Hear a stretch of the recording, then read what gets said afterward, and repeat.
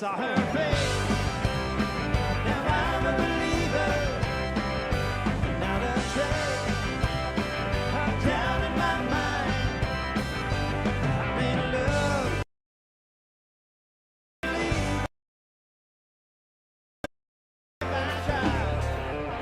And then I saw her face.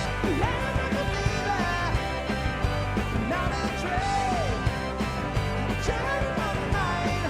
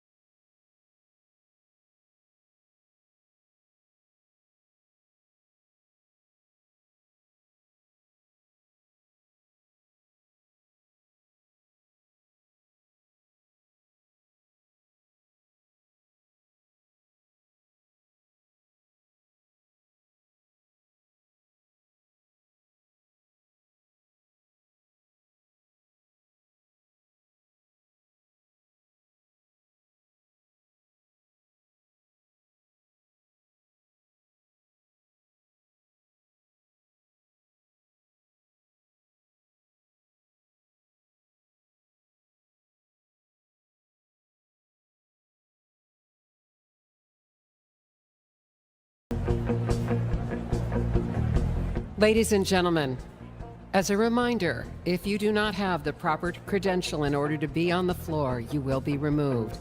Once again, escorts must remain with their guests at all times. Thank you for complying.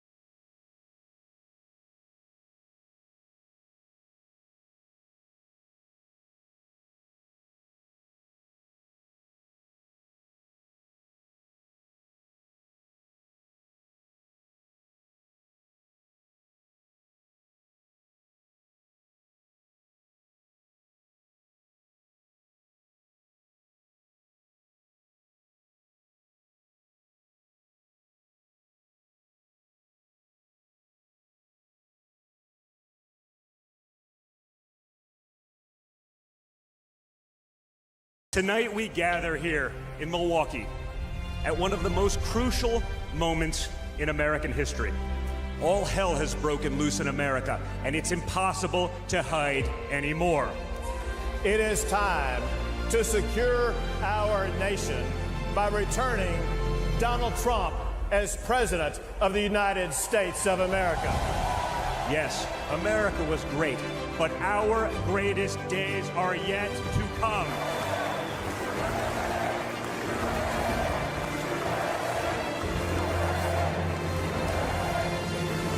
President Trump showed with the elimination of ISIS and so much more, when we punch, we're going to punch hard.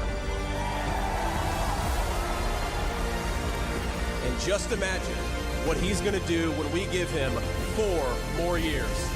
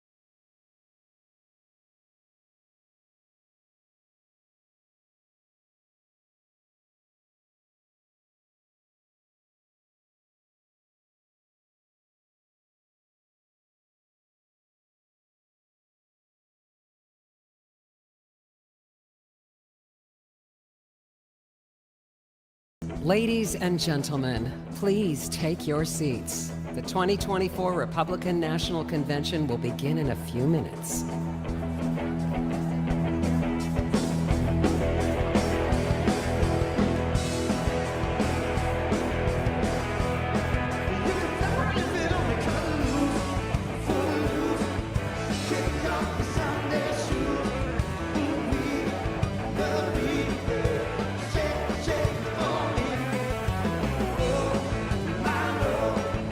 Come on, let's go. Your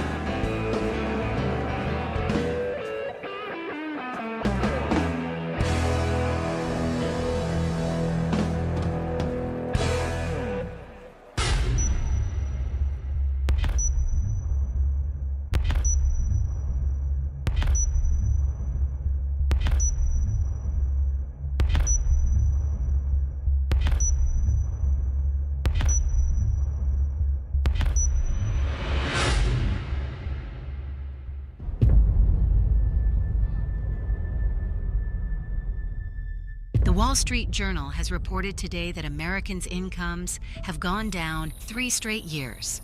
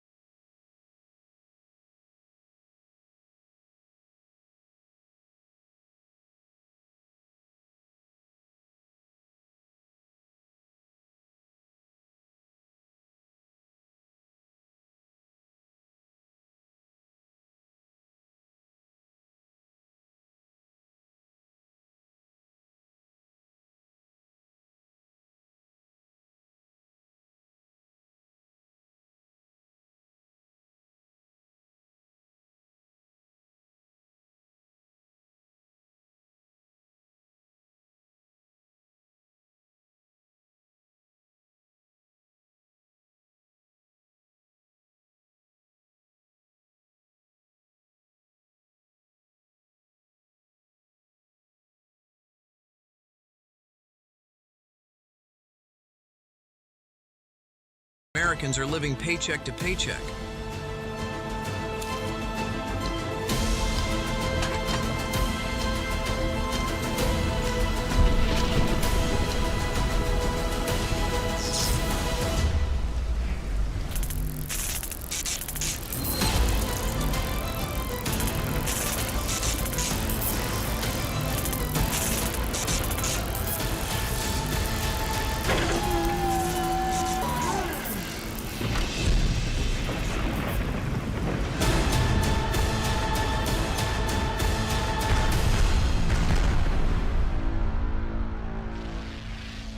Ladies and gentlemen, please welcome the chairman of the Republican National Committee, Michael Whatley of North Carolina.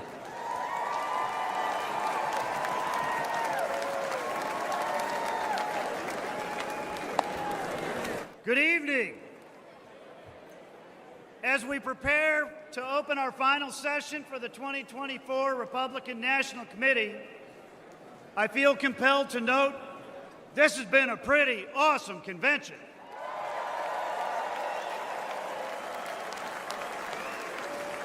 We've heard from governors, senators, members of Congress, candidates, and leaders from across our great party. We've heard from real Americans who've shared their stories of loss and heartbreak, of their bravery and their vision for a better America. We've heard from the Trump family, Donald Trump Jr., Laura and Tiffany. You have all been incredible. Almost as good as the president's granddaughter, Kai.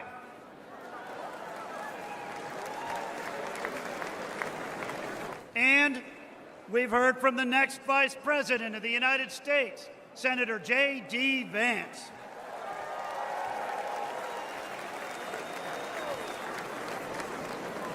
I also feel compelled to note once again that it is a miracle that we are here tonight. The fact that Donald Trump survived an assassination attempt in Butler, Pennsylvania just days ago and is here tonight to accept his nomination is proof that we are all protected by the hand of a mighty God.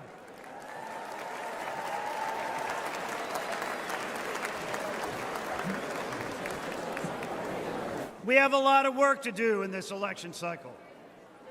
Tomorrow, we will all go back to our respective states, roll up our sleeves, and get to work to win this election. But first, we have some business to attend here tonight. Are you ready? Are you ready to hear from the man who has the vision and strength to make America wealthy again? To make America safe again? To make America strong again? And to make America great again? Are you ready to hear from the next President of the United States? Then let's get this show on the road.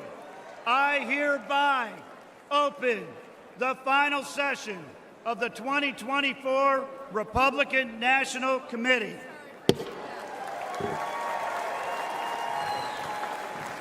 Offering today's invocation, please welcome B.J. James McLaughlin from Des Moines, Iowa, Delegate at Large for Iowa. Beautiful as always. Good evening. If you bungle raising your children, nothing much matters. Jackie Kennedy's words speak louder today than when she said them over 60 years ago. And this is why we gather on this historic occasion, isn't it? We as parents and grandparents would move heaven and earth to protect our children and the opportunities that a strong, free America offers them. Raising our children is the single most important job we have, which is why we dedicate endless hours organizing, volunteering, and advocating on behalf of President Trump. We owe it to our children to give them the kind of America we all remember growing up in, the proud, patriotic, and safe America that President Trump wants for all of us. Thank you.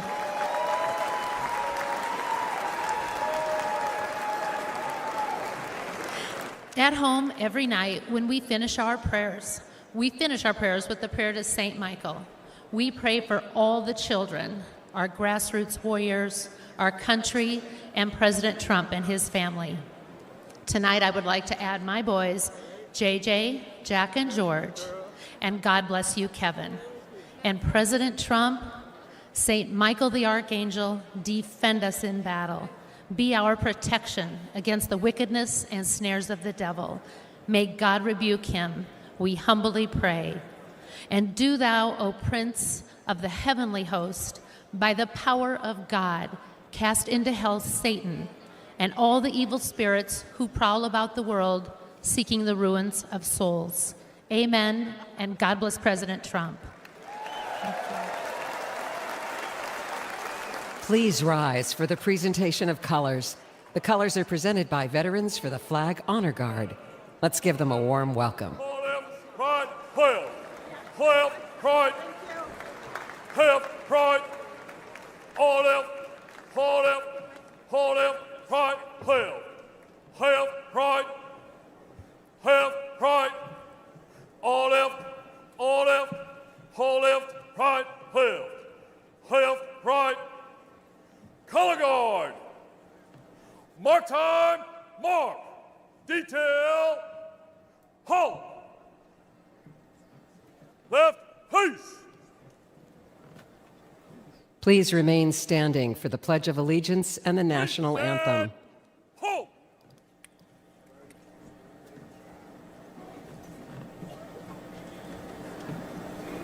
Please welcome Gabe Guidarini to lead us in the Pledge of Allegiance.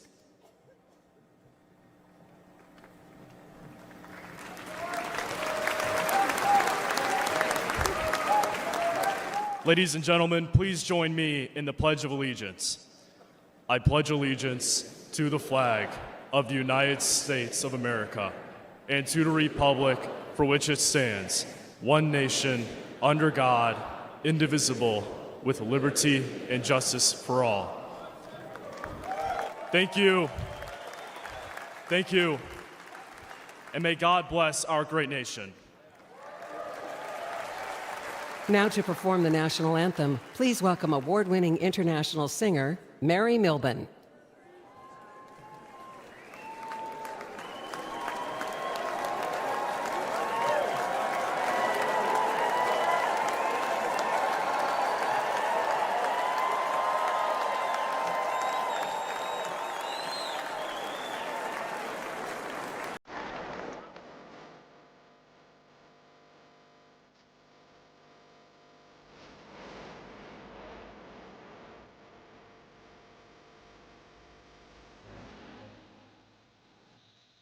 Oh, say, can you see?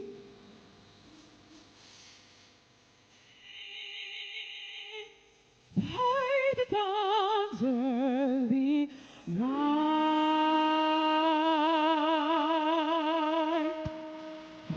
so proudly we hailed the twilight was near.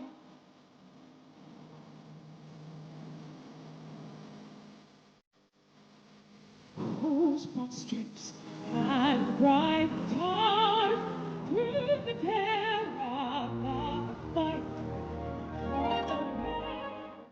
We must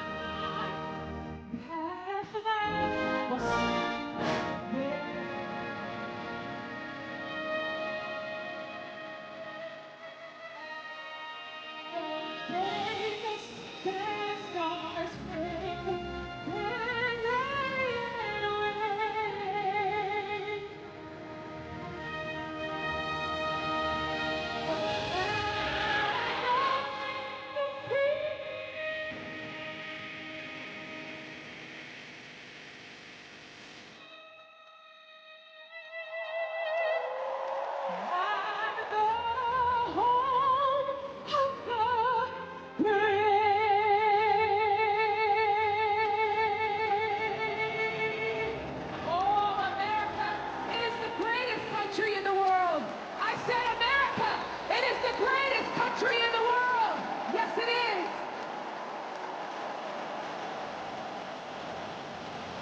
And still we can see as the years have gone by.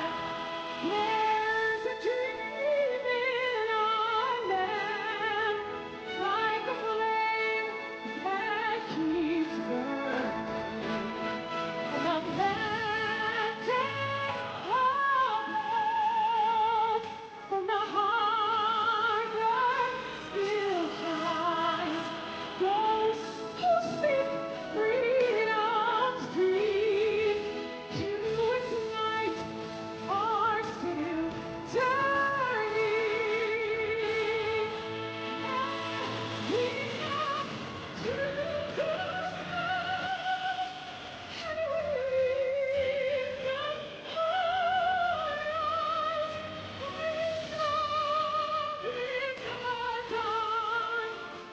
we shall see our flag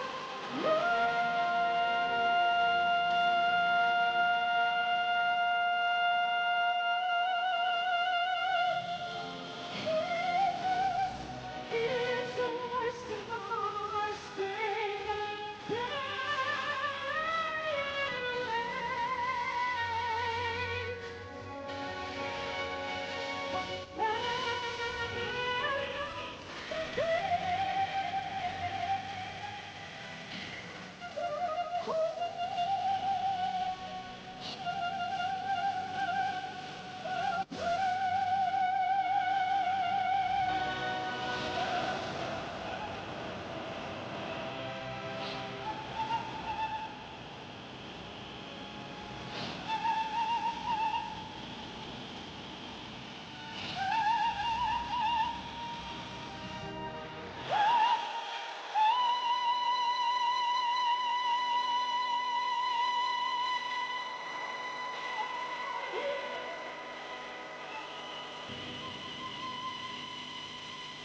God bless America.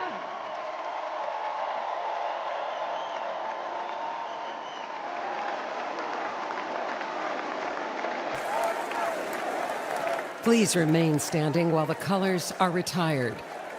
Color guard, right, peace. Forward, hold. Hold left, hold left, hold left, right. Left, right. All left, hold left, hold left, right, left. Left, right. Left, right. All left, hold left, hold left, right, left. Ladies and gentlemen, please welcome Chairman of the National Republican Senatorial Committee, United States Senator Steve Daines of Montana.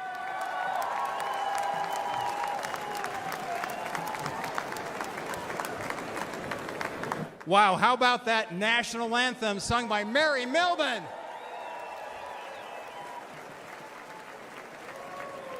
I'm U.S. Senator Steve Daines, and I represent the great state of Montana, right over there. You know, when I was a kid growing up in Montana, my grandma taught me an important lesson, and that is to have a thankful heart, to count your blessings. So this morning, as I was headed down to breakfast, I thanked God for my sweet wife, Cindy, of 37 years. I thanked God for our 4 children and their spouses. I thanked God for our 6 grandchildren. And then I thank God that in 6 months, Joe Biden will no longer be president of the United States.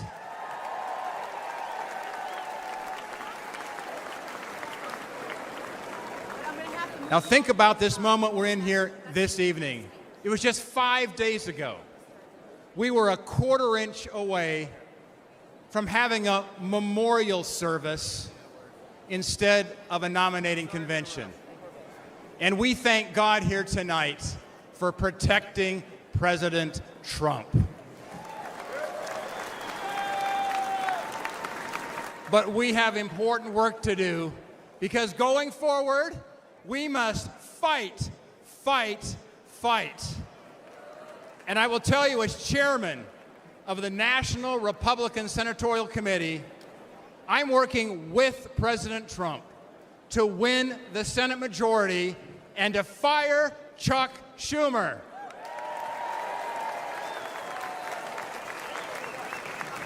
Back in early 2023, President Trump and I met at Mar-a-Lago. We agreed our highest priority is electing an America First Senate majority that has his back.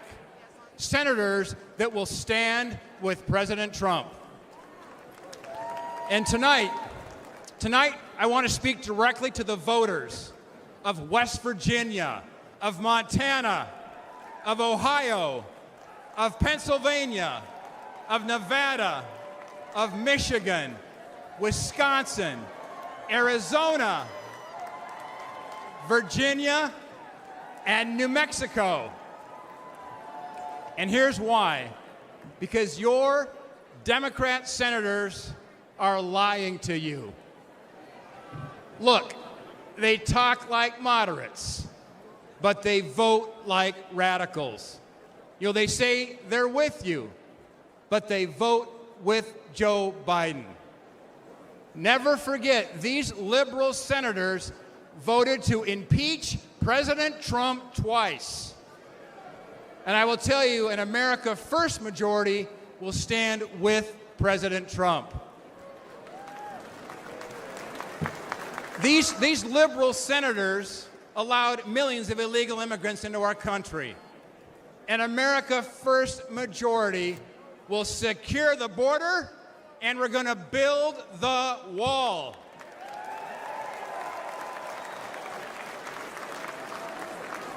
These liberal senators shut down the Keystone Pipeline. An America First majority, we're going to drill, baby, drill.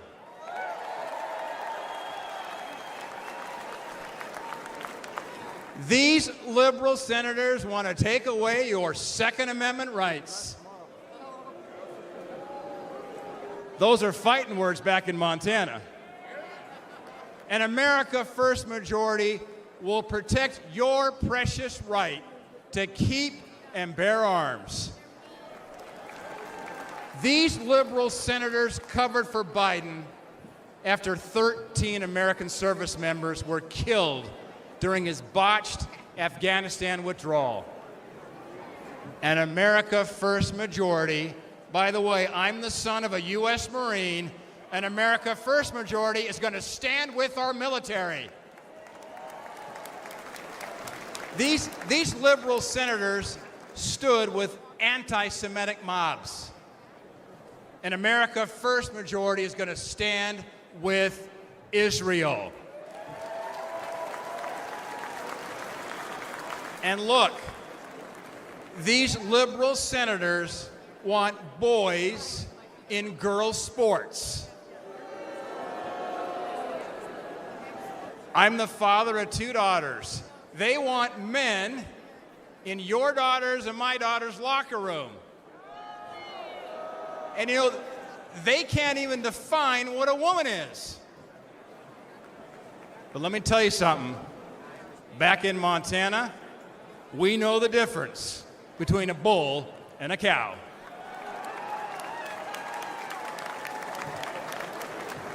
We must replace these liberal senators with great Republican leaders like Jim Justice and Baby Dog in West Virginia,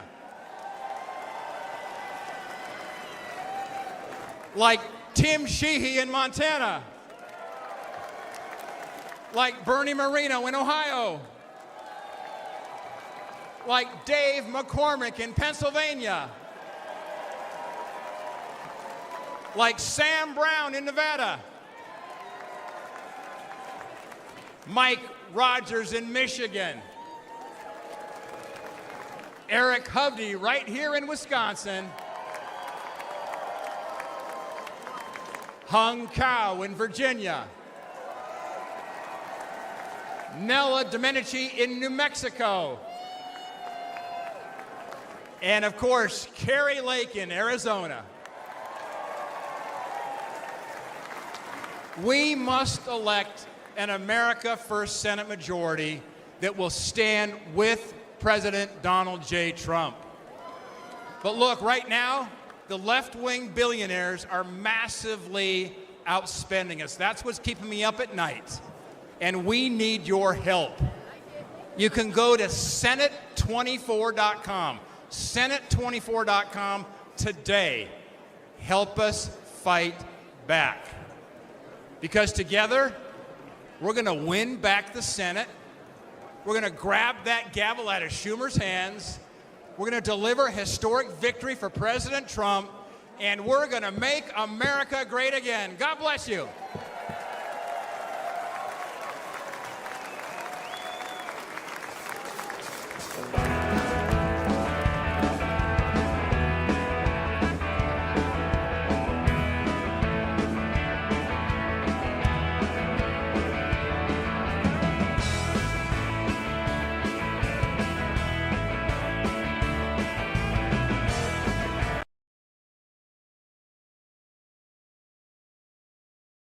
Tonight we gather here in Milwaukee at one of the most crucial moments in American history. All hell has broken loose in America, and it's impossible to hide anymore.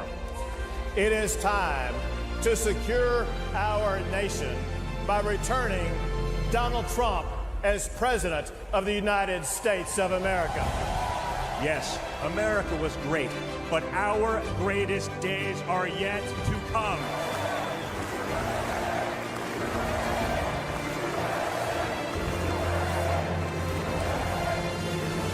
President Trump showed with the elimination of ISIS and so much more, when we punch, we're going to punch hard. And just imagine what he's going to do when we give him 4 more years.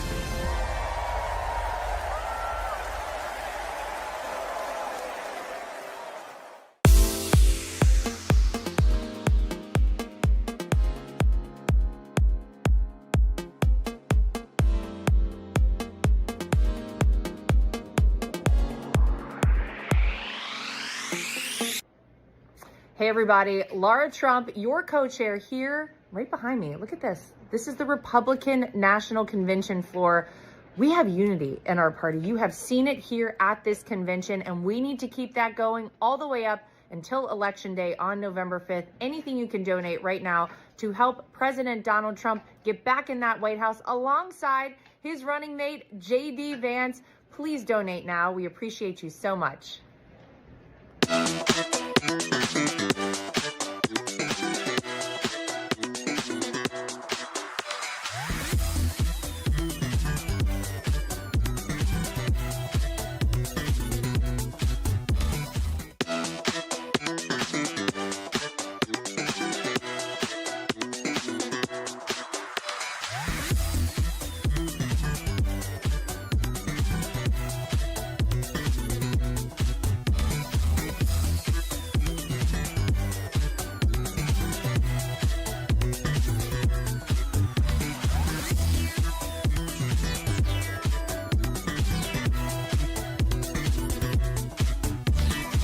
Hi everyone, Eric Trump. I'm so honored to be here. I'm so honored to be a delegate. I am so honored to be speaking at this convention for a third time. We are going to send my father back to the White House. We are going to win on November 5th. But I ask one thing of each and every one of you. Text donate to 88022. Anything helps, even $1 helps tremendously. We're going to win in November. We're going to make America great again. We're going to make our country strong again. And I'm so proud to be here with each and every one of you. Thank you.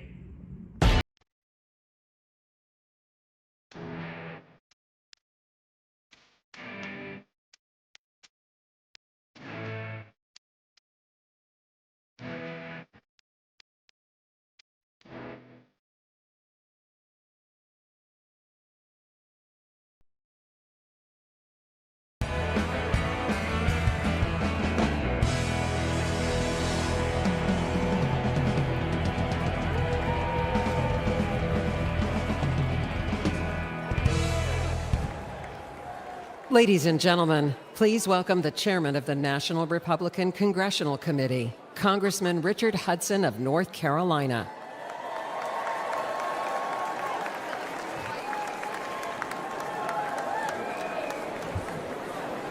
My name is Richard Hudson, and I'm a congressman from North Carolina.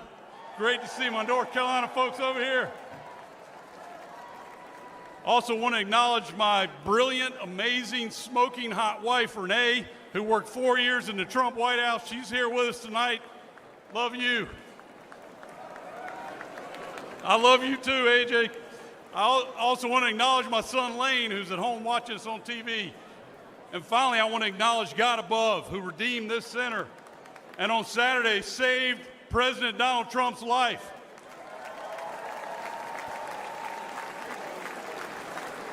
Now, my job as NRCC chairman is to grow the House majority. But in my district in North Carolina, we have the largest military base in the world, Fort Bragg, home of the Airborne and Special Forces. The men and women there, the men and women at Fort Bragg are willing to give their lives for the flag. And if they make that ultimate sacrifice, that same flag accompanies them home on that final journey. They deserve a commander-in-chief who respects them and who honors their service. Ladies and gentlemen, Donald Trump is that commander-in-chief.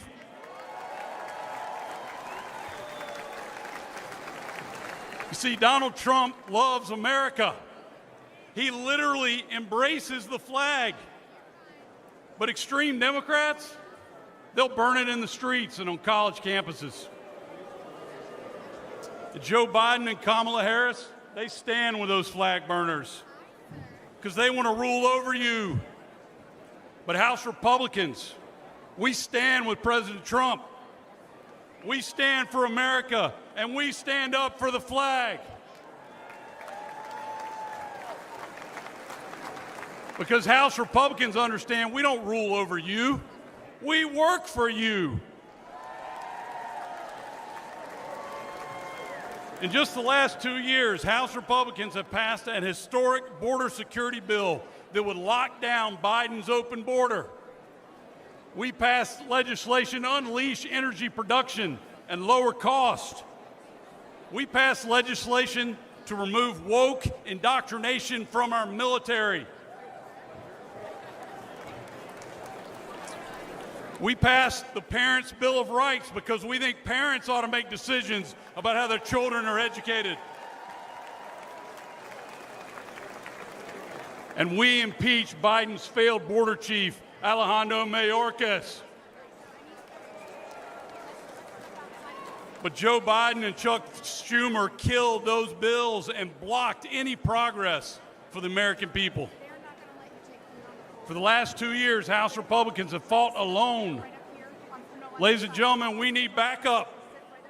To save America, we need to grow our majority. And we need President Donald Trump back in the White House.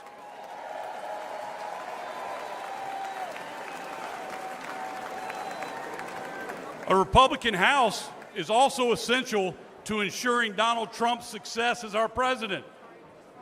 Can you imagine Can you imagine what Nancy Pelosi's protege, Hakeem Jeffries, would do if he was Speaker of the House to undermine Donald Trump?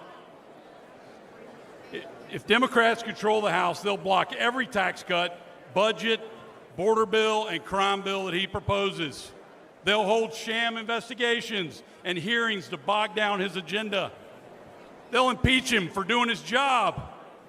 But we're not going to let that happen. Together, a Republican House and President Donald Trump will preserve the historic Trump tax cuts and eliminate taxes on tips. Together, a Republican House and President Donald Trump will fund the police. We will rebuild our military. We will stand up to communist China. And ladies and gentlemen, we will finish the wall.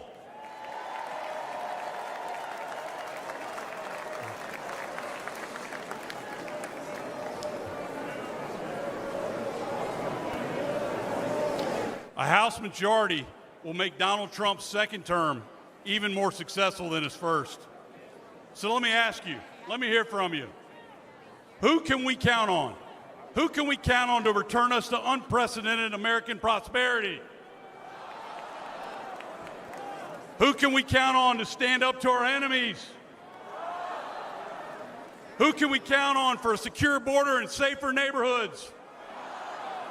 Absolutely right. We can count on President Donald Trump. So let's work together. Let's elect President Donald Trump. Let's grow our House Republican majority. Together we can make it happen.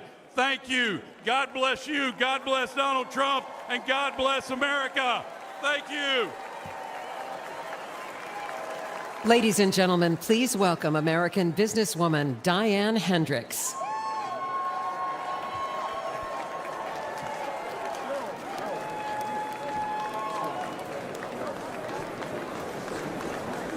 Good evening. My name is Diane Hendricks. And I'm living proof that the American dream is possible with hard work and determination.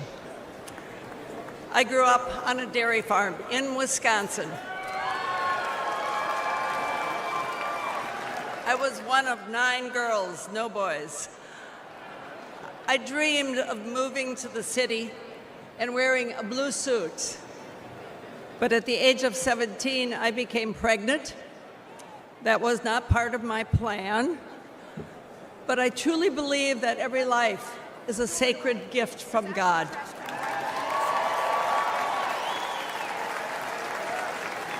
And I give thanks every day for my son. As a single mom, I worked 2 jobs to pay the bills. I found my passion in the field of real estate, which is still my passion.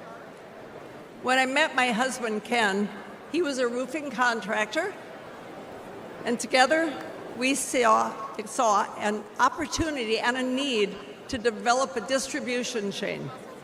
And we risked everything we had to start that company. Today, ABC Supply employs over 22,000 Americans. We are the largest roofing distributor in the country.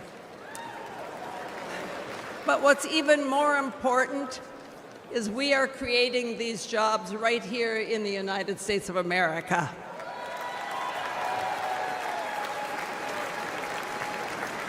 I lost my husband 16 years ago. It was the toughest time in my life. Thank God I had our 7 children to be my support. But I had to decide whether to fight or fold. And I chose to fight.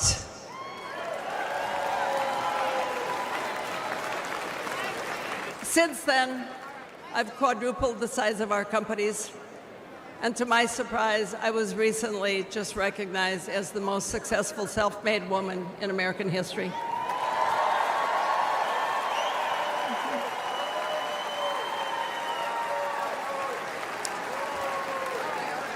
So to all of you aspiring entrepreneurs out there, if I can make it, you can make it too. My success story as a teenage mom without a college degree was only possible because I was so blessed to be born in the United States of America. But today, the American dream is under threat.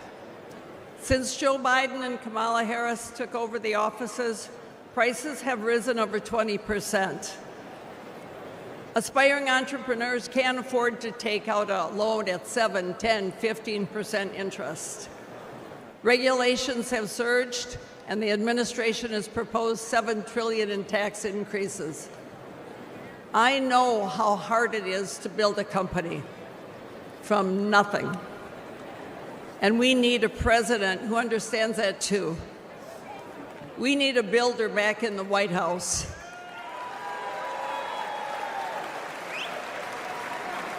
Someone who will cut the job-killing regulations, lower taxes on working families, and give the power back to the American people.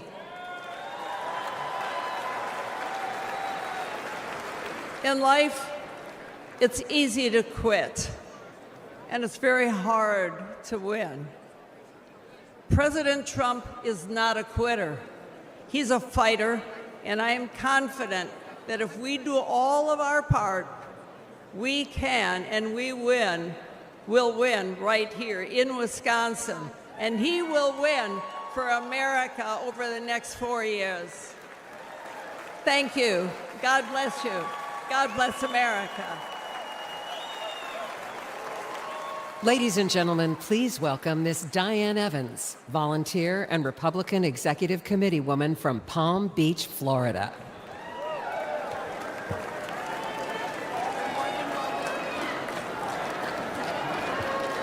Hello, Milwaukee. My name is Diane Evans. I'm a volunteer with more than 1,000 hours working for the Trump campaign since last year. If you told me I'd be here 5 years ago, I'd have said you're crazy.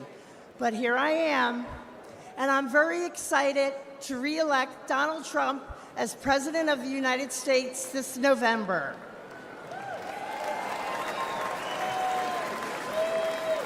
I've never spoken at a convention before. I've never used a teleprompter before. But I figure if Joe Biden can, I can manage all right.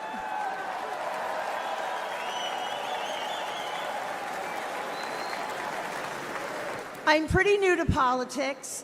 I voted my whole life, but I've never got involved as a volunteer. I was busy raising my family, spending time with my husband, starting a small business, and walking the dog. Moms are busy people. When it came to politics, I always figured let everybody else take care of it. But then the 2020 election happened. After that, you better believe I got involved. I joined my local Republican Executive Committee, and when Trump headquarters asked for a volunteer to help with office staff, I started showing up whenever they needed me, or if they didn't need me, I showed up anyway. I showed up once a week and did little things like refilling coffee creamers, anything that they needed, even taking out the garbage. And now I'm helping to take out the garbage at 1600 Pennsylvania Avenue.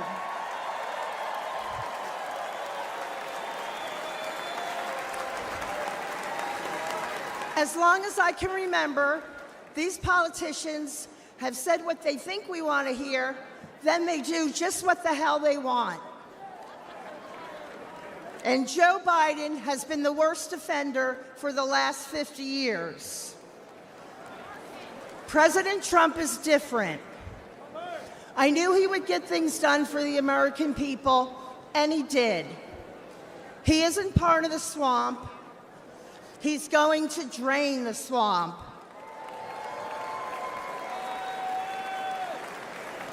The Democrats are going to do everything in their power to stop him. We can't rest for a minute. If you're not sure how to get involved, reach out to your local Republican Party. And most important, get out and vote Republican on November 5th. Tell 20 people to tell 20 people to vote. That's how we can get our landslide. And they can't cheat or rig their way out of a landslide. I know that together we can win. We can all take out the garbage in Washington, D.C. And we can make America great again. God bless President Trump, and God bless Team Trump, and thank you so much. I'll see you all out there.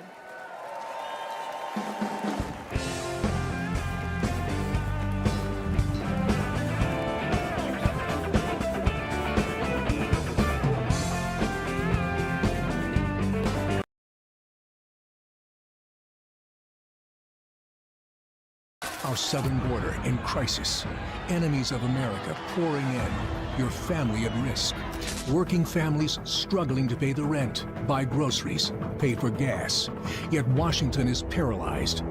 But this week at the convention in Milwaukee, Republicans are developing a plan to end inflation, secure the border, make groceries and life affordable again, to right the wrongs of the last 4 years. Tune in to watch the plan unfold.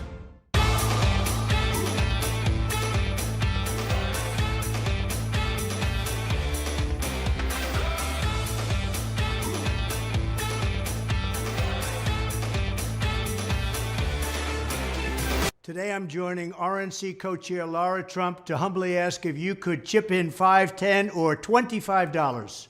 Grassroots supporters like you keep this campaign alive. A gift of just $5 could make the difference between victory and defeat in November. Please chip in any amount. I know with your support right now, we will make America great again.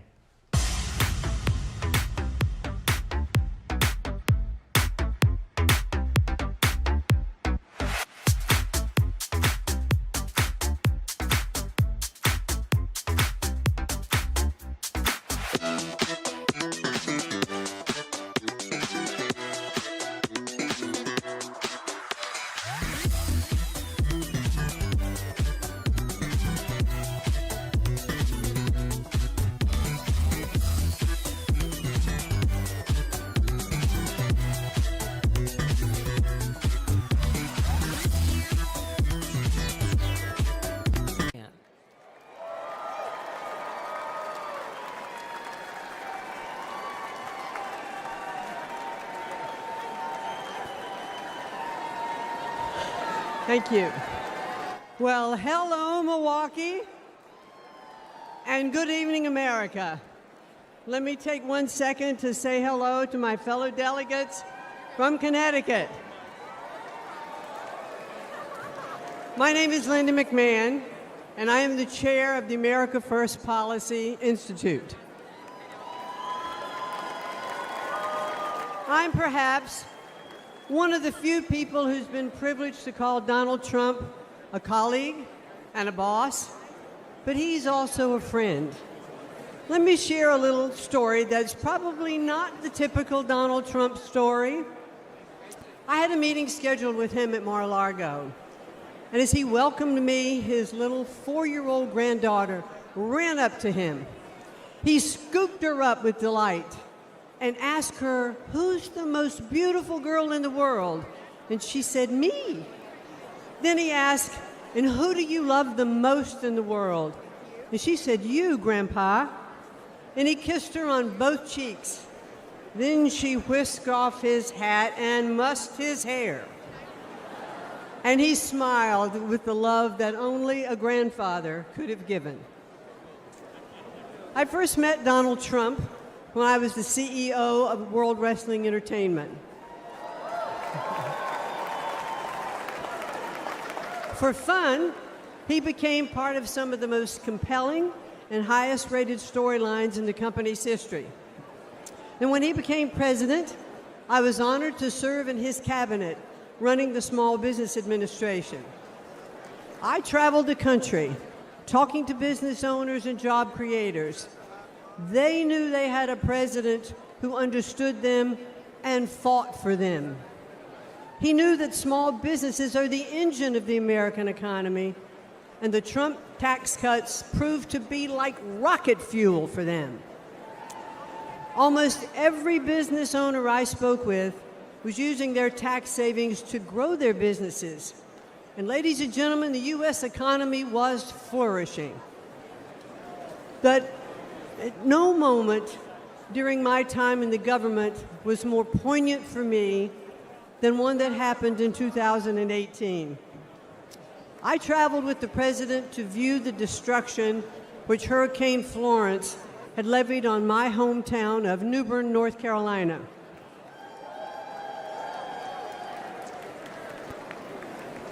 I stepped off of Air Force One and walked side by side with the President of the United States through the hangar where my father had been a shop foreman and my mom had been a budget analyst. I watched Donald Trump walk through neighborhoods of my childhood, comforting those who had suffered such great damages. Because he was a builder, he talked to them about what it would take to rebuild, what kind of materials they should use. And he didn't just show a personal interest, he was one of them. But now Joe Biden and the Democrats want to penalize small businesses again by hiking their taxes. But when he's reelected, Donald Trump will make those tax cuts permanent. And he will also offer new tax cuts like no taxes on tips. Instead of taxing American companies, Donald Trump put tariffs on China that raised billions of dollars and protected American industries. And if reelected, he'll do it again. President Trump is a job creator and the best friend American workers have ever had in the White House. He is a champion of the forgotten men and women, as I have experienced firsthand. But the media doesn't like to acknowledge that very often. Donald Trump is not only a fighter, ladies and gentlemen, he is a good man.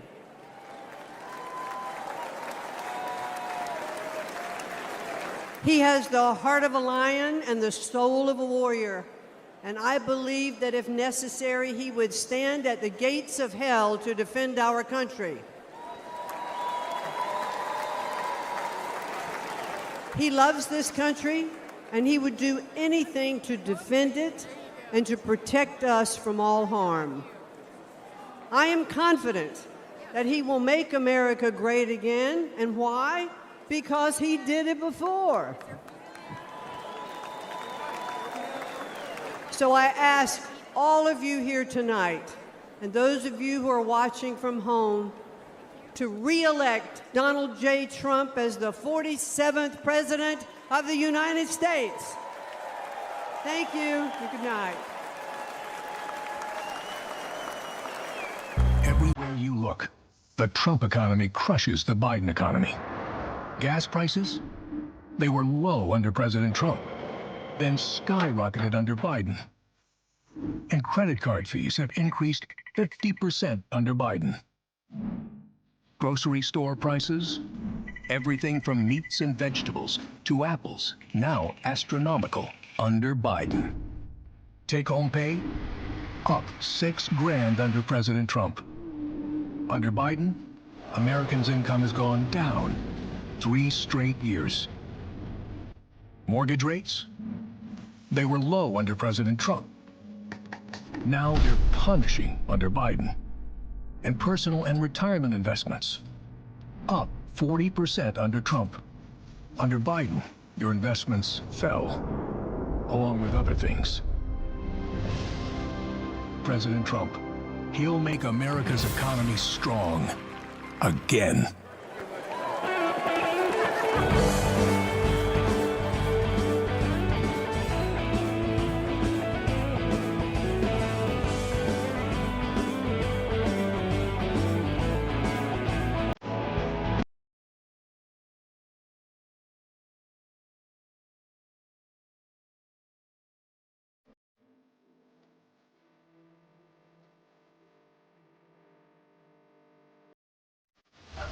Lower the lights down, hand over my crown, hand over my heart.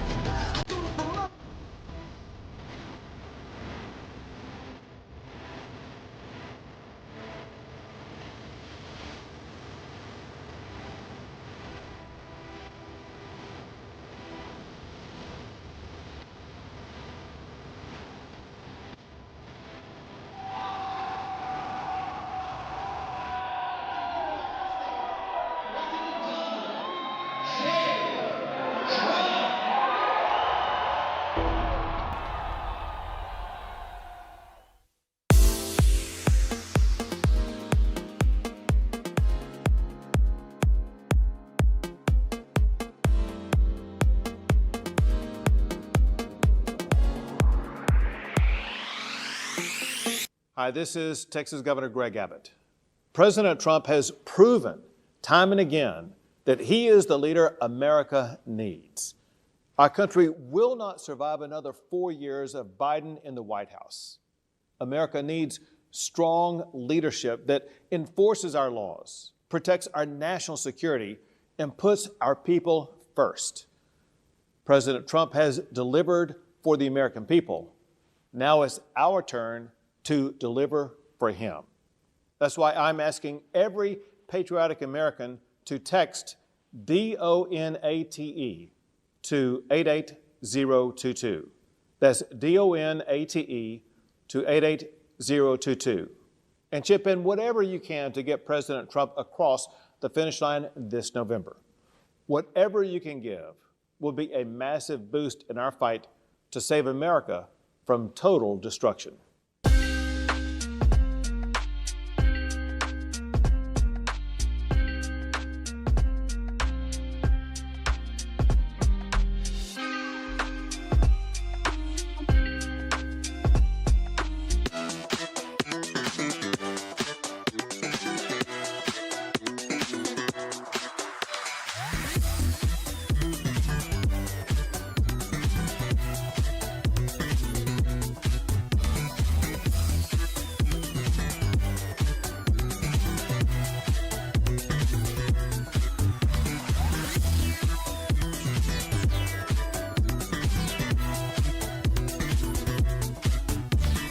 Hi everyone, Eric Trump. I'm so honored to be here. I'm so honored to be a delegate. I am so honored to be speaking at this convention for a third time. We are going to send my father back to the White House. We are going to win on November 5th. But I ask one thing of each and every one of you. Text donate to 88022. Anything helps, even $1 helps tremendously. We're going to win in November. We're going to make America great again. We're going to make our country strong again. And I'm so proud to be here with each and every one of you. Thank you.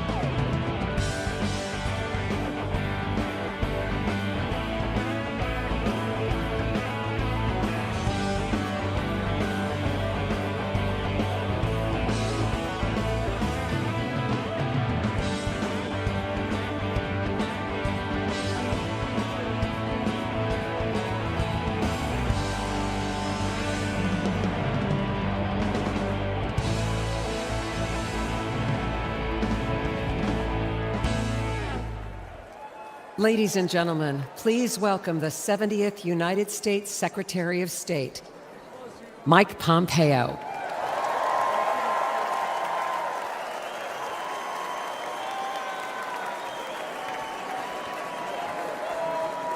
Good evening.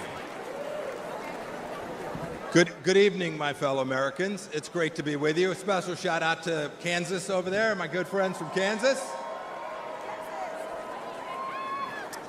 You know, I had the incredible privilege to serve as President Trump's CIA director and Secretary of State. It was my greatest honor to work with him every single day to serve you, the American people.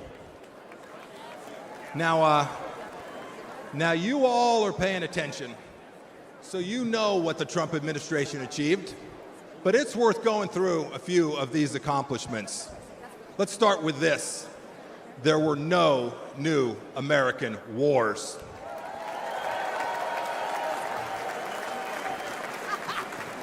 Our border, our southern border, closed.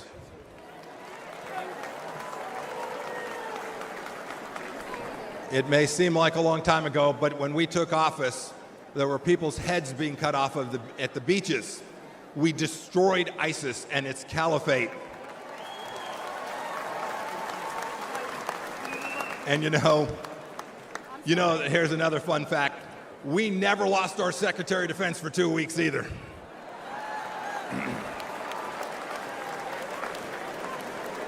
You'll remember, for those 4 years, the evil of Vladimir Putin was held at bay. When we walked out, January of 2021, the Iranian regime was afraid, and the people of Israel were strong and secure, and we treated them like the friend and ally that they need to be. Everywhere we went, religious freedom was protected. We held 3 summits in North Korea, and North Korea was quieted. We'd begun an honorable exit from Afghanistan. And not a single Chinese spy balloon flew across the United States of America. 4 years.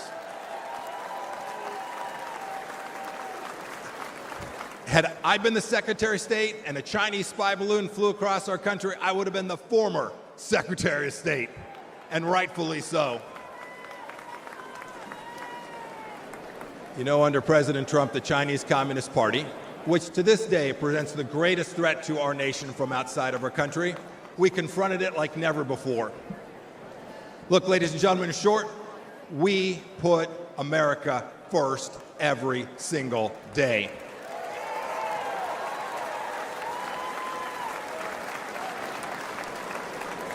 "42 months on, what has Joe Biden and Kamala Harris done? And their leftist handles, what have they delivered to us for security and prosperity? Almost nothing. Let's start with this. You saw some of them last night. 13 new Gold Star families from Afghanistan. As an Army veteran, I want to speak to everybody who served in Afghanistan. I'm disgusted by the Biden administration's incompetent pullout from that country.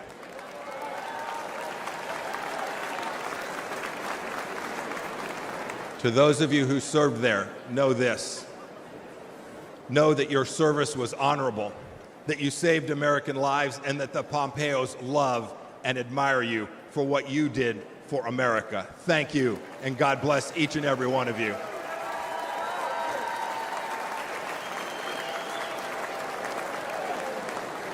Every one of you has served in uniform, and the families of those, you deserve a president who will not check his watch while he is honoring our fallen brothers and sisters. It was indecent. And of course, it was that very weakness we saw in Afghanistan that prompted Putin's butchery in Ukraine. Last week, we saw what it meant. A children's hospital bombed, innocents killed. It did not have to be. And now, of course, a second war in Gaza. President Biden won't even talk about the fact that Americans are still being held there by the Iranian regime. Contrast that with what we did when Americans were wrongfully held. President Trump sent me to North Korea to bring home 3 American pastors. We brought them home.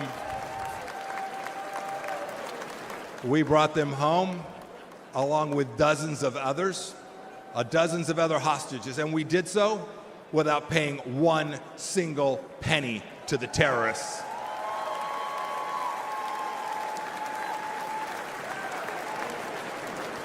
And what about Iran today? When Joe Biden eased up on President Trump's maximum pressure campaign, we gave money to the Ayatollah so he could cut more checks to the genocidal maniacs who conducted barbaric attacks in Israel. And now, of course, closer to home, a massive national security challenge. Our southern border is a welcome mat. It's a welcome mat for Islamist terrorists, drug dealers, Chinese spies, and violent criminals. Ladies and gentlemen, President Biden sold out our citizens and our security and our sovereignty, and we need to get it back, and I am confident that we will get it back. I had this incredible privilege to serve as your top diplomat. I saw how the world always looks to our nation as the unrivaled example of what a free society should look like. But unfortunately, President Biden struts the global stage. Maybe I should say he shuffles the global stage. He talks a big game about American values.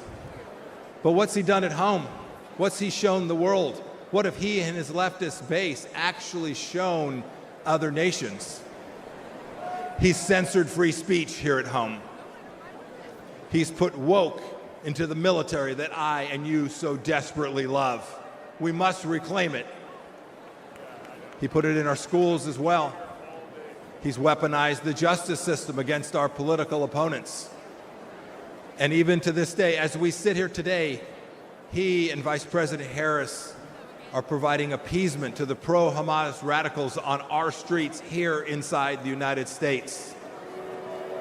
And even worse, today this administration treats illegals better than our own citizens. That is indecent. And the entire administration has failed to tell us the truth that we all know and is so dangerous to our nation. The truth that Joe Biden can't handle that 3 a.m. phone call. Indeed, he won't take a phone call after about 4 p.m. My call to you tonight is really straightforward. It's really simple. We can't trust the Biden administration, and that means we have work to do to uphold American values. It is up to those of us in the room tonight and those of you watching tonight. Donald Trump will every day, I saw it firsthand, he will put America first. So let's do what's right and what's important. Let's elect a president who isn't ashamed of our nation and will never apologize for our country. And when we do, we will put a strong America First leader back in the White House. We'll re-elect Donald J. Trump, and we will make America special, exceptional, and of course, great again. Thank you. God bless you. God bless our veterans and the United States of America.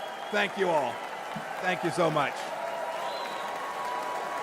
Ladies and gentlemen, please welcome Pastor Lorenzo Sewell from Michigan.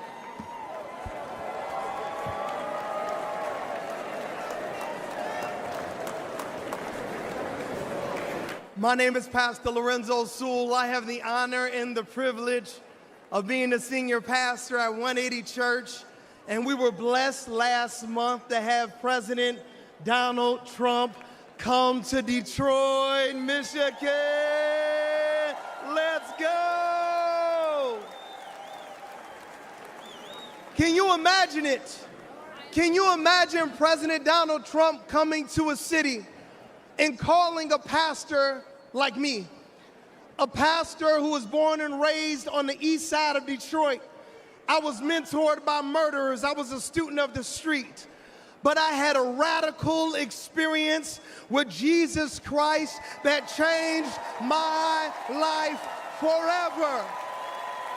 Come on, if you believe that Jesus still changed lives, come on, put your hands together and give our great God great glory.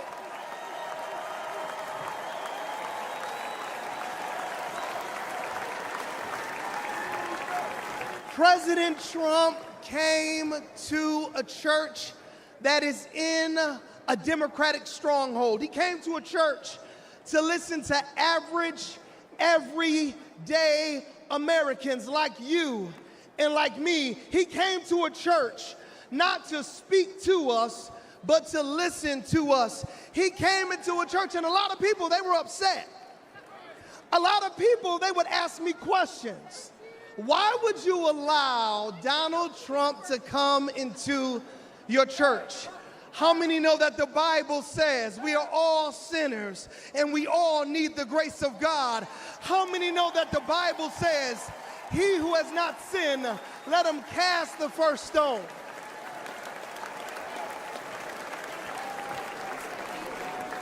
President Donald Trump, he came during his birthday weekend. Let me ask you a question. Grand old party, what would you do for your birthday if you were worth $6.7 billion? What would you do for your birthday? Would you come to Detroit? Would you come into the hood? He came to the hood because he cares about average, everyday Americans.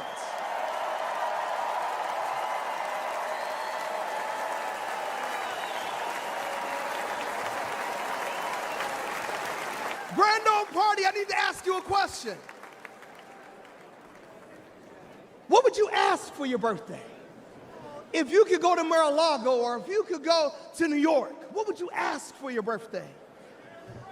He asked for prayer.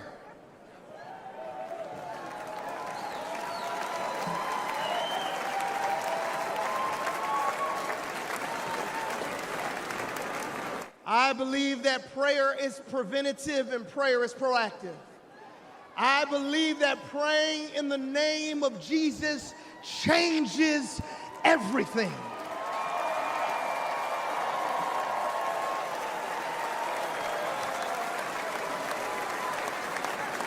And when we prayed for President Trump, only God knew that 30 days later, there would be a miracle by a millimeter. Only God knew that if we prayed for him during his birthday, there would be a miracle by a millimeter.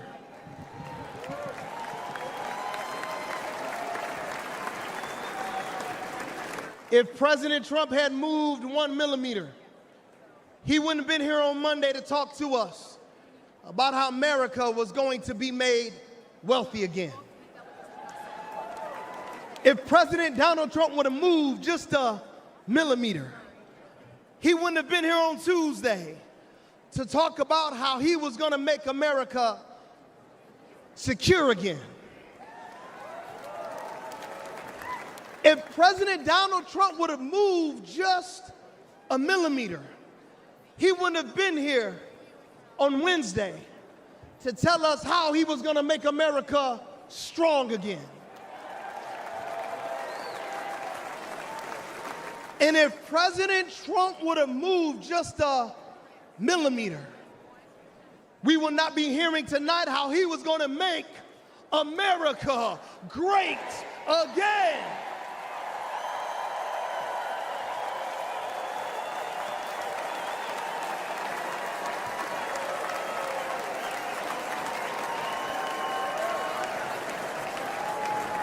Before I take my seat, I just got to talk to you about something called providence and something called sovereignty. God's sovereignty is his ability to be able to do what he wants when he wants because he's God. And God's providence, it's when he does what he wants, when he wants for all of you.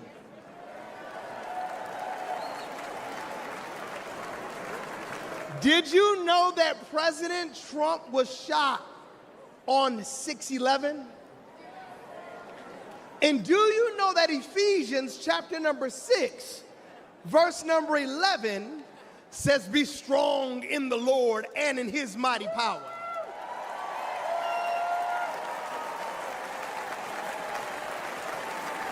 To all my Democrat friends, I want to ask you one question. Do you know anybody that was the 45th president? He was convicted of 34 accounts. He raised $53 million in 24 hours and could be the 47th president of the United States in America, and he was shot one time. Do you know anybody like that?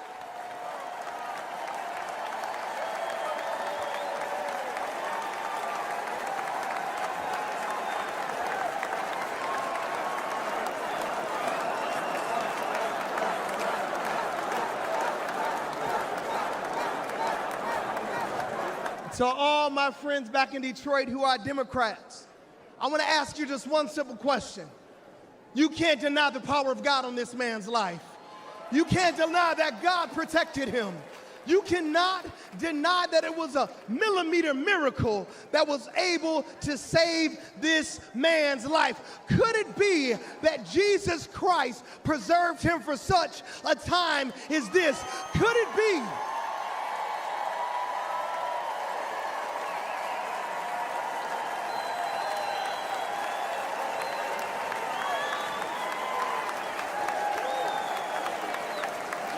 Could it be that when we prayed for him when he came to the round table in Detroit, that Jesus asked and he received, that we sought him and then he found protection?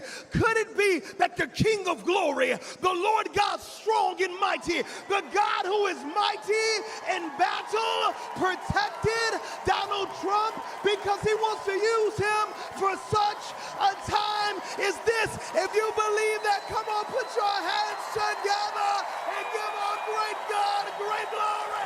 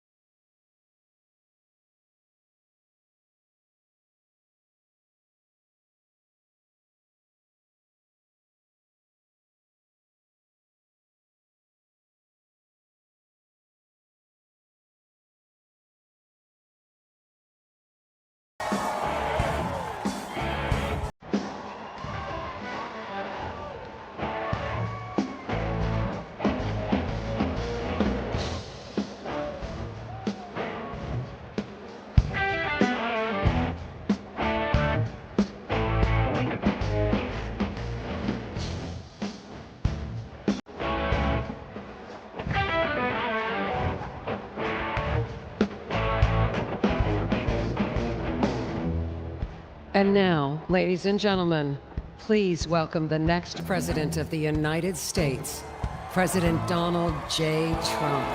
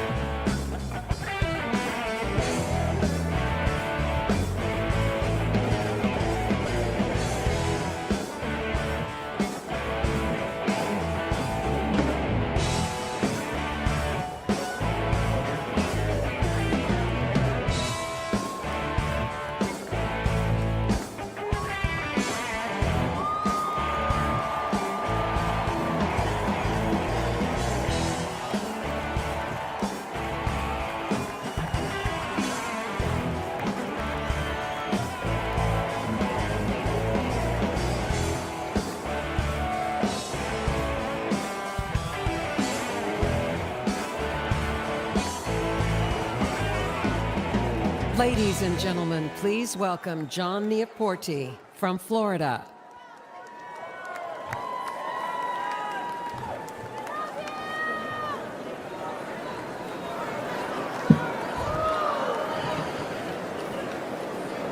It's an honor to be here this evening.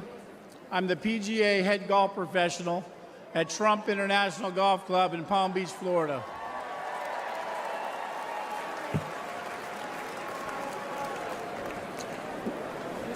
We all know that President Trump loves his family because we see that.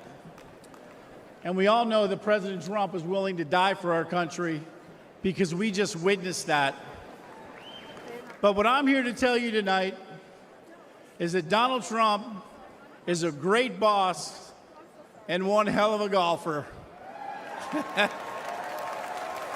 At our club championship in March, I watched President Trump hit a perfect 210-yard 4-iron to within 10 feet of the hole. Yep. He needed to sink that putt to win. Do you think he sank it? You better believe you sunk that putt. Donald Trump, 21 club championships. Joe Biden, 0.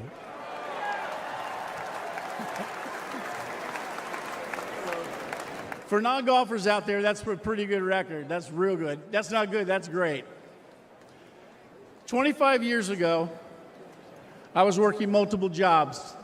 And one of those jobs was caddying at Trump International. And that's where I met Mr. Trump. My caddy job eventually would turn into a full-time job. One day, I was out caddying for Mr. Trump when he mentioned to me that he needed to find a teaching pro. He knew I could play, so he said, tomorrow, dress like a golf pro and come out and play golf with me. So in true Mr. Trump fashion, on the first tee the next day, he tees up his ball, whacks it right down the middle of the fairway. And I turned to him and I said, hey, I'm pretty nervous. And he said, John, you just relax and play your game. And it was great advice, because after 9 holes, he turned to me and he said, I've seen enough. You've got the job. Thank you. Later, I went on to become the head golf professional, and I'll never forget that moment with Mr. Trump. He truly changed my life. That's who Donald Trump is. For 25 years, I've seen his generosity and his remarkable character. Firsthand, his entire family reflects these values as well. With all the hate the president gets, I think to myself, how can someone go through all this? He could have chosen a quiet life. He could have played more golf. But he cares so deeply about America and our people. He just keeps working, and he does it for us.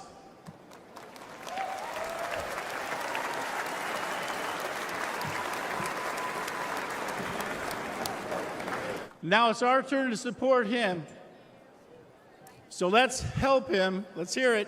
Make America great again. That's it. Thank you, President Trump, for believing in me and in our country. As much as I'll miss him in the White House or in the clubhouse, we need to vote him back in the White House. Thank you very much.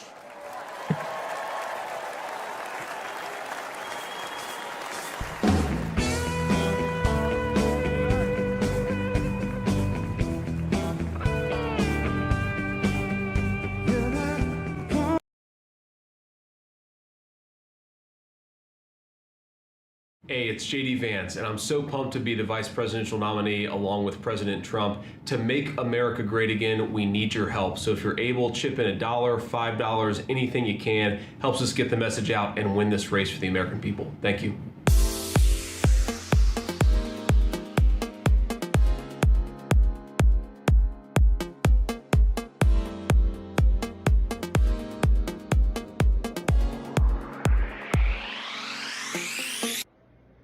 Hey everybody, Laura Trump, your co-chair here, right behind me. Look at this. This is the Republican National Convention floor. We have unity in our party. You have seen it here at this convention, and we need to keep that going all the way up until Election Day on November 5th. Anything you can donate right now to help President Donald Trump get back in that White House alongside his running mate, J.D. Vance. Please donate now. We appreciate you so much. Hey everyone, it's Congressman Mike Lawler. With so much at stake this November, we need your help. Please remember to get out and vote for President Trump and all of our Republicans up and down ballot. Your vote will make the difference. And if you can chip in $1 to help get us over the finish line, text RNC to 88022. Thanks for your support.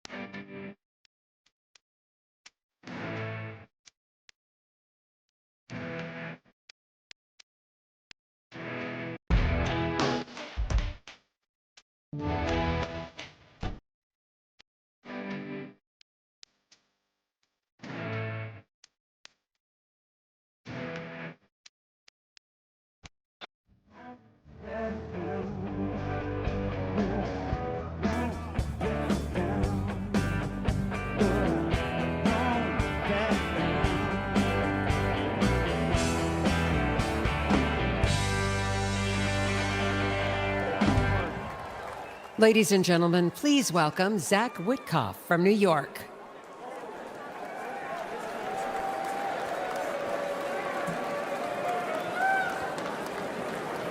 Good evening, Milwaukee.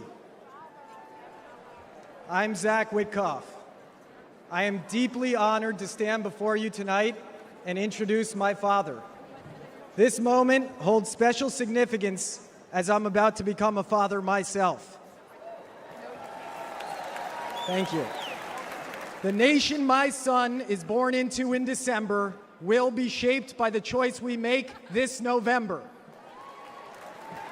I saw my father's remarkable journey from relying on a small loan to becoming one of the country's most successful developers. He showed me that success comes from hard work, not handouts. When I joined his business, I started at the bottom, literally, handling plumbing jobs and repairing sewage lines late at night in New York City. That's how he started too. I vividly recall him spending New Year's Eve fixing a broken sewage tank with a bear of a man named Shecky. You see, they couldn't afford to call in a crew. They were the crew. Years later, Shecky was still by my dad's side, and he became my first boss. He once told me he would run through a wall for my dad because my dad never asked him to do anything that he wouldn't do himself. And that's exactly how my family feels about our dear friend, President Donald J. Trump. We have seen him stand shoulder to shoulder with the American people, time and again, even when it wasn't easy, even when he could be doing something else. Even after getting hit by live sniper fire, he stood with us, my fellow Americans, and that is why we stand with him. And you know what? He makes it fun, too. President Trump and the First Lady were the guest of honor at my wedding at the beautiful Mar-a-Lago Club. The president tore up the dance floor until 3 in the morning with his signature moves. You guys know those moves.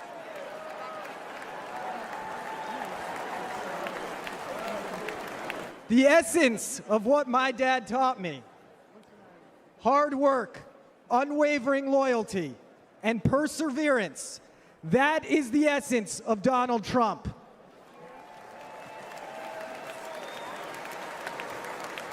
As long as we stand united with President Trump, it will remain the essence of the nation that my son and all of our children grow up in. God bless America, God bless Donald Trump, and God bless the greatest nation on earth, the United States of America. Ladies and gentlemen, I am proud to present my father, Stephen Witkoff.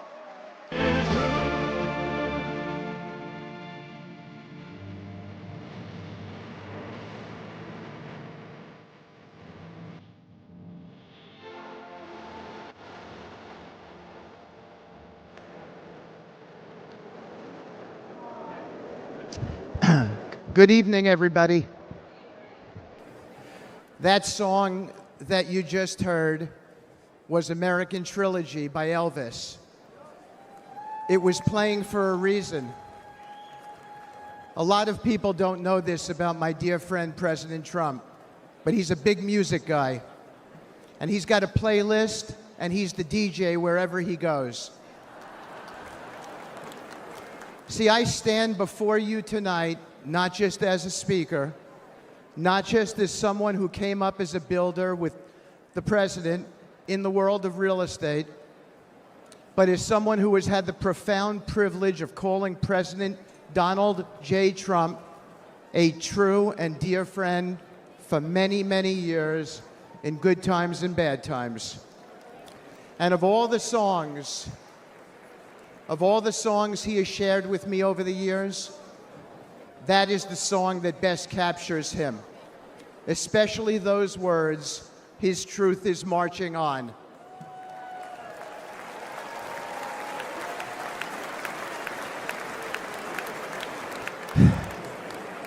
I thought of that song after my dear friend was shot a few days ago. I gave him a call. I expected to leave him a voicemail. So it surprised me when he answered the phone. His first words surprised me as well. He'd just come within an inch of his own life ending. But he picked up the phone and said, "Hi, Steve. I'm really glad you called. How are you? How are your kids?" It surprised me, but it shouldn't have. I know this man very well. President Trump is as kind and compassionate a man as I've ever met in my lifetime.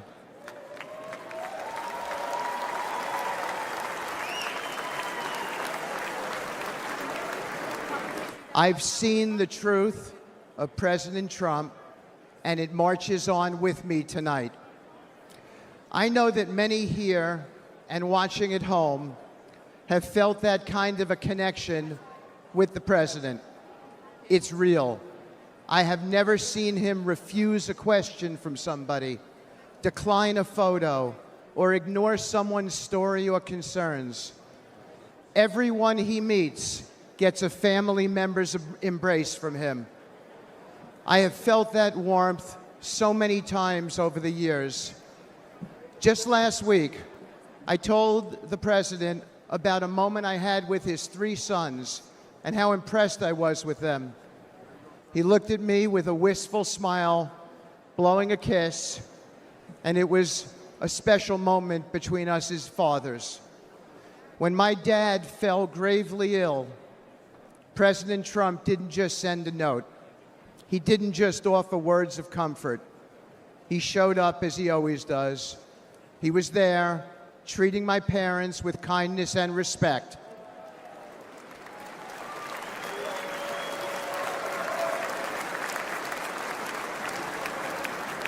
Including my mom, who's 91 and here tonight dressed in red and is going to be voting for the president.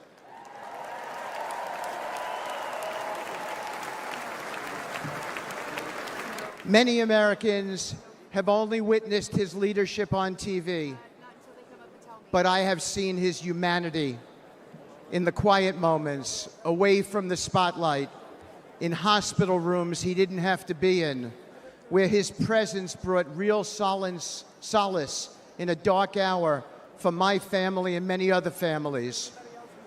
That's who he is.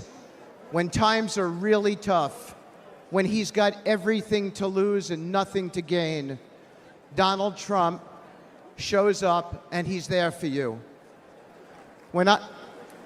Thank you.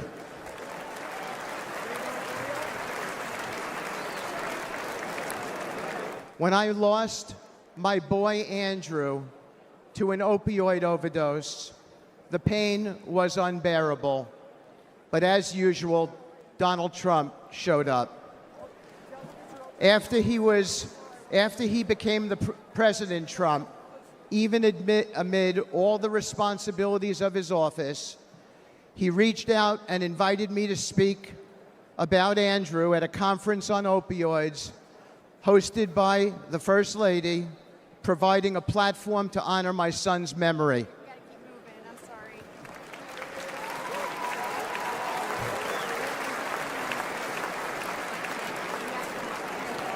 And when the day of the conference came, he went out of his way that day to come and put his hand on my shoulder and say, "Steve," as he led me up to the lectern, "tell the world about your boy."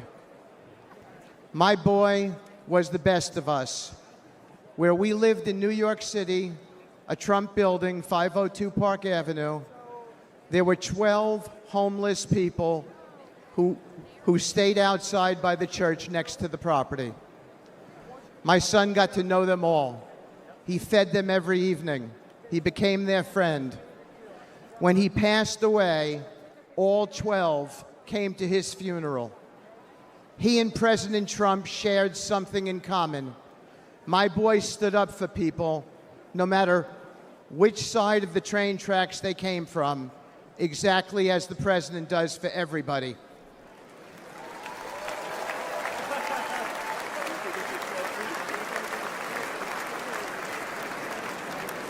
Standing here today, I still feel my boy's hand on my shoulder. After Andrew passed away, I found myself clinging to my son's memory, even his things. His college ID is in my pocket right now. I wear his ring since he died.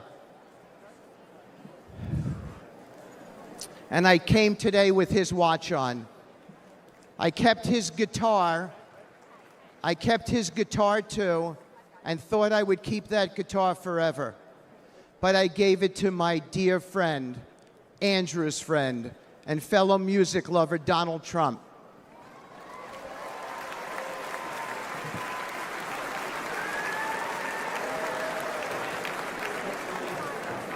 I wanted President Trump to have something with which to remember my son. President Trump didn't say something nice to me and put it in a closet somewhere. He put it right out front at his Trump International West Palm Beach property, where he and I both see it whenever we walk in and play, and where everyone who walks into that beautiful building sees it as well as an acknowledgement to my boy, a sacred tribute to a true friend who's gone, and a cause that remains opioid abuse.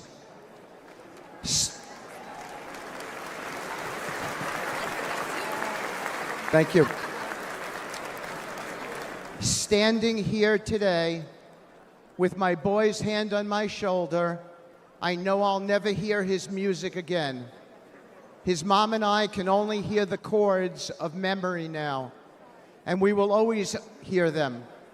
But I know my dear friend, President Trump, hears them too.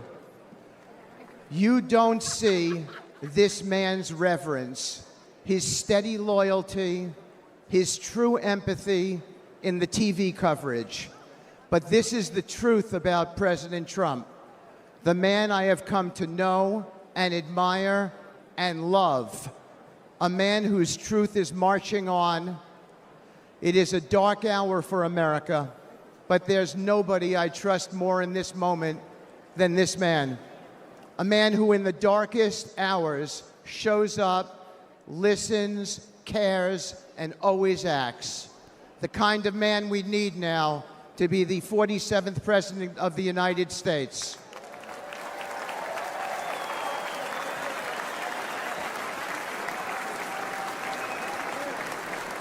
Thank you. May God bless you all. May God bless President Trump and his extraordinary wife and his wonderful family. And may God bless America. Thank you so much. From the very first day that we take back the White House from crooked Joe Biden, the worst president in the history of our country, I believe that we're going to have 4 of the greatest years in the history of our country. I will once and for all secure our elections. We're going to go to paper ballots. We're going to have same-day voting, voter ID. We're going to do it properly. We're going to have good, secure, beautiful elections. We never want what happened in 2020 to happen again. But until then, Republicans must win. And we must use every appropriate tool available to beat the Democrats. They are destroying our country. Whether you vote early, absentee, by mail, or in person, we are going to protect the vote. That's the most important thing we have to do, is protect the vote. Keep your eyes open, because these people want to cheat, and they do cheat. And frankly, it's the only thing they do well. We will make sure your ballot is secure and your voice is heard. Many Republicans like to vote on Election Day, and we must swamp the radical Democrats with massive turnout on Tuesday, November 5th. The way you win is to swamp them. If we swamp them, they can't cheat. It just doesn't work out. But if you can't make it, you need to make a plan, register, and vote any way possible. We got to get your vote. So with your vote, we will win a victory the likes of which no one has ever seen before. We will evict crooked Joe Biden from the White House, and we will take back our country on November 5th, 2024, the most important day in the history of our country. That's what it's going to go down as. Thank you. Ladies and gentlemen, please welcome attorney and senior advisor for President Donald J. Trump, Alina Habba.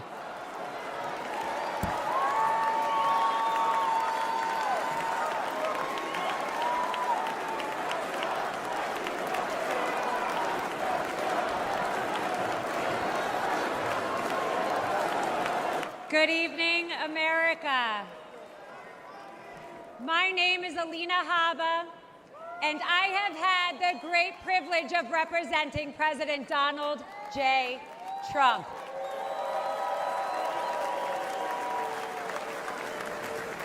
Now, I know you're all used to hearing me shouting outside a courthouse, but tonight, I want to take you behind the law and behind the headlines, and share with you a side of President Trump that reveals his character, his kindness, and his commitment to saving this great country.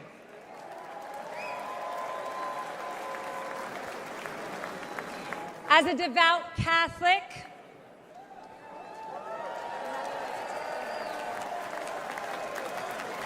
a proud first-generation Arab-American woman, and a feisty Jersey girl who is fed up with far-left corruption in Washington. President Trump championed my journey, empowering me to be who I became today. His unwavering support not only shaped my career, but has inspired other young women with big dreams. President Trump loves this country. He does. And he lifts up those around him.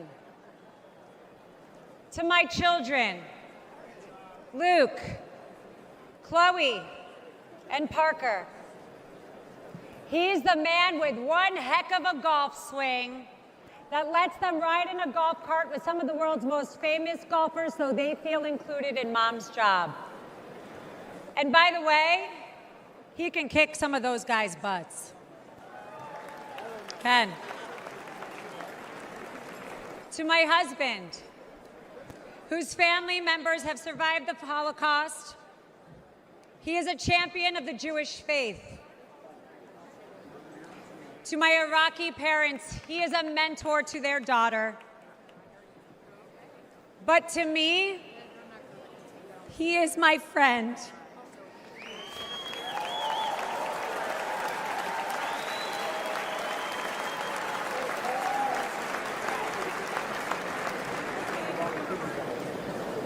Not too long ago, a supporter shouted, "God bless you and President Trump," in the middle of Manhattan after one of our trials.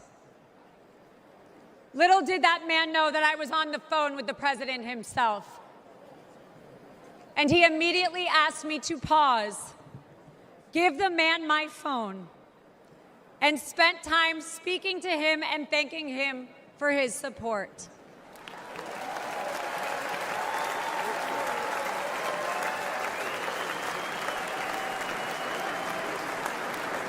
Despite the lawfare and the politics, President Trump loves the American people and he loves this country.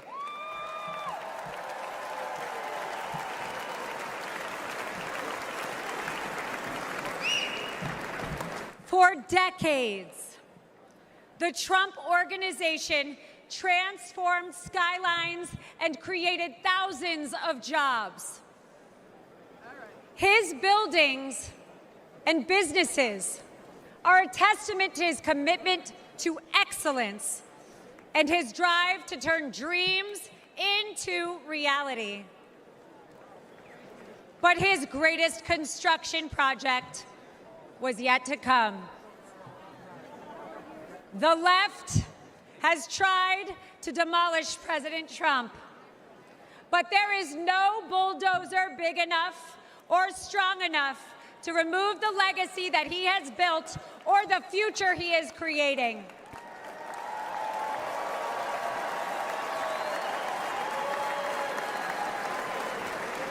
As the 45th President of the United States, Donald Trump built a legacy of putting America first.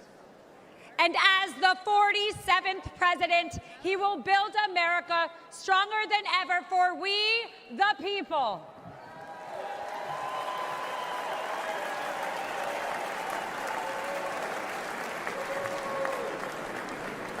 As we stand on the brink of a new chapter in America's story, I am reminded of the country my family fled 4 decades ago. A place marked by religious persecution, oppression, and a lack of freedom. They came here because America is a beacon of liberty and opportunity.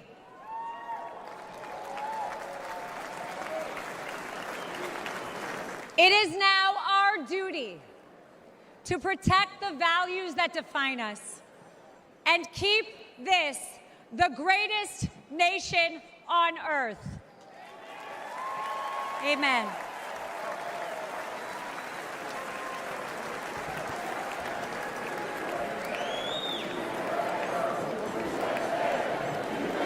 That's right.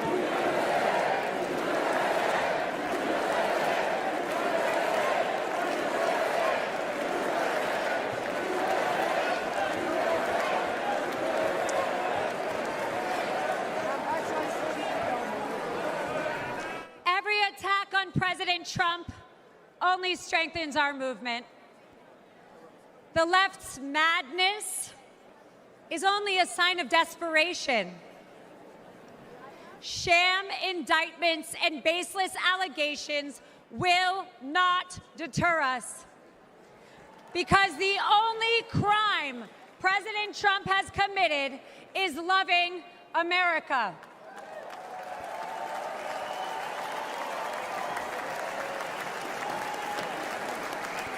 And America, we are winning.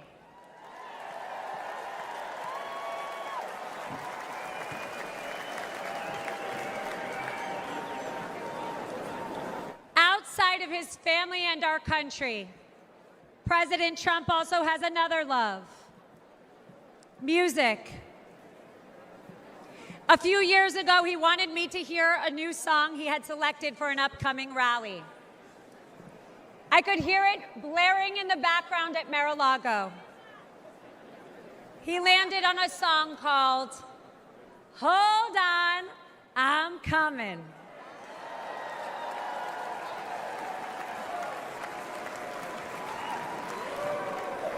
America, we no longer have to hold on. We just have to show up.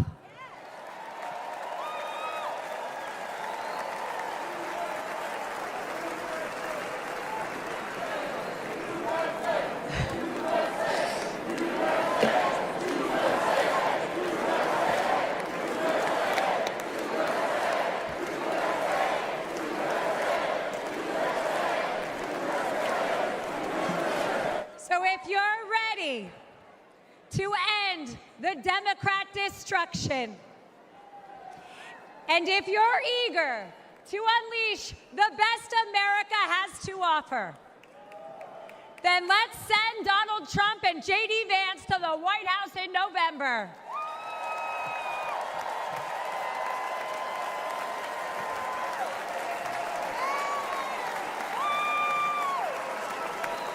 The future of America and the world is bright, and it begins with the unwavering spirit of each and every one of us. Because of the resilience and the leadership of my friend, President Donald J. Trump.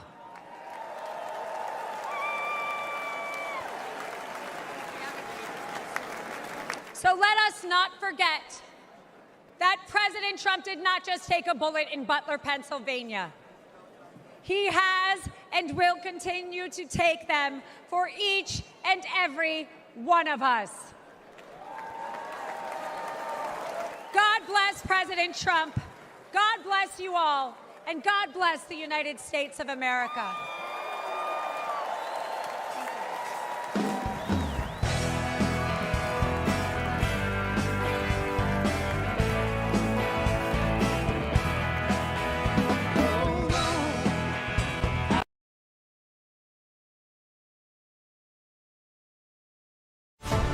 Together we will make America powerful again. We will make America wealthy again. We will make America strong again.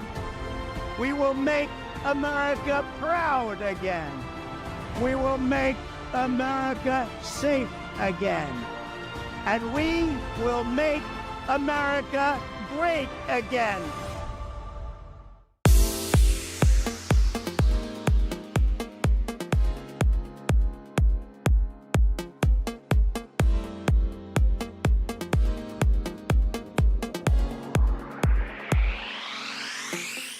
Hi, I'm Congressman Wesley Hunt, and I am asking for President Trump's strongest supporters to chip in and help send Joe Biden packing.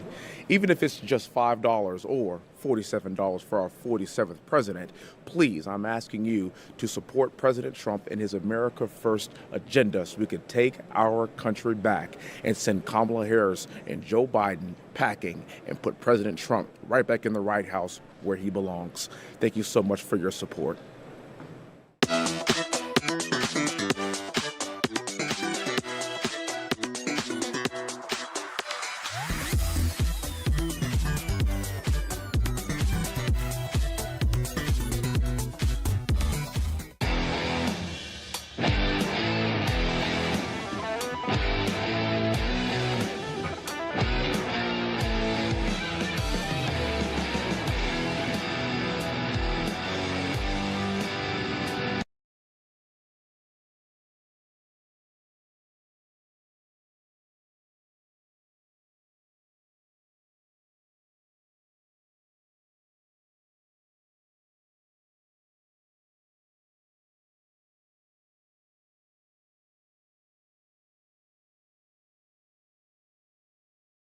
Hey, it's JD Vance, and I'm so pumped to be the vice presidential nominee along with President Trump. To make America great again, we need your help. So if you're able, chip in $1, $5, anything you can, helps us get the message out and win this race for the American people. Thank you.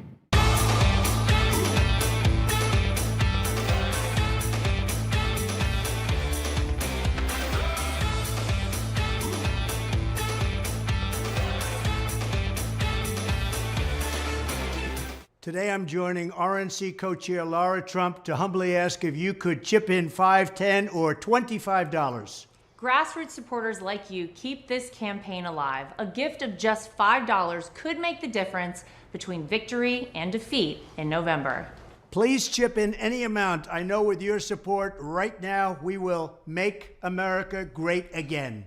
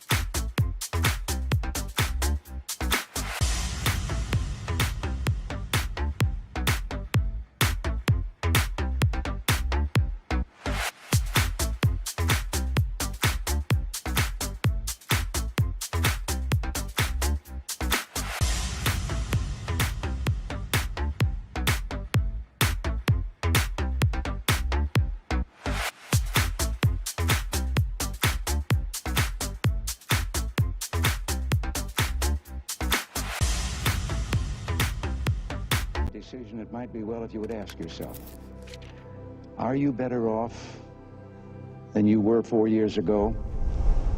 Is it easier for you to go and buy things in the stores than it was 4 years ago? Is there more or less unemployment in the country than there was 4 years ago? Is America as respected throughout the world as it was? Do you feel that our security is as safe, that we're as strong as we were 4 years ago? If you don't think that this course that we've been on for the last 4 years is what you would like to see us follow for the next 4, then I could suggest another choice that you have. President Trump. He'll make America great again.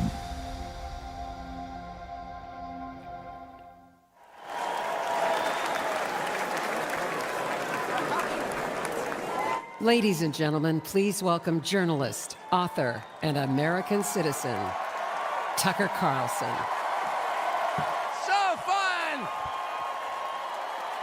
Thank you! Oh, this is wild. Thank you! I've been... Good to see you. Thank you. I feel like I know about half the people in the room. This is wild. What are you doing? Justin Wells. Thank you, guys. Okay. Can I just say, Peter Navarro is back. Welcome to Peter Navarro. Suffering the fate that has happened to so many who are friends with Donald Trump. Thank you for having me. I have been to many conventions. I have never been to a more fun convention or a convention with better vibes. They literally let Navarro out of prison. First of all, thank you. This feels a lot different from what I thought it was going to feel like. I can't hear you, but I know it's something good. So, I watched the video of what happened in Butler, Pennsylvania about 50 times. I think I was one of about 8 billion people around the world who watched it. And the more I watched it, the more it struck me that everything was different after that moment. Everything. And this convention is different. The nation is different. The world is different. Donald Trump is different. When he stood up after being shot in the face, bloodied, and put his hand up, I thought at that moment, that was a transformation. This was no longer a man. Well, I think it was divine intervention. But the effect that it had on Donald Trump, he was no longer just a political party's nominee or a former president or a future president. This was the leader of a nation. And I think there's a difference. I've spent most of my life in Washington, where the president is at the top of the pyramid. Everyone wants to be the president. But if you think about it, the presidency comes with great power, obviously. But if you think about it, that is a title that is bestowed by a process of some sort that can be subverted. And in the end, it does not confer by itself, as no title does, legitimacy. Just because you call yourself the president doesn't mean that much inherently. I can call my dog the CEO of Hewlett-Packard. It doesn't mean she is. No, it's true. And you hate to say it, but it is also true, as a fact, that you could take, I don't know, a mannequin, a dead person, and make him president. No, you could. I'm just saying theoretically possible. With enough cheating, that could happen. But being a leader is very different. It's not a title. It's organic. You can't name someone a leader. A leader is the bravest man. That's who the leader is. That is true in all human organizations. This is a law of nature. And in that moment, Donald Trump, months before the presidential election, became the leader of this nation. That was the most obvious to me. And I have to say, I think it changed him. He reached out to Trump within hours of it that night. And what he said to me that night, having just been shot in the face, he said not a single word about himself. He said only how amazed he was and how proud he was of the crowd, which didn't run. And I thought two things. The first thing I thought was, well, of course they didn't run. His courage gave them heart. A leader's courage gives courage to his people. And the second thing I thought was, this is the selfish guy I've been hearing about for 9 years? Really? Not a word about himself? about his people, period. And the second thing I noticed, which I don't think anyone has remarked upon in public, but I'm just going to since I don't have a script, like why not, is that he turned down the most obvious opportunity in politics to inflame the nation after being shot. To inflame the nation, which is an opportunity that almost every other politician I've ever met, and certainly his opponents, would have taken instantly. And they would have said, well, what is this? How did he get shot? Like, how did this happen? And those are real questions that we have to get to the bottom of. But in the moments, the days, the week after the shooting, he did not say that. He did his best to bring the country together. And I thought, this is the divisive figure? This is the irresponsible person? No. This is the most responsible, unifying behavior of a leader I think I've ever seen. So the question is, where is he leading us? And I could go on for hours, but let me just sum it up. I do think the entire point from the famous escalator ride 9 years ago until today of Donald Trump's public life has been to remind us of one fact, which is a leader's duty is to his people, to his country, and to no other. That's the point. That's the only point. And another word for this is democracy. Democracy, in case you're a little sick of being beaten in the face with democracy on television, actual democracy is the proposition that the citizens of a country own that country. They're not renters, they're not serfs, they're not slaves, they are the owners of the country. And for that to be true, their leaders have to represent them, which is another way of saying they have to do what the people want them to do, or a close approximation thereof. But if they completely ignore what people want, not just 1 year, but generationally, say for 50 years, then it may be, I don't know what, it's not a democracy. And so I think the entire Trump project, paradoxically, he's attacked as an enemy of democracy, is to return democracy to the United States. Hey, let's pay attention to what people actually want. And the lack of interest in that question in Washington is something that ultimately drove me out of the city after 35 years. Lawmakers stepping over the prostrate bodies of their fellow citizens ODing on drugs to go cast votes to send money to some foreign country. Yeah, actually, we've lost more Americans from drugs in the past 4 years than we lost in World War II. Yeah. Our bloodiest war, more than we lost in World War II. Does anybody care? It is pathetic. It is pathetic. And do you hear a single word from Washington about doing anything about it? We know where the drugs are coming from. We know the supply routes. The U.S. military spent billions bombing the Ho Chi Minh Trail. You don't see our commander-in-chief suggesting that we use our military to protect our country or the lives of its citizens. No. That's for Ukraine. And it's too much, actually. It's too insulting.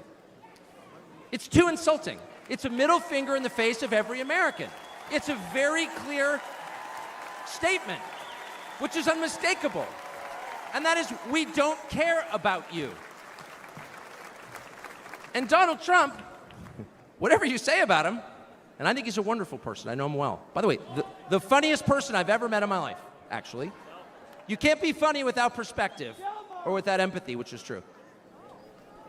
But everything else about Trump aside, he actually cares. Because he's interested in the people who live here, because that's his job. A father's job, his duty is to his family.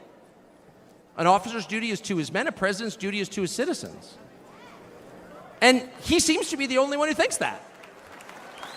And in his choice for vice president, J.D. Vance, he's made that really clear. J.D. Vance, I'll say this about him, is a thoroughly decent man, and I'll just admit it, a friend of mine, one of the very few politicians in Washington who actually is very close to his own wife, which is wonderful to see. And she's wonderful, actually. But J.D. Vance has views that are closer to Trump's voters than anyone else in Washington in office. Therefore, he's the vice president. That's called democracy. So I will stop on just one point, and that is what's happened over the past month since the debate, and particularly on Saturday in Butler. I think a lot of people are wondering, what is this? This doesn't look like politics. Something bigger is going on here. I think even people who don't believe in God are beginning to think, well, maybe there's something to this, actually. And I'm starting to think it's going to be okay, actually. I do think that. In the day after the midterm elections in 2018, Antifa came to my house. The Democratic Party's militia, okay? I was at work. It was obvious when I was at work because it was public. My wife was home alone. They tried to come in through the front door. They terrorized her. She hid in our pantry. It was on television. It was horrible, actually. It was, I mean, I'm not whining about it. It wasn't getting shot in the face, but it wrecked our day. And the next morning, we're lying in bed, and the phone rings for my wife, and it's Donald Trump, who's not like a regular text buddy of Donald Trump's. She picks it up. Hello? Susie, it's Donald Trump. And it's coming through. I could hear it. You know, I'm lying in bed. Whoa. And the first thing he says is, I'm going to stand guard outside your house. And she goes, oh, it's so nice. And he says, I'll never forget this as long as I live. He says, you know, there's a lot of hate out there. And she said, you know, there is, Mr. President. And then he says, but there's a lot of love. There's a lot of love. And we are seeing that love. I don't think it's human love. And I'll just stop with this. I'm not always convinced that I'm on the right side. I've been on the wrong side many times. You'll never hear me say, I'm on God's side, or God's with me, or even I'm with God. I want to be, not sure I am. But I will say this unequivocally and conclusively. God is among us right now. And I think that's enough. God bless you. Ladies and gentlemen, please welcome Golf General Manager, Trump National Doral, Carrie Tomasco Ruiz.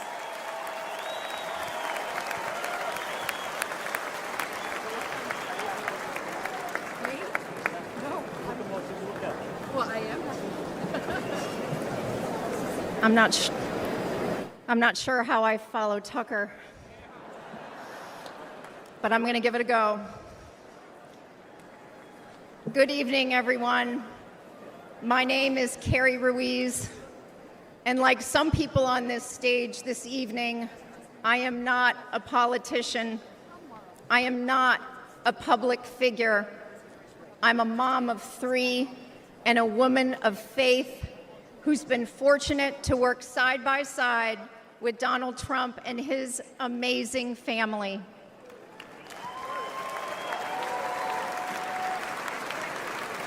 "12 years ago, the Trump Organization purchased the iconic Doral Golf Resort after so many companies tried and failed to create a world-class golf experience, all while turning a profit. With his keen eye for business and uncanny ability to make things better, Donald Trump got to work. He poured hundreds of millions of dollars and his own sweat and tears into the property. He had a hand in virtually everything, and no detail was too small. He didn't just change the carpet or apply a fresh coat of paint. He stripped this legendary resort to its core and rebuilt it the right way.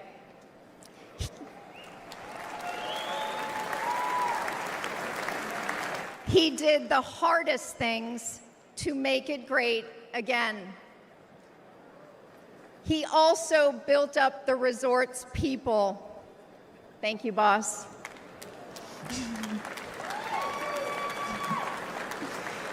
He empowered us. He listened to us, all of us, and he still does. No matter your role, asks questions. He wants opinions. He never demands more of us than he is willing to give. He is as generous as he is brave.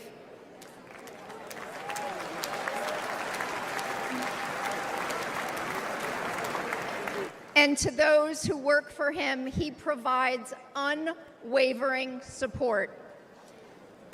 When he promoted me to the resort's golf general manager position, it was an out-of-the-box choice in a historically male-dominated industry. I am not a golf professional. I cannot break 90 yet.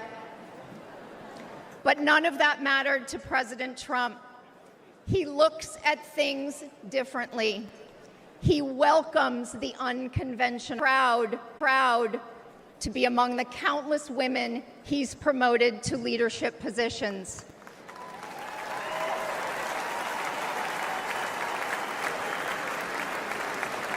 I might add, he did it all while no one was looking.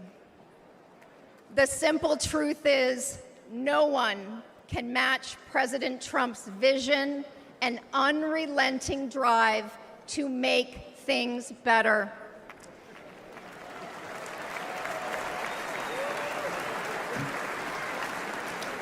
He did it at Doral. He did it as president. He will do it again.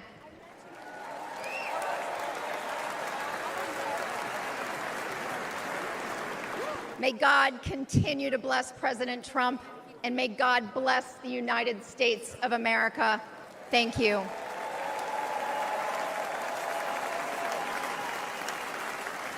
This is the final battle.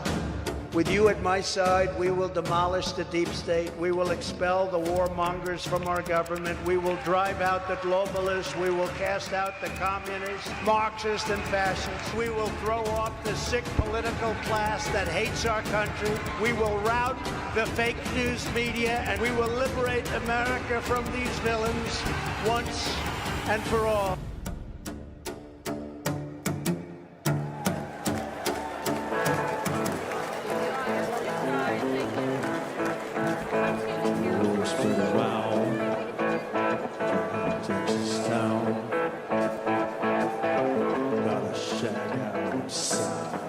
You know what I'm talking about?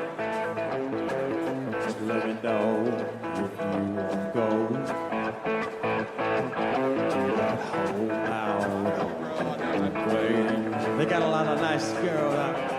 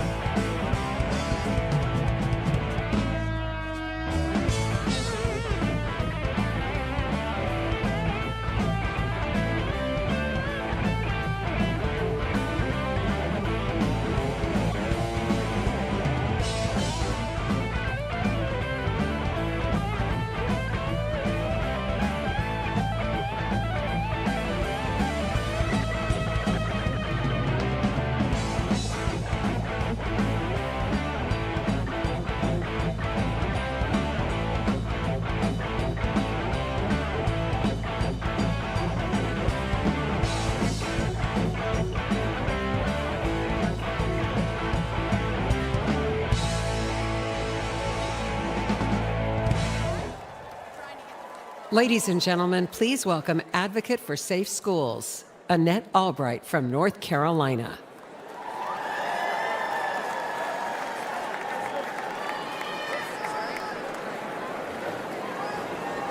Thank you. Thank you so much. Good evening. My name is Annette Albright. I grew up in the small town of Mount Airy, North Carolina. North Carolina! Like my parents and my grandparents, I was a lifelong member of the Democrat Party. Don't worry, the story gets better from here.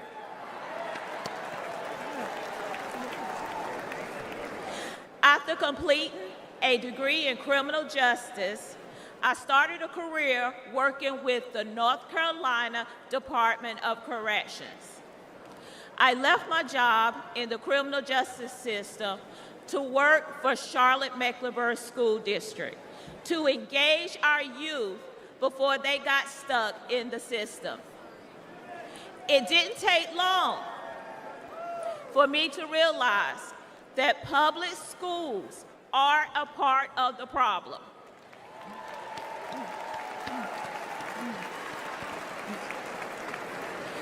Sadly, too many of our schools are more like prisons than places of learning.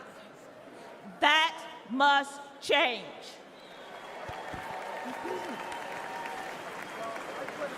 In one public high school, I witnessed a full-blown riot. I saw many violent altercations between students and physical attacks on staff. During my 14 years working with the Department of Public Safety, offenders never laid a hand on me. Yet, I was violently assaulted by a group of students in a public high school.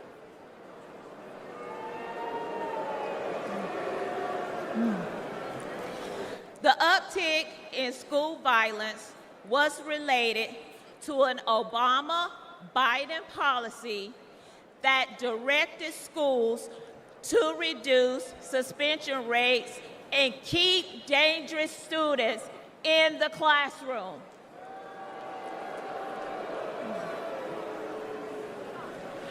President Trump reversed the Obama policy and put the safety of our kids first.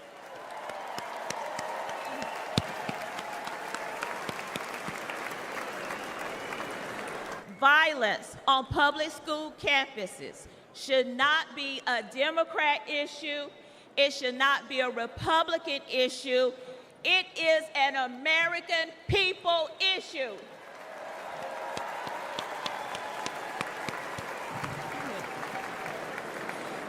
Sadly, I've repeatedly seen that the Democrat Party cares more about appeasing the teachers' union than they do about prioritizing the needs of our kids.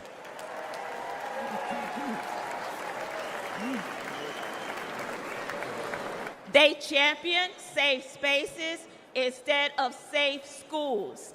This is completely wrong.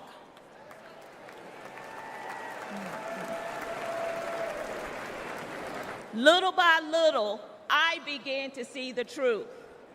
While Democrats spend more money on a broken system, Republicans are empowering parents and fighting for school choice.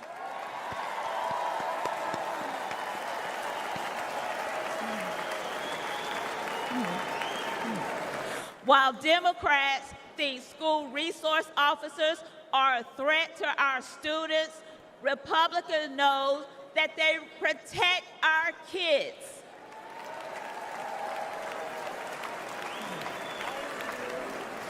While Democrats won't admit that our schools are failing, Republicans will fix the system and make our schools safe.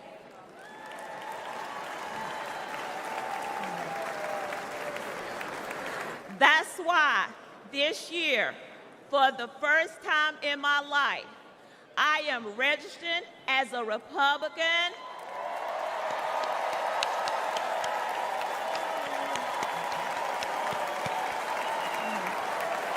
Thank you. Thank you. And in November, I will proudly cast my vote for Donald J. Trump.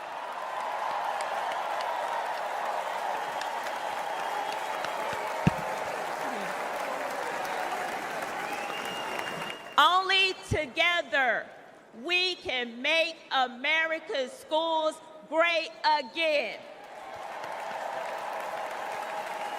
Thank you, and God bless America.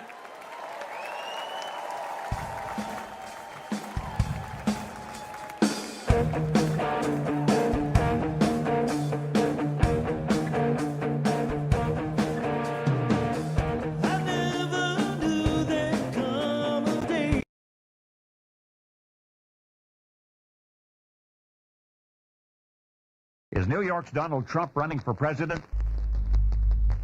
He bought full-page ads in 3 East Coast newspapers today stating his views on foreign policy, and these ads will win him a following.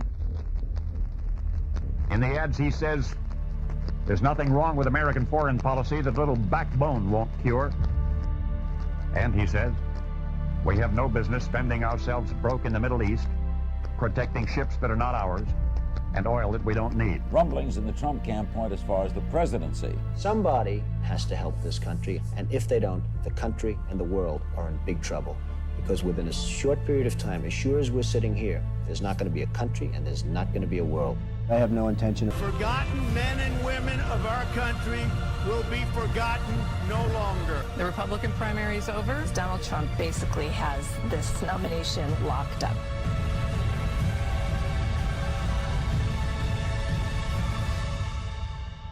Everyone is listening to you now. I will fight for you with every breath in my body, and I will never, ever let you down. My fellow Americans, our movement is far from over. In fact, our fight has only just begun.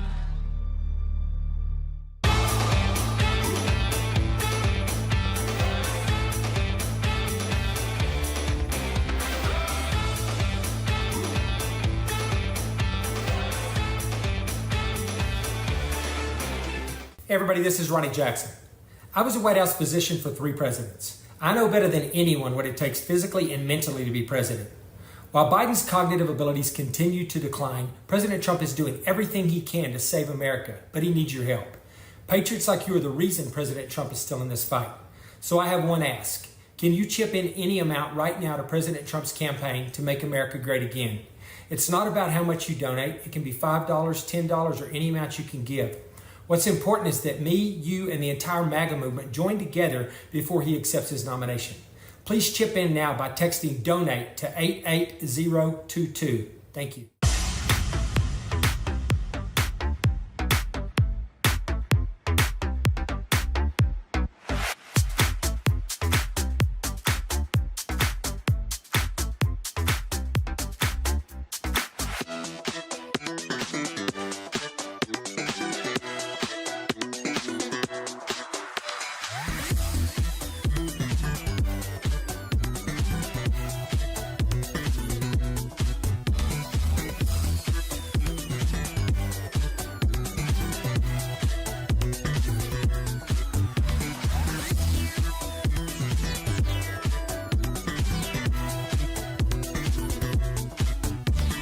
I'm Newt Gingrich, and I'm here at the Republican National Convention.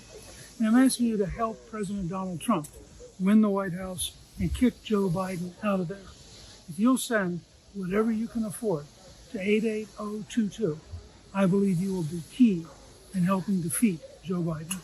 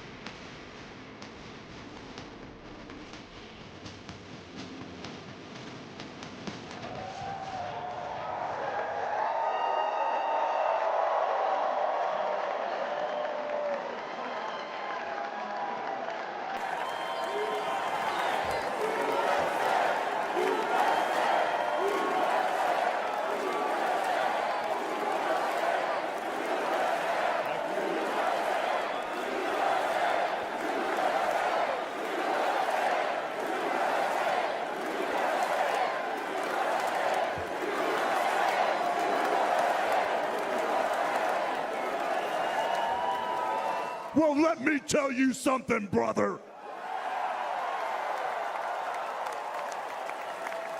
You know something? When I came here tonight, there was so much energy in this room. I felt maybe I was in Madison Square Garden getting ready to win another world title. Or maybe I thought the vibe was so intense, the energy was so crazy, it felt like maybe I was gonna press that no-good stinky giant over my head and slam him through the mat, brother.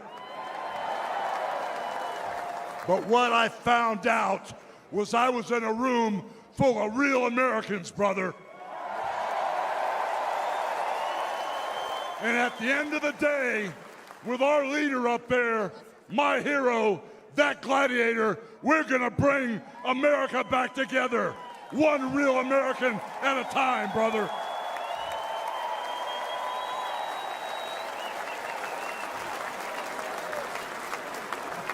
You know something? I've seen some great tag teams in my time. Hulk Hogan and, ooh yeah, the Macho Man Randy Savage. But you know something? I see the greatest tag team of my life standing upon us, getting ready to straighten this country out for all the real Americans.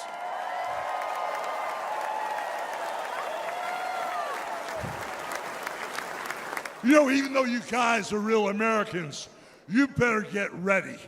Because when Donald J. Trump becomes the President of the United States, all the real Americans are going to be nicknamed Trumpites. Because all the Trumpites are going to be running wild for 4 years. So with the power of Donald J. Trump and all the Trumpites running wild, America is going to get back on track. And like Donald J. Trump said, America is going to be great again.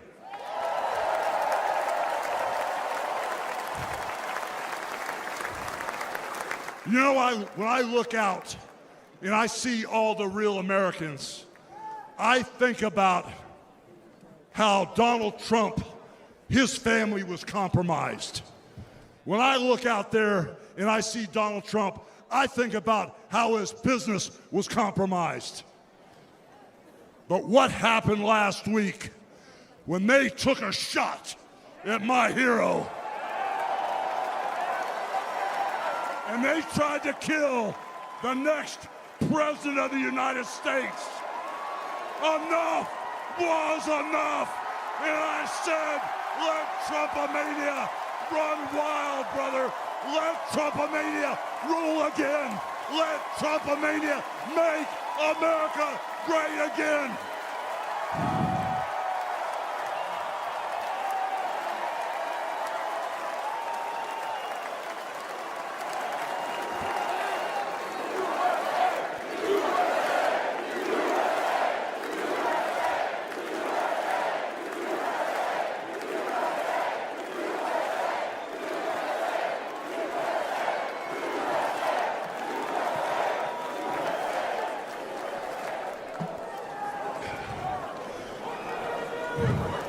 You know something, Trumpites?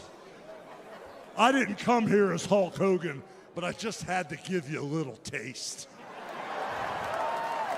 You know, my name is Terry Bollea. And as an entertainer, I love you too. And as an entertainer, I tried to stay out of politics. But after everything that's happened to our country over the past 4 years, and everything that happened last weekend, I can no longer stay silent.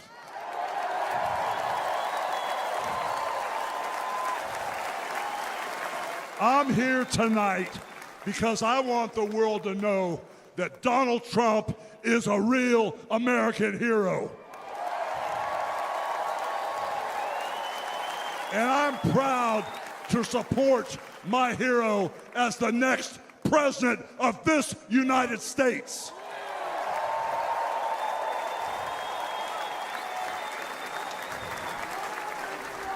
You know, guys, I've known Donald Trump for over 35 years. You know, hold on a second, hold on. I just had a flashback. I just had a flashback, man. This is really tripping.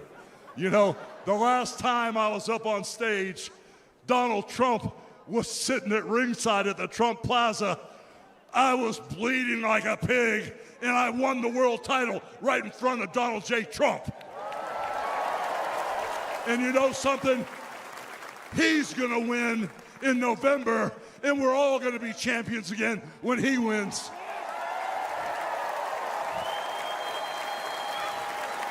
And like I said, I've known that man for over 35 years, and he's always been the biggest patriot, and he still is. He's always told you exactly what he thought, and he still does, brother. And no matter the odds, he always finds a way to win. And when he's back in our White House, America is going to start winning again.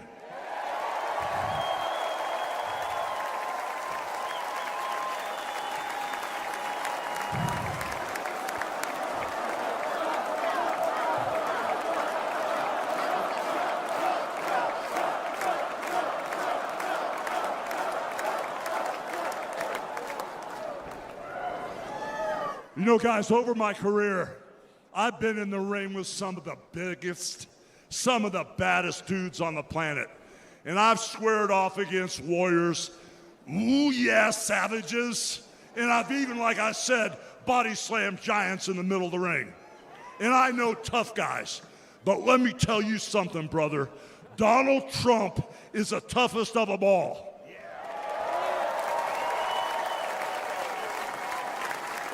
They've thrown everything at Donald Trump.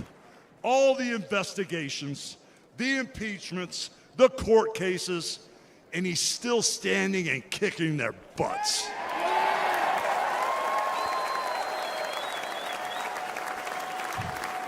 You know, we never had it better than the Trump years. Back then, we had a thriving economy. We had strong borders. We had safe streets. We had peace and respect around the world. But then we lost it all in a blink of an eye. Crime is out of control. The border is out of control. The price of food and gas and housing is out of control. And the only person who can clean this up is Donald Trump.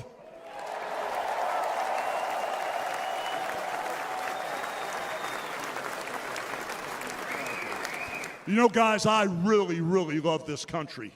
And I've lived the American dream. And I want my kids, your kids, and all those little teeny hulkamaniacs out there to live the American dream too.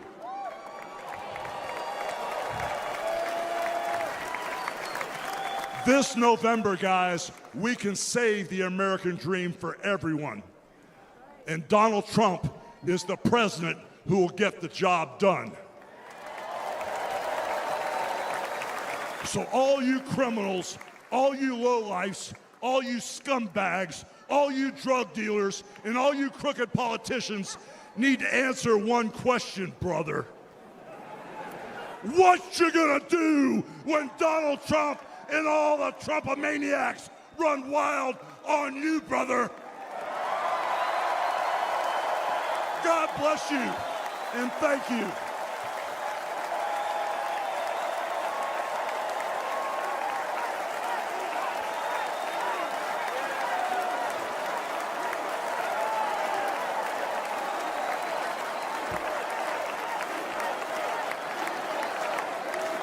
Ladies and gentlemen, please welcome the President and CEO of the Billy Graham Evangelistic Association and President of Samaritan's Purse, the Reverend Franklin Graham.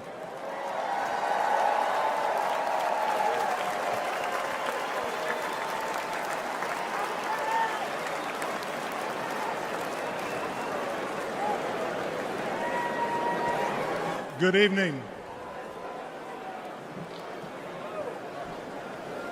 I've got the hardest job tonight. I have to follow Hulk Hogan. But I stand here tonight as a private citizen who loves this country. I've been asked to say a few words and then to pray, and we're going to do that. Last Saturday, in Butler, Pennsylvania, President Trump had a near-death experience. No question. But God spared his life. And when we go through those experiences, it changes us. It can cause us to examine our lives and to reevaluate our priorities, as you should. When President Trump rose from that platform, he rose with his fist raised in strength, showing America his unshakable resolve to fight for them in this nation.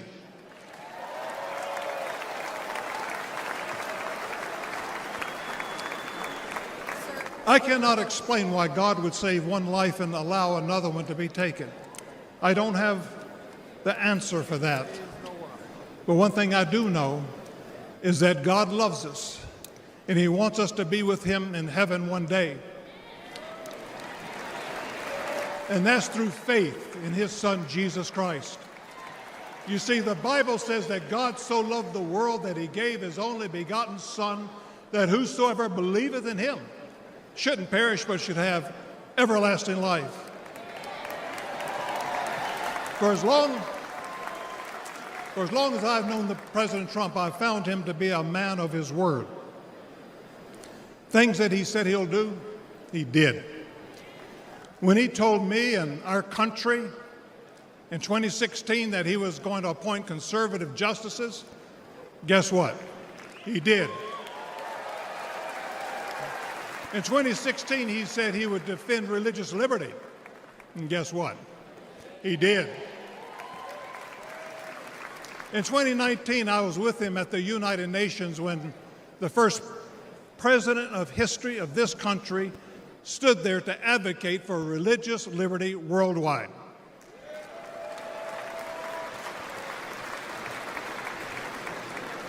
When American citizen and Pastor Andrew Brunson was being held in a Turkish jail on false accusations, President Trump demanded that he be released.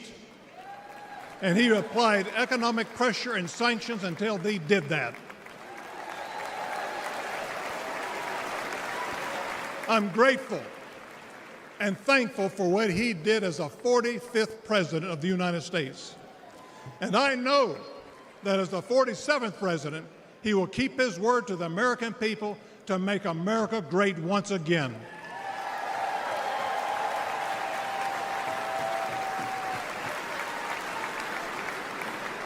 It's an honor for me to be asked to pray for Donald Trump this evening.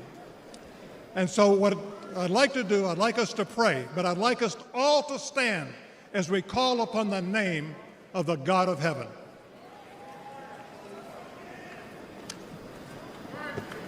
Our Heavenly Father, we come before you this evening with grateful hearts. Thank you for saving the life of President Donald J. Trump. In his own words, it was you and you alone who saved him. We pray for the others that were injured on Saturday, for the family who lost their loved one. Put your loving arms around them. Comfort them, and may they sense your presence. We stand before you tonight. We say thank you for the provisions you have given to the United States of America. You have blessed this country more than any country in the world. Sadly, as a nation, we have forgotten who is responsible for all the freedoms, the liberties, and the bounty that we enjoy. It has all come from you. Thank you. This evening, our nation is in trouble. We're divided politically, racially, economically, with millions of people seeking refuge and hope in our dry and thirsty land. You're the only one who can fix the complexity of the problems that we face today. We pray for President Trump, that you would give him wisdom, strength, and a clear vision for the future of this nation and the task that is at hand. Continue to protect him from his enemies. I pray that you would surround him with men and women who will give him sound counsel and guidance. We pray for Melania, for Barron, and for all the President Trump's children and grandchildren. We pray for Senator J.D. Vance, his wife Ulsa, along with their young family. We're thankful for his strong stand for defending life. As your word instructs, we also pray for the leaders of our nation, whether they're Republican, Democrat, or Independent. We know that all authority comes from you. You are a great God, and we ask that if it be thy will that you will make America great once again. And we ask that you'll unite our hearts, bring us together, one nation under God, indivisible, with liberty and justice for all. And we pray this in the mighty name of my Lord and Savior, Jesus Christ, the King of Kings and the Lord of Lords. Amen.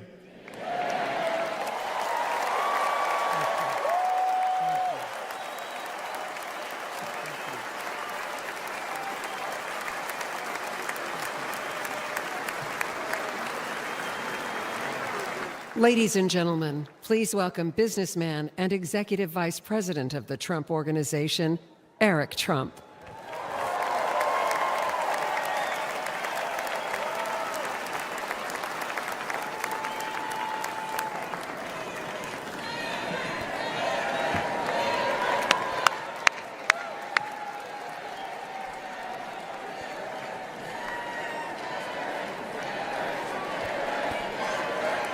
Good evening, America.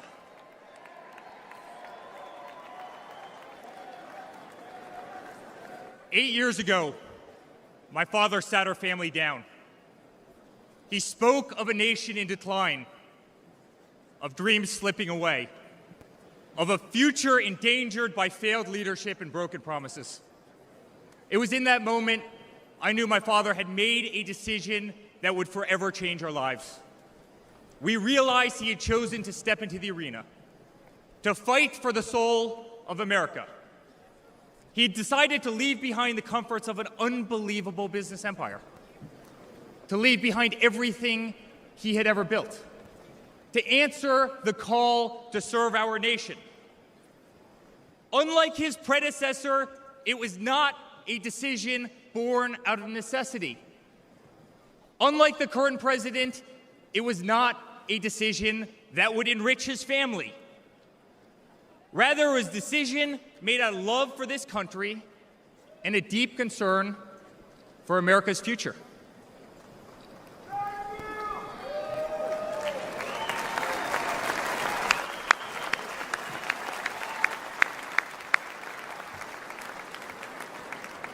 My father was clear it would not be easy, that there would be a huge price to pay, and that the attacks would be vicious.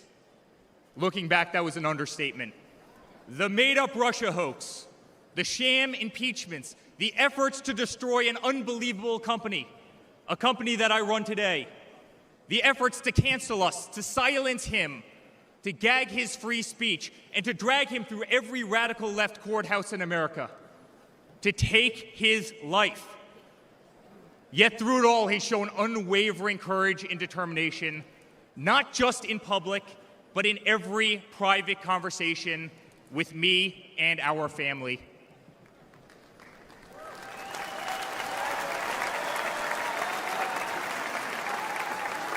He stood tall, fueled not by personal ambition, but by a profound love for this country and a love for all of you, the American people.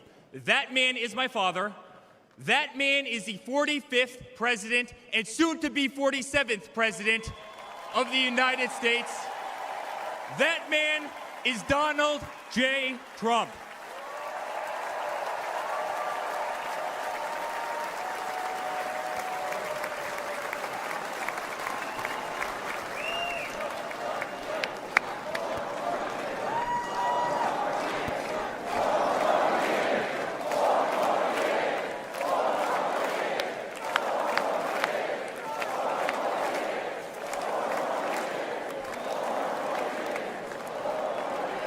Each time I've stood on this stage, America has been at a dire crossroads. In 2016, many people began to doubt the promise of America. Our economy was struggling, jobs were scarce, our standing on the world stage was weak at best. Veterans were forgotten. Our military was in shambles. Our educational system was broken, ranked 30th in the world. He could no longer tolerate an inept administration that handed $150 billion to Iran, a country that chants death to America, or witness the continued attacks on our Constitution and our religious liberty, or see the disrespect shown to our unbelievable law enforcement officers who are being disarmed, defunded, and persecuted each and every day. He could no longer stand to see words like Christmas stripped from public use or the Pledge of Allegiance removed from our schools. But my father saw potential where others saw despair. Donald Trump built the New York City skyline. He did so during a time when businesses were turning away from the city he loved. Crime was rampant. The streets were dirty, but he had the Midas touch, and he turned those streets and neighborhoods into gold. He faced every challenge with tremendous vision and grit. As he did during the 2016 election, he rolled up his sleeves. He remained unapologetic. He did not care to be politically correct.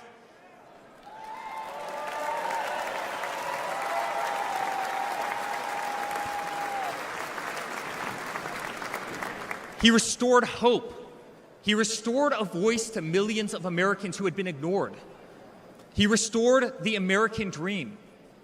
Under my father's leadership, the economy climbed to record heights.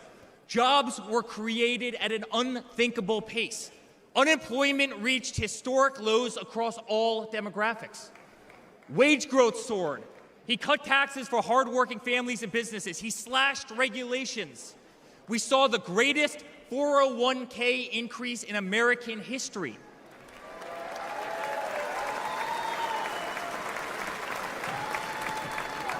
People bought their first homes in an environment that saw 2 to 3% interest rates.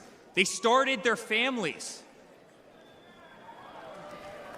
My father made the United States energy independent with the lowest gas prices in decades.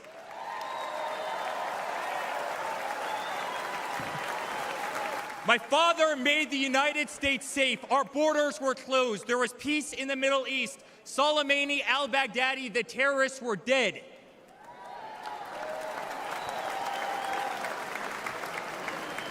My father made the United States respected again, with the courage to walk into countries like North Korea, with the courage to impose tariffs on China, and with the courage to tear up trade deals that cost Americans their jobs.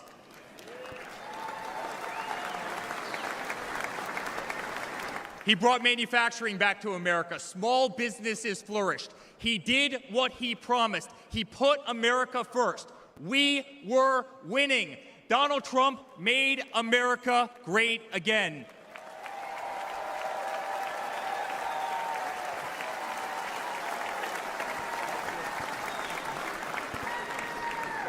But he also created a movement that threatened the special interests and the political elites.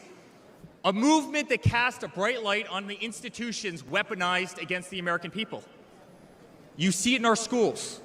God bless the moms who fought back.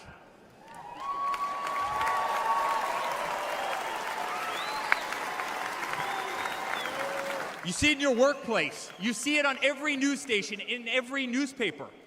You see it in the military. The most iconic military installations on planet Earth are stripped of their identity and renamed.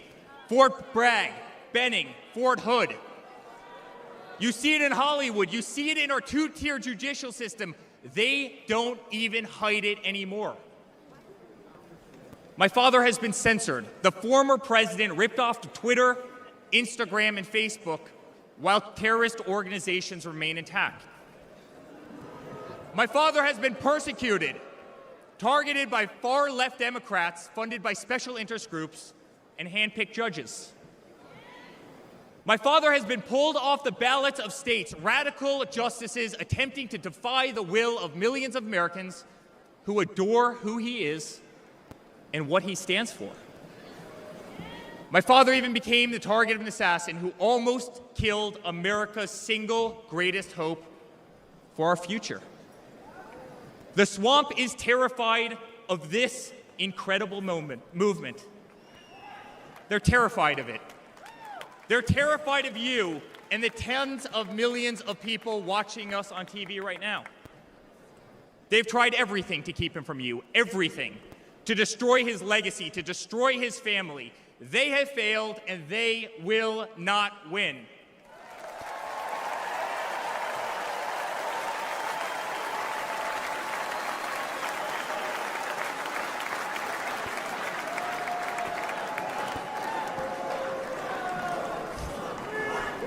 I love my Florida delegation right here.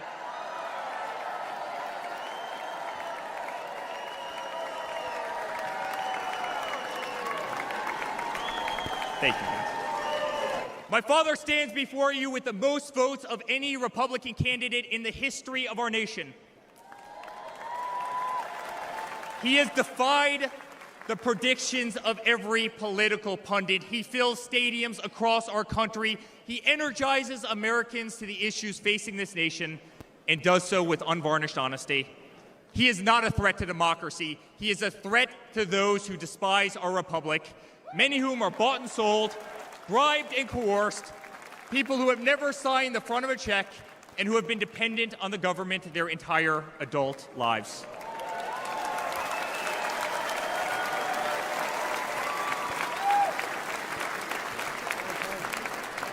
Today, as it was in 2016, America's at that crossroads again. Energy prices are soaring. Interest rates are crippling. Everything is unaffordable. The U.S. dollar has been diminished. Inflation has made it impossible for Americans to live, to save for their future. Our infrastructure is crumbling. Our border is out of control. Millions are dead and displaced in Russia and Ukraine, a war that has no end and a war that we are funding. The Middle East has become a hornet's nest. Our greatest ally, Israel, totally under siege. Fentanyl is killing our youth and destroying families, while the current administration stands idly by, hoping their inaction will import illegal votes. Crime terrorizes our cities and our suburbs as far-left policies handcuff police.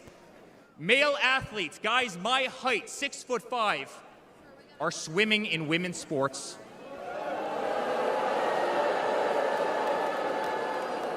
Destroying the dreams of young girls who have trained every minute of their lives. We no longer trust our elections. We no longer trust our judicial system, and we no longer believe that our government is working in our best interest.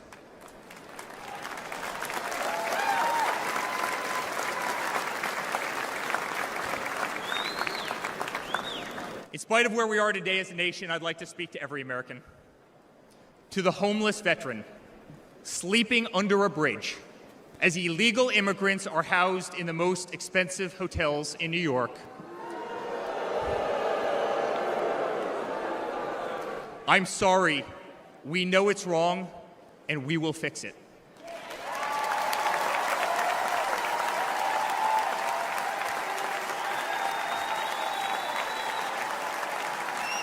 To the single mother who can no longer afford her rent, afford groceries, and has been forced to work 3 jobs, I'm sorry. It does not have to be this way.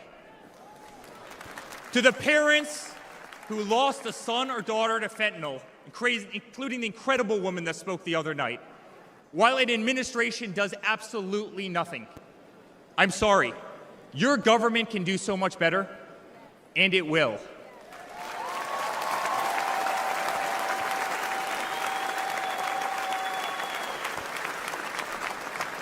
To the children who are being brainwashed instead of learning the fundamentals in school, I'm sorry.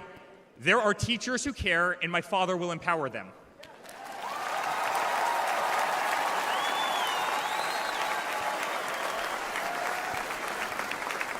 To the law enforcement officers, our brave Border Patrol, Secret Service agents who work every single day to protect our communities, knowing damn well that the system will throw you under the bus, I'm sorry. We will stand behind you.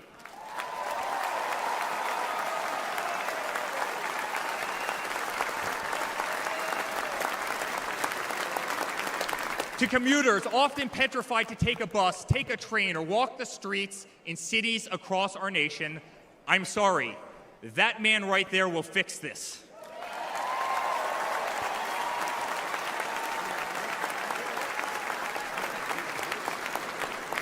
To the construction workers, to the middle-class families, to the families with children with disabilities, families who can no longer afford medical benefits or to take a vacation, I'm sorry. We will make America great again.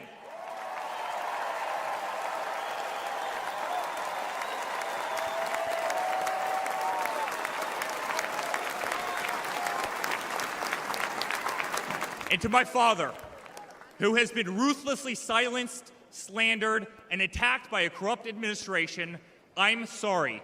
We know, and America knows, that they're not just after you, they're after all of us, and you just happen to be standing in their way.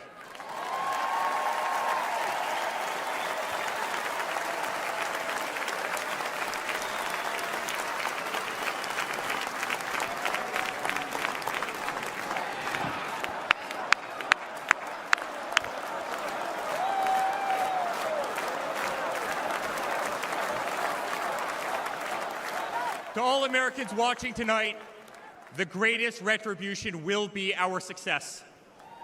Success not just for ourselves, but for our grandchildren and our children. Under President Donald J. Trump, the swamp will be drained. America will be respected. Our cities will be safe. Our streets will be clean. And our border will once again be secure.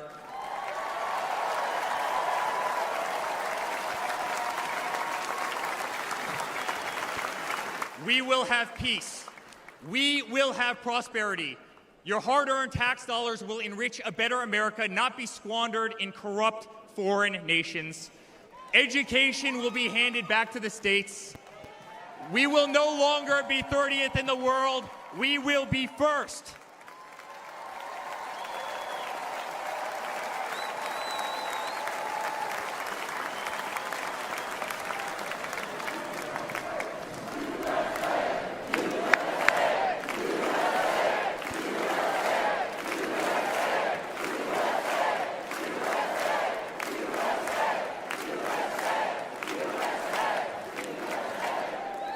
Our children will understand family, our children will have values, and our children will love God.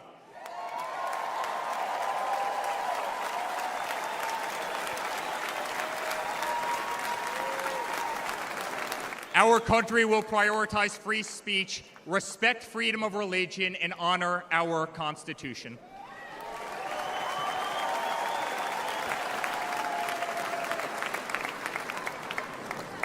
As his son, I've never been more proud of a person in my life. A man who has defied all odds more than once. A man who believed in the promise of America when others turned away. A man who saw a nation in need of a champion and answered that call with unwavering determination and courage. A man who survived a bullet that was intended to eliminate him permanently from our future and from our family. Never have I been more proud to be a Trump.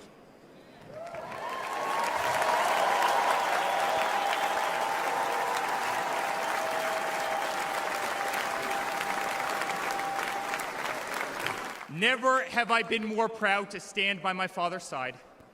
I remain incredibly honored to be part of this journey, a journey with all of you, a journey to save the greatest country on earth, a journey with the most incredible people I have ever met. Dad, 5 days ago, Laura, Luke, Carolina, and I held our breath as we saw blood pour across your face. By the grace of God, divine intervention, and your guardian angels above, you survived.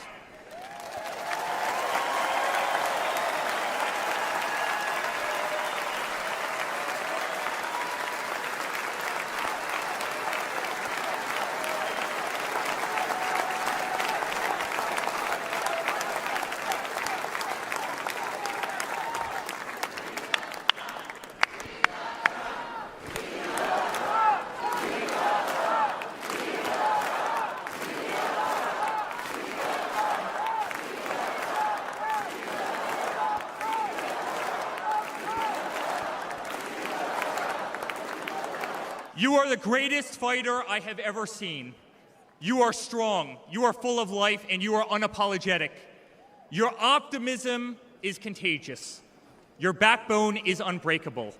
Your conviction to fight for what is right and against all that is wrong is truly next level.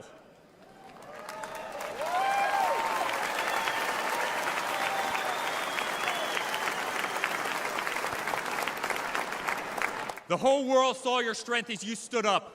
You wiped the blood off your face, and you put your fist in the air in a moment that will be remembered as one of the most courageous acts in the history of American politics. You shouted, "Fight! Fight! Fight!"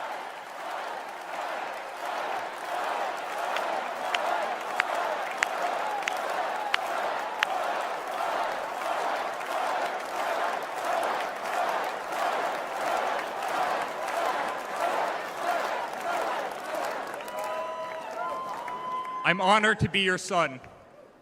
I'm honored to speak to our great nation tonight. You are a true leader. You epitomize strength.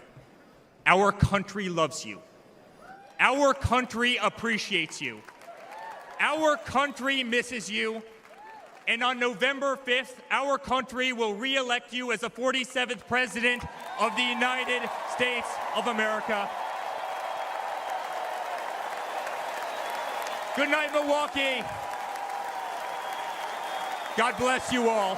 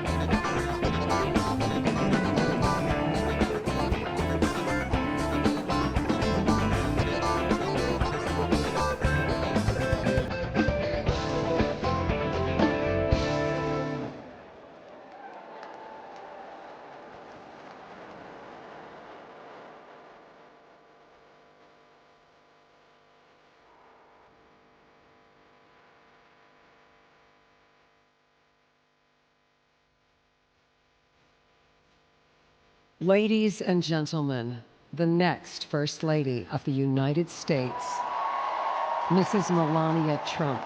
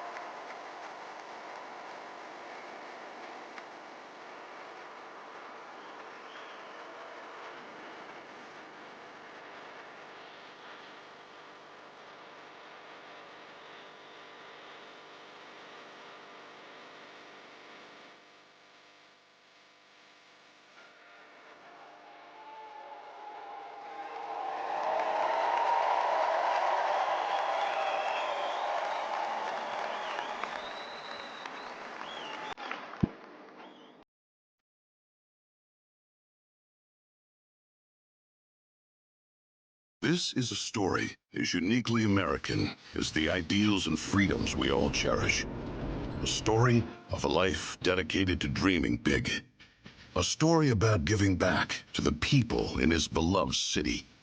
But most of all, this is a story about putting his country first. And it's a story best told in pictures. Young and confident, Donald Trump wasn't afraid to think big and build even bigger.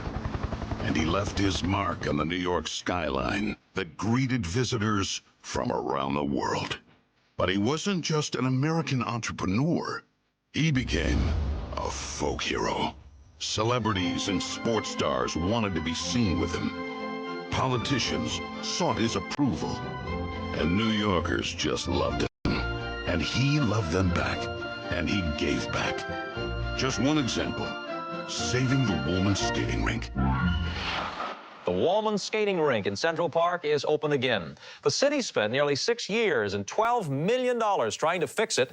And then to the rescue, developer Donald Trump. As Tracy Egan tells us now, he accomplished in 3.5 months what the city couldn't do in 6 years. Donald, you performed a great public service.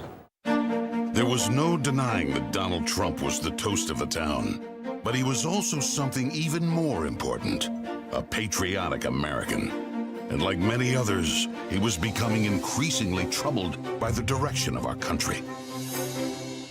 Because I really am tired of seeing what's happening with this country, how we're really making other people live like kings, and we're not. You've said, though, that if you did run for president, you believe you'd win. Well, I don't know. I think I'd win. I tell you what, I wouldn't go in to lose. I've never gone in to lose in my life. And if I did decide to do it, I think I'd be inclined. I would say that I would have a hell of a chance of winning, because I think people, I don't know how your audience feels, but I think people are tired of seeing the United States ripped off. But who would ever run for president and leave such a glamorous life? Appearances in movies, best-selling books, a widely popular TV show. But for Donald J. Trump, the calling to save his country was even stronger. The mission, more important. The number of Americans being left behind, too large. And so, in Donald Trump fashion, he announced he was running for president, in it to win. And he did.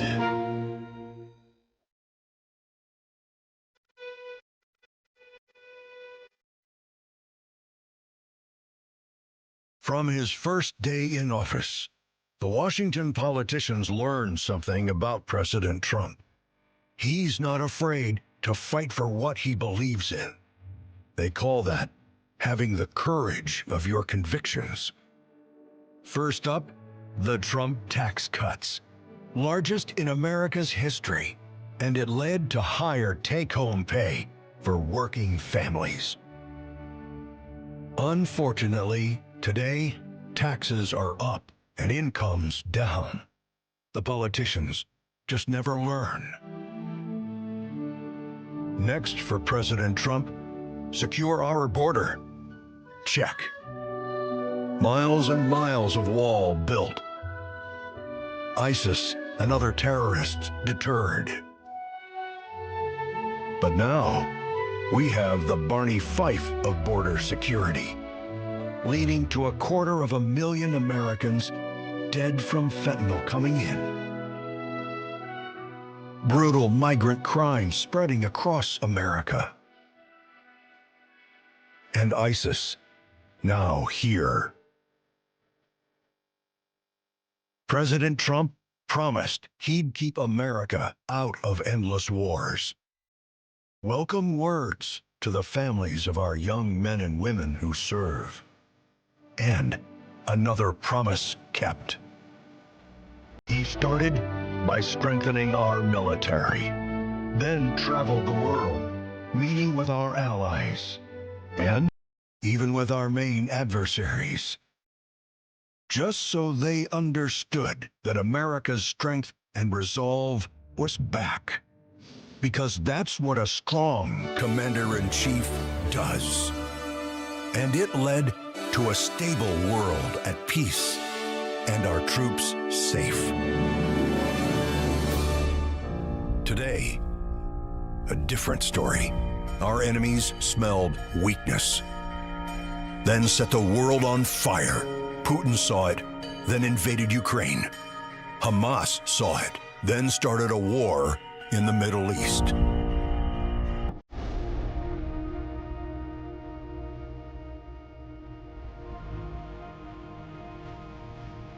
There's one more thing we've learned about President Trump.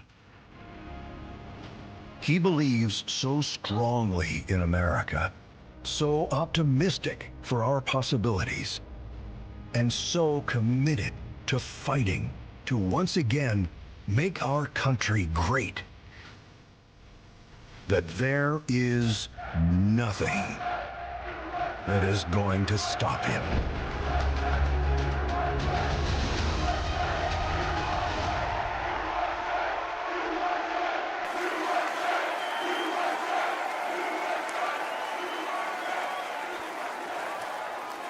Ladies and gentlemen, please welcome Kid Rock.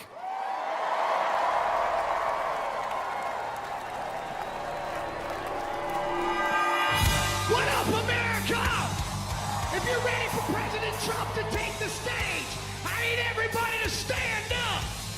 I need everybody to put a fist up in the air. Everybody, get a fist up in the air. Now follow me. Say fight, fight. Say fight, fight. Say fight, fight. Say somebody scream.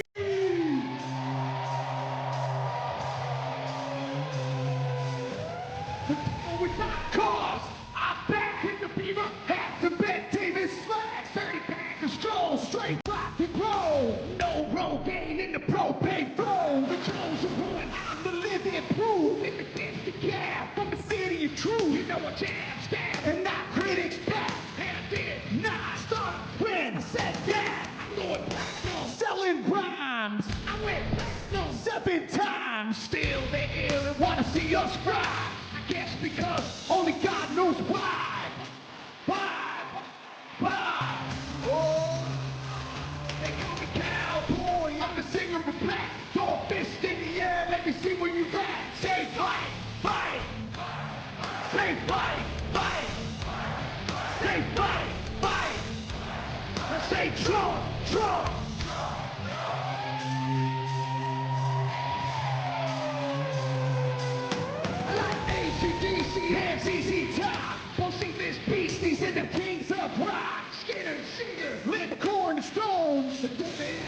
and no show Jones. Yeah, pass that bottle around. Got the rock from Detroit, the store from Motown. The underground, straight Detroit beer. We track and back and slap back to back. Never get away, I don't play with ass. So watch me rock with Liberace flash. Rock the clash, boy bands are trash. Johnny Cash and Grandmaster Flash. Flash, flash. Oh, they call me cowboy. I'm a singer with pack. Throw a fist in the air. Let me see where you at. Say fight, fight. Say fight, fight. Say fight, fight. I say draw, draw.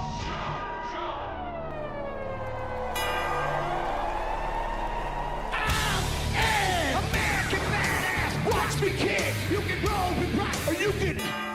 I'm the ultimate. I'm like Amazing Grace. I'm on rock and roll, never rock this place. All super fly, living double wide. Psychom fly, the big dog can ride. Bill sack to share, bringing flash to flare. Got the long hair, swinging middle finger in the air. Snakeskin boots, 65 Chevelle. See me ride and sit and hit a rebel yell. I won't live to tell. So if you do, rock for freedom and rock for truth. Who knew I'd blow like Oklahoma, Florida, Georgia, Arizona? Smell the aroma and check my hits. I know it stinks in here, cause Trump's the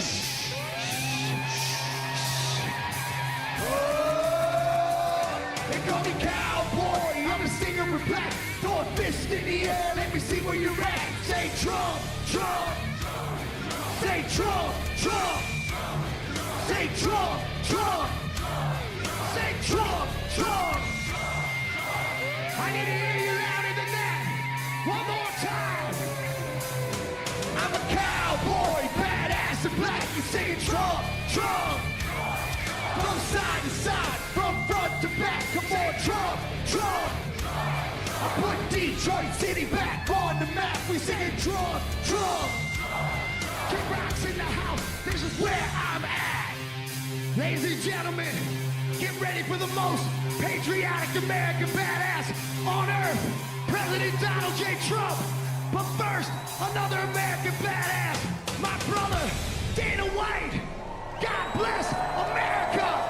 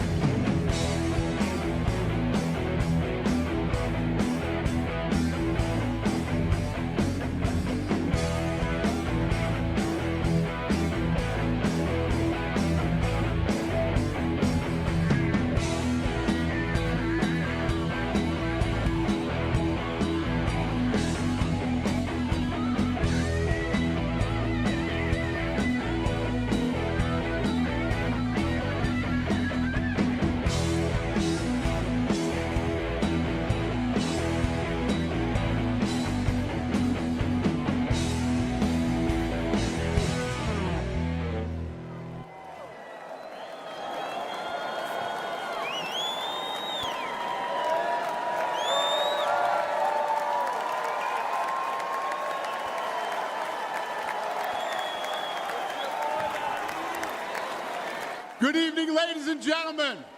I am Dana White. I am the CEO and president of the Ultimate Fighting Championship. So 2 weeks ago, I got a call from President Trump asking me if I'd be willing to speak tonight. As usual, there was no pressure, no demands. He asked me as a friend, and of course I said yes. Then, after I accepted his offer, he sent me a text message, and I just want to read to you a little piece of what President Trump wrote to me. Dana, I'm so honored that you will be doing the introduction at the National Republican Convention. Think of it as the biggest fight you ever had, a fight for our country and even the world. I only wish you didn't have to interrupt your family trip, but I hope they understand they love you and they know how important this is. Now think about this. This man's running for president of the United States. He's fighting for the future of this country, and he's concerned about interrupting my family trip. That's the President Trump that I know, a man who truly cares about people. The mainstream media likes to push the narrative that he doesn't care about anyone but himself. I absolutely know that's not the truth because I've been friends with this guy for 25 years. And for the people who know me, they'll know this is true. I just want to make something very clear. Nobody in the Trump campaign has ever told me what to say. Nobody tells me what to say, and I'm nobody's puppet.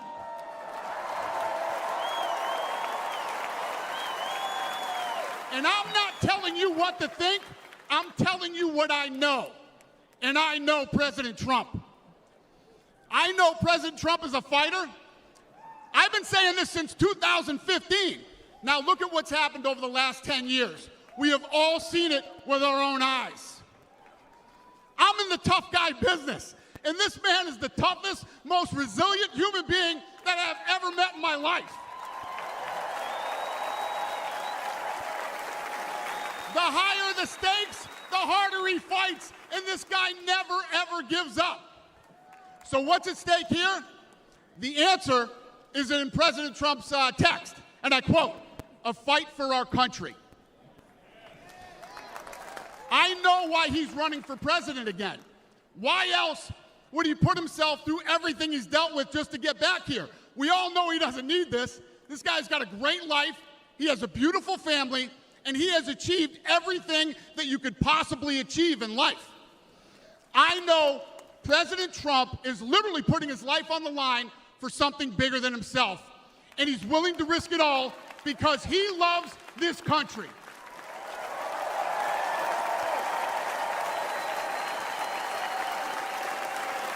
And I know he wants what's best for the American people, all American people. I know he's running for president to save our American dream. I'm living the American dream, and I know the American dream is very real. Whether you were born in this country or came here from someplace else, this is the last real land of opportunity. President Reagan once said, "Government's first duty is to protect the people, not run their lives." And if you're buried in government red tape, how will you ever start your own business? If you're struggling to pay your bills, how can you ever afford to start a family? And if you don't feel safe in your own town, why would you ever buy a house? I know that President Trump is fighting to save the American dream, and that's what's at stake in this election. We are choosing who we want to lead us in this fight. I know President Trump is a proven leader, a fearless leader, and this country was in a much better place when he was in the Oval Office. In my mind, the choice is clear. But this election, we all get to choose. I know I'm going to choose strength and security. I know I'm going to choose opportunity and prosperity. I know I'm going to choose real American leadership and a real American badass.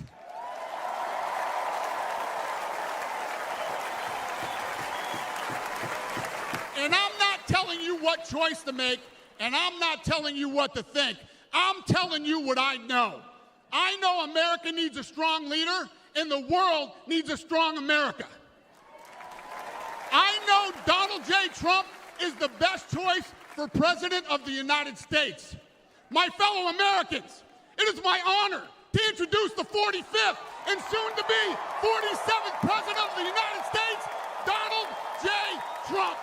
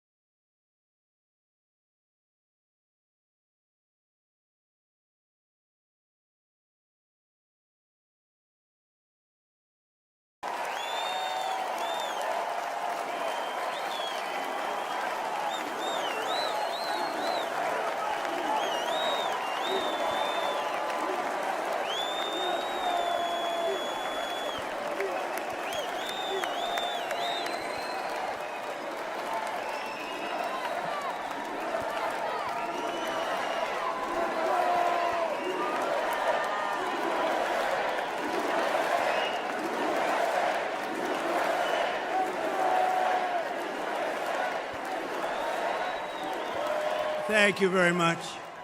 Thank you very, very much. Wow. And thank you, Dana. Thank you, Kid Rock, sometimes referred to as Bob. And thank you, Lee, right from the beginning. Thank you very much. What a talent. What a beautiful, beautiful soul. Thank you. Friends, delegates, and fellow citizens, I stand before you this evening with a message of confidence, strength, and hope. 4 months from now, we will have an incredible victory, and we will begin the 4 greatest years in the history of our country. Together, we will launch a new era of safety, prosperity, and freedom for citizens of every race, religion, color, and creed. The discord and division in our society must be healed. We must heal it quickly. As Americans, we are bound together by a single fate and a shared destiny. We rise together or we fall apart. I am running to be president for all of America, not half of America, because there is no victory in winning for half of America. So tonight, with faith and devotion, I proudly accept your nomination for President of the United States. Thank you.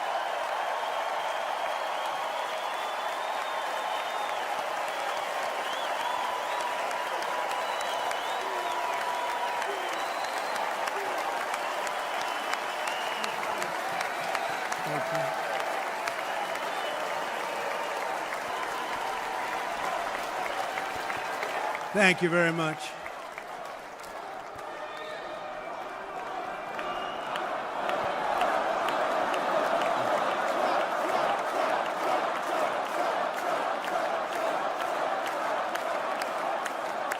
Thank you very much.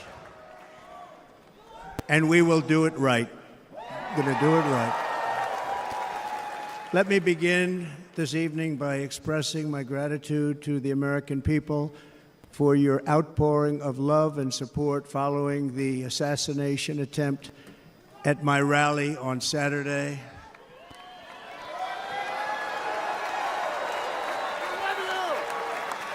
As you already know, the assassin's bullet came within a quarter of an inch of taking my life. So many people have asked me, what happened? Tell us what happened, please. And therefore, I will tell you exactly what happened, and you'll never hear it from me a second time because it's actually too painful to tell. It was a warm, beautiful day in the early evening in Butler Township in the great Commonwealth of Pennsylvania.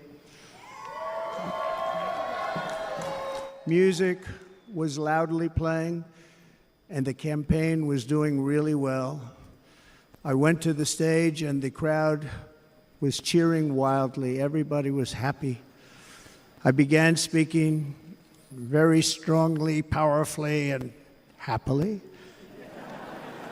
because I was discussing the great job my administration did on immigration at the southern border. We were very proud of it.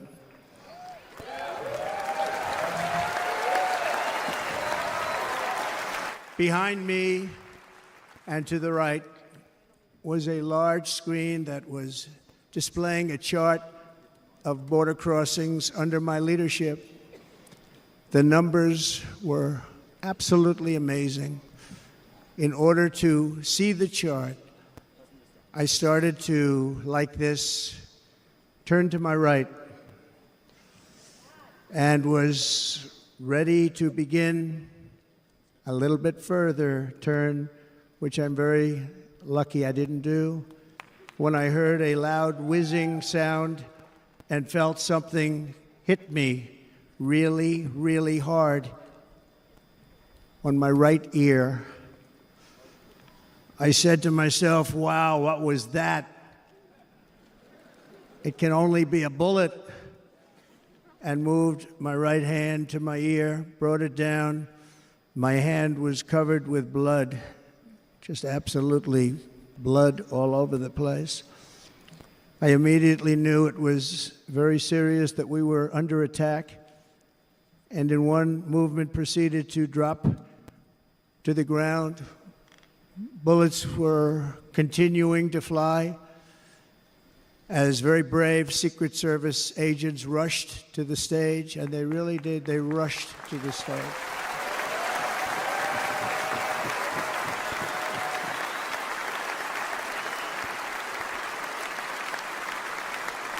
These are great people at great risk, I will tell you, and pounced on top of me so that I would be protected.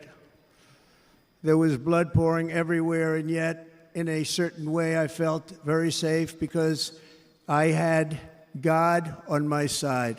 I felt that.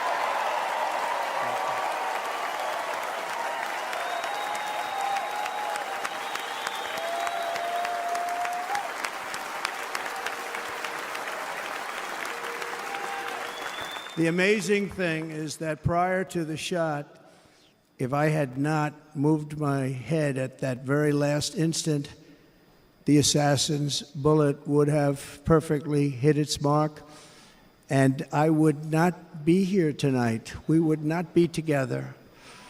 The most incredible aspect of what took place on that terrible evening in the fading sun was actually seen later.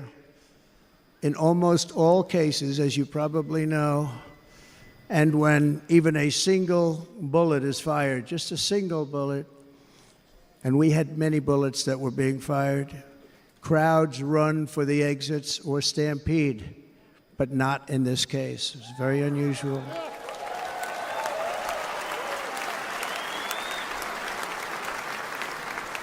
This massive crowd of tens of thousands of people stood by and didn't move an inch.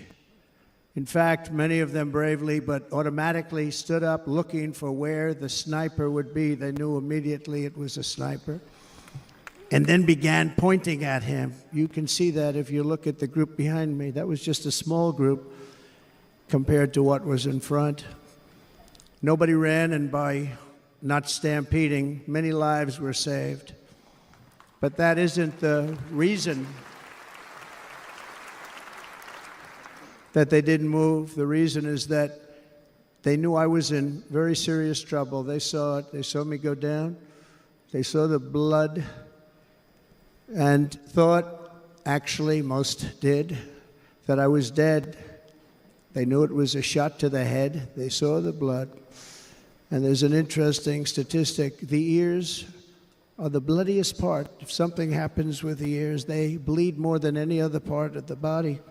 For whatever reason, the doctors told me that. I said, why is there so much blood? He said, it's the ears. They bleed more. So we learned something, but they just, this beautiful crowd, they didn't want to leave me. They knew I was in trouble. They didn't want to leave me. And you can see that love written all over their faces. Incredible people. They're incredible people. Bullets were flying over us, yet I felt serene. But now the Secret Service agents were putting themselves in peril. They were in very dangerous territory. Bullets were flying right over them, missing them by a very small amount of inches. And then it all stopped. Our Secret Service sniper, from a much greater distance and with only one bullet used, took the assassin's life, took him out.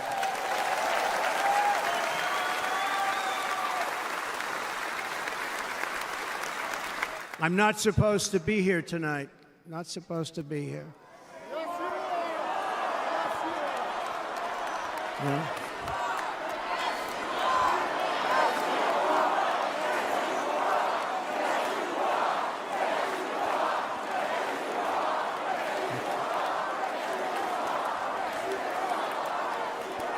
Thank you. But I'm not. And I'll tell you, I stand before you in this arena only by the grace of Almighty God.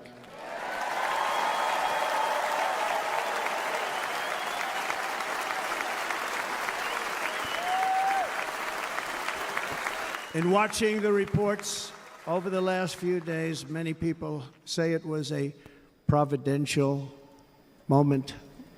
Probably was. When I rose surrounded by Secret Service, the crowd was confused because they thought I was dead, and there was great, great sorrow. I could see that on their faces as I looked out. They didn't know I was looking out. They thought it was over. But I could see it, and I wanted to do something to let them know I was okay. I raised my right arm, looked at the thousands and thousands of people that were breathlessly waiting, and started shouting, "Fight, fight, fight."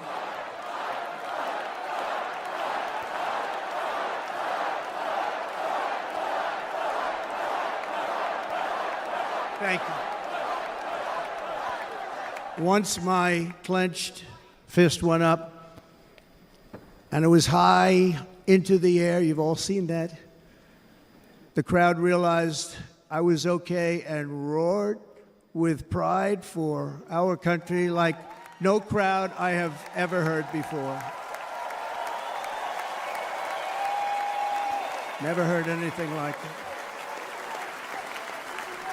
For the rest of my life, I will be grateful for the love shown by that giant audience of patriots that stood bravely on that fateful evening in Pennsylvania. Tragically, the shooter claimed the life of one of our fellow Americans, Corey, comparator, unbelievable person, everybody tells me. Unbelievable. And seriously wounded, two other great warriors, spoke to them today, David Dutch and James Copenhaver, two great people.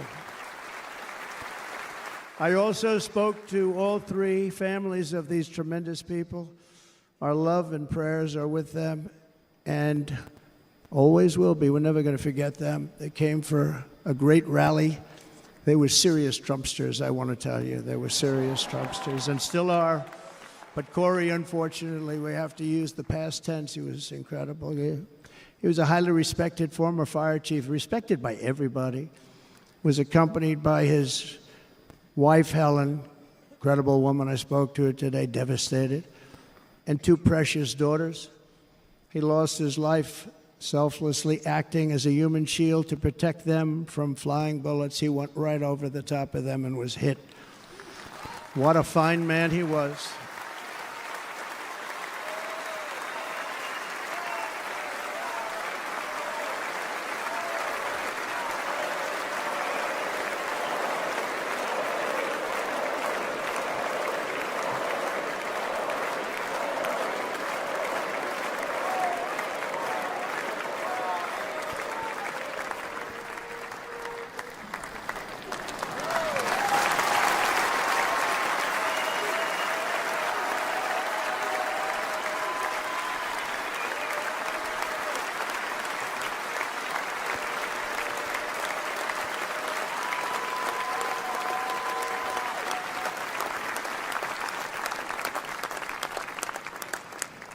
I want to thank the fire department and the family for sending his helmet, his outfit, and it was just something, and they're going to do something very special when they get it. But we did something which cannot match what happened, not even close. But I am very proud to say that over the past few days, we've raised $6.3 million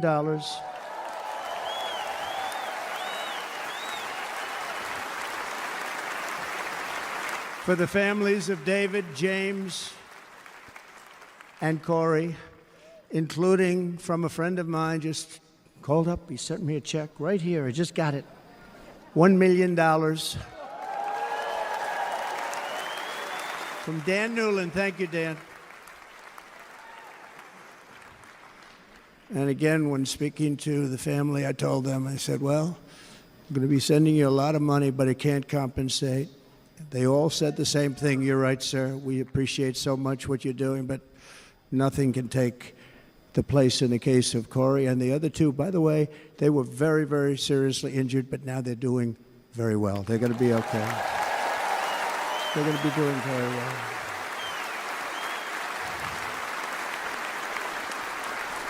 They're warriors. So now I ask that we observe a moment of silence in honor of our friend Corey.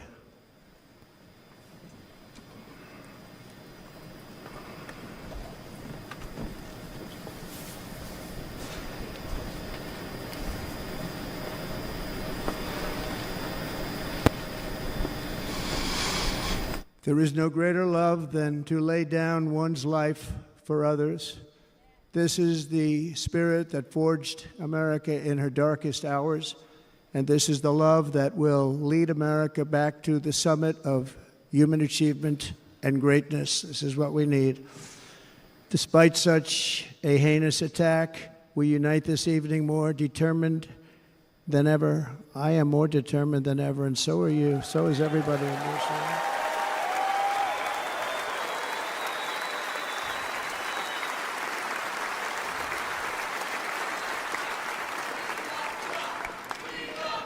Thank you. Thank you very much.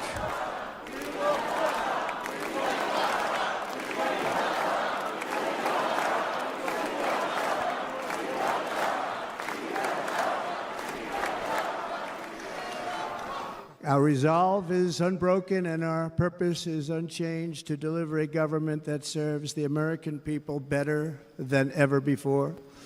Nothing will stop me in this mission because our vision is righteous and our cause is pure. No matter what obstacle comes our way, we will not break, we will not bend, we will not back down, and I will never stop fighting for you, your family, and our magnificent country. Never.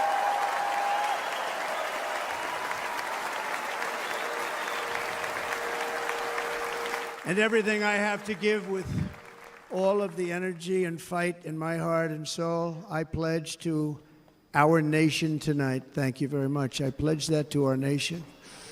We're going to turn our nation around, and we're going to do it very quickly. Thank you.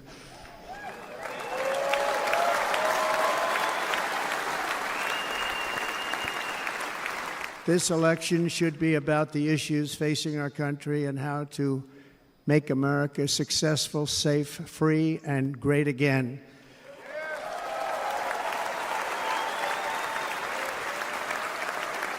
In an age when our politics too often divide us, now is the time to remember that we are all fellow citizens. We are one nation under God, indivisible, with liberty and justice for all.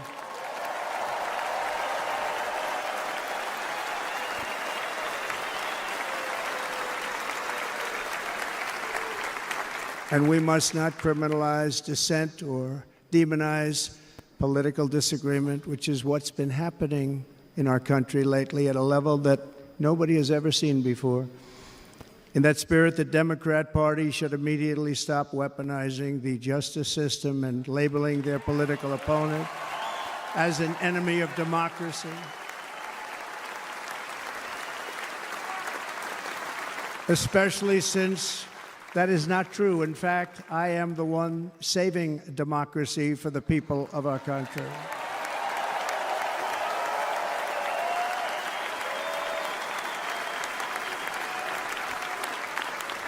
And very big news, as you probably just read, on Monday a major ruling was handed down from a highly respected federal judge in Florida, Eileen Cannon, finding that the prosecutor and the fake documents case against me were totally unconstitutional, and the entire case was thrown out of court. With all of that publicity, thrown out of court. If Democrats want to unify our country, they should drop these partisan witch hunts, which I have been going through for approximately 8 years. And they should do that without delay and allow an election to proceed that is worthy of our people. We're going to win it anyway, but worthy of our people. On this journey, I am deeply honored to be joined by my amazing wife, Melania.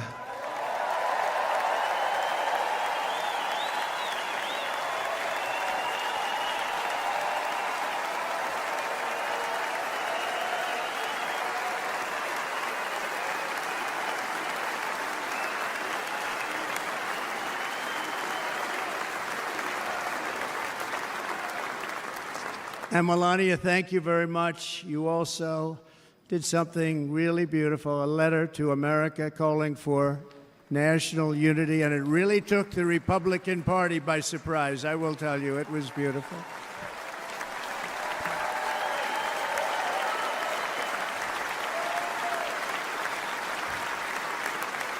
fact, some very serious people said that we should take that letter and put it as part of the Republican platform. That would be an honor, wouldn't it?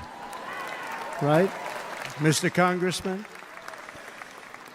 But it captivated so many, so I also want to thank my entire family for being here. Don, Kimberly, Ivanka and Jared, Eric and Lara, Tiffany and Michael, Barron. We love our Barron.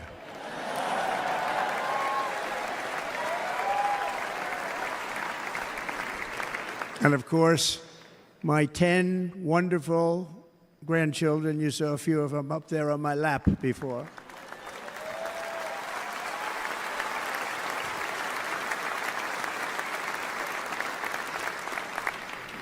And how good was Dana? Was Dana good? I mean, was he good? He was on probably the only vacation he's had in about, maybe ever, because he works, but about 10 years with his wife, very far away. I won't tell you where, but very, very far away, beautiful place. And my people called, and he said, I won't be able to do it. This is many, many years. I promised my wife I can't do it. And they came in, they said, Dana won't be able to do it, because he was my first, second, and third choice. I said, well, that's too bad, but I understand he's away, and it's good. It's good for him. And that was it. About 30 minutes later, she came back in, sir, Dana just called, he's going to do it. And his wife, she said, you can't turn him down, you just can't do it, you have to go. That's a good wife.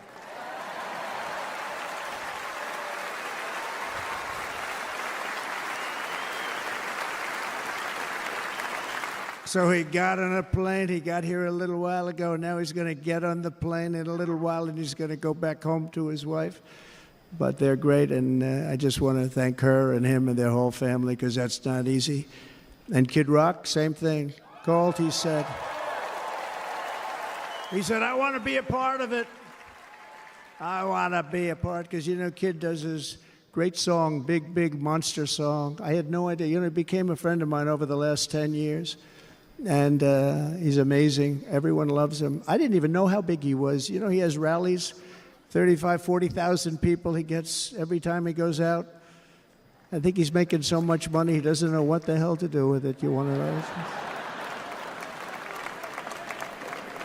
And then we have my other friend, and I've known him so long, and we took that song, and it was a big success, but we made that.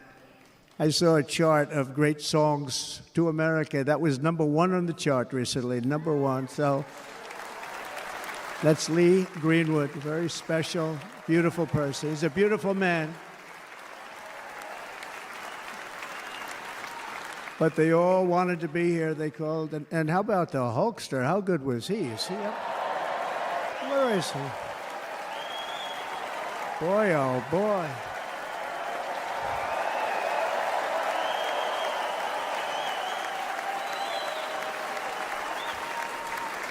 They may call that entertainment. I know about entertainment, but when he used to lift a 350-pound man over his shoulders and then bench press him 2 rows into the audience, I say maybe entertainment, but he is one strong son of a gun. I will tell you, I watched it many times. There aren't a lot of entertainers that can do that, right? You were fantastic. Thank you very much. Followed by Eric. What was that all about? Boy, that was good. I didn't want to really come up here. But he was so great, and he's such a good young man. He went through a lot of trouble, and Don last night was incredible. They went through so much trouble. They got subpoenaed more than any people probably in the history of the United States. Every week they get another subpoena from the Democrats, crazy Nancy Pelosi, the whole thing, just boom, boom, boom. They've got to stop that because they're destroying our country. We have to work on making America great again, not on beating people. And we won. We beat them and all. We beat them on the impeachments. We beat them on indictments. We beat them. But the time that you have to spend, if they would devote that genius to helping our country, we'd have a much stronger and better country.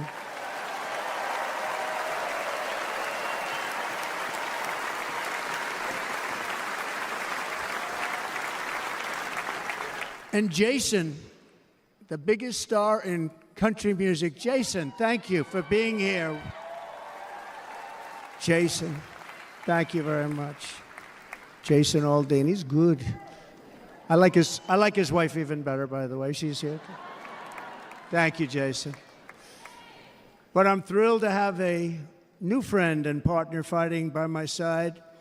The next Vice President of the United States, the current Senator from Ohio, J.D. Vance, and his incredible wife, Usha.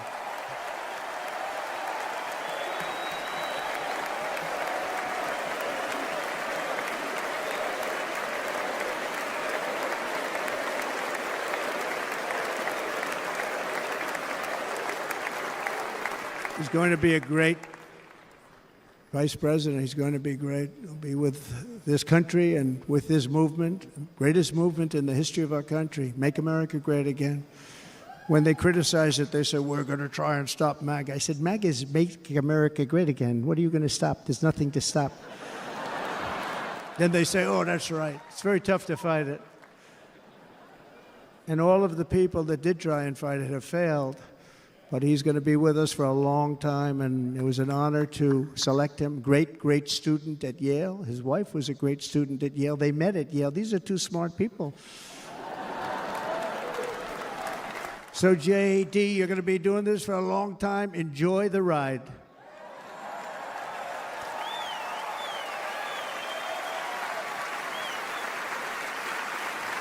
And a very special thank you to the extraordinary people of Milwaukee and the great state of... Oh, there they are. There they are. You are so easy to spot. And Green Bay's going to have a good team this year, right? They're going to have a good team. They're going to have a good team. Most of the audience doesn't like it, but it's true. You're going to have a very good team this year. And by the way, Wisconsin, we are spending over $250 million here, creating jobs and other economic development all over the place. So I hope you will remember this in November and give us your vote. I am trying to buy your vote. I'll be honest about that.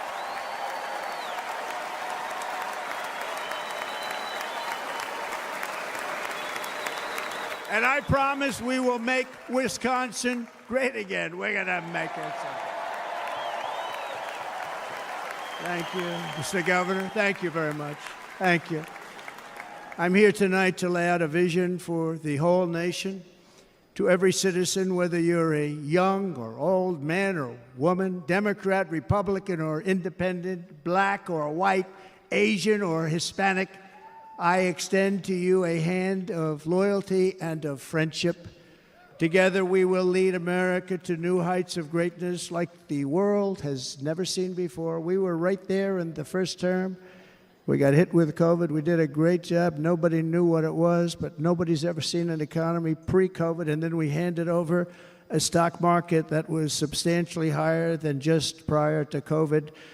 Coming in, did a great job. Never got credit for that. We got credit for the war and defeating ISIS and so many things, the great economy, the biggest tax cuts ever, the biggest regulation cuts ever, the creation of Space Force, the rebuilding of our military. We did so much. We did so much. Right to try. Right to try is a big deal. We got right to try. They were trying to get that for 52 years. Somebody's terminally ill, and hopefully there's nobody in this audience, but it does happen a lot. They're terminally ill and they can't use our new space-age drugs and other things that we are way ahead. We have the greatest doctors in the world, the greatest laboratories in the world, and you can't do it. They've been trying to get that approved for 52 years. Wasn't that easy? The insurance companies didn't want to do it. They didn't want the risk. The labs didn't want to do it because if it didn't work, people are pretty far down the line toward death. They didn't want to do it. The doctors didn't want to have it on their records, so I got everybody into an office. 52 years they tried. Sounds simple, but it's not. And I got them to agree that somebody that needs it will, instead of going to Asia, Europe, or someplace, or if you have no money going home and dying, just die. We got them to sign an agreement, agree to it, where they're not going to sue anybody. They're going to get all of this stuff. They're going to get it really fast. And what's happened is we're saving thousands and thousands of lives. It's incredible. Right to try. It's a great feeling. Under our leadership, the United States will be respected again. No nation will question our power. No enemy will doubt our might. Our borders will be totally secure. Our economy will soar. We will return law and order to our streets, patriotism to our schools, and importantly, we will restore peace, stability, and harmony all throughout the world. But to achieve this future, we must first rescue our nation from failed and even incompetent leadership. We have totally incompetent leadership. This will be the most important election in the history of our country. Under the current administration, we are indeed a nation in decline. We have an inflation crisis that is making life unaffordable, ravaging the incomes of working and low-income families, and crushing, just simply crushing our people like never before. They've never seen anything like it. We also have an illegal immigration crisis, and it's taking place right now as we sit here in this beautiful arena. It's a massive invasion at our southern border that has spread misery, crime, poverty, disease, and destruction to communities all across our land. Nobody's ever seen anything like it. Then there's an international crisis, the likes of which the world has seldom been part of. Nobody can believe what's happening. War is now raging in Europe and the Middle East. A growing specter of conflict hangs over Taiwan, Korea, the Philippines, and all of Asia. And our planet is teetering on the edge of World War III. And this will be a war like no other war because of weaponry. The weapons are no longer army tanks going back and forth shooting at each other. These weapons are obliteration. It's time for a change. This administration can't come close to solving the problems. We're dealing with very tough, very fierce people. They're fierce people. And we don't have fierce people. We have people that are a lot less than fierce, except when it comes to cheating on elections and a couple of other things. Then they're fierce. Then they're fierce. So tonight, I make this pledge to the great people of America. I will end the devastating inflation crisis immediately, bring down interest rates, and lower the cost of energy. We will drill, baby, drill.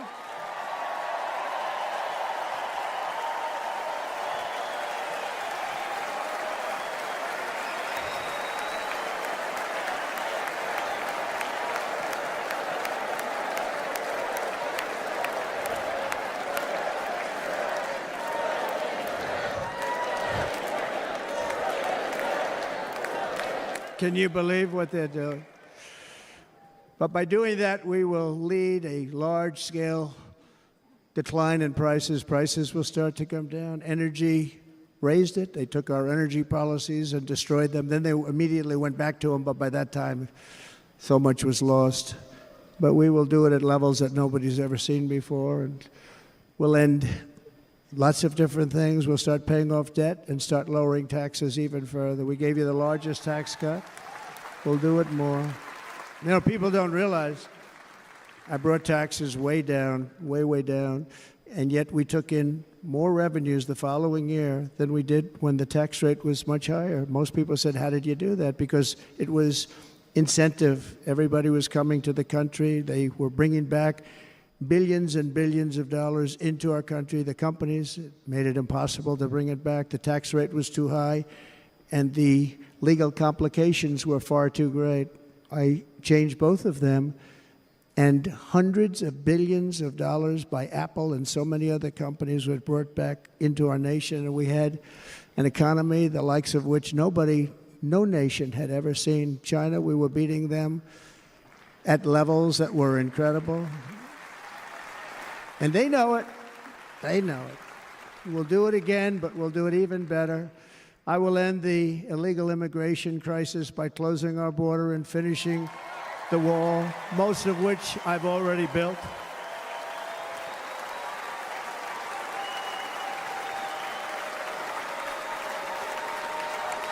On the wall, we were dealing with a very difficult Congress, and I said, oh, that's okay, we won't go to Congress. I call it an invasion. We gave our military almost $800 billion.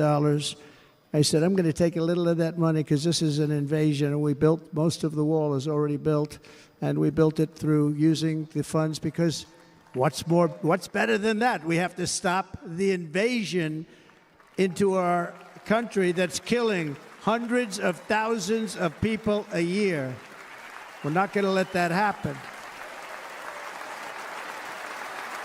I will end every single international crisis that the current administration has created, including the horrible war with Russia and Ukraine, which would have never happened if I was president, and the war caused by the attack on Israel, which would have never happened if I was president. Iran was broke. Iran had no money. Now Iran has $250 billion.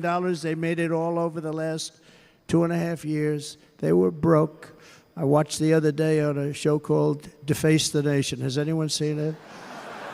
And they had a congressman who was a Democrat say, well, whether you like him or not, Iran was broke dealing with Trump. I told China and other countries, if you buy from Iran, we will not let you do any business in this country, and we will put tariffs on every product you do send in of 100% or more.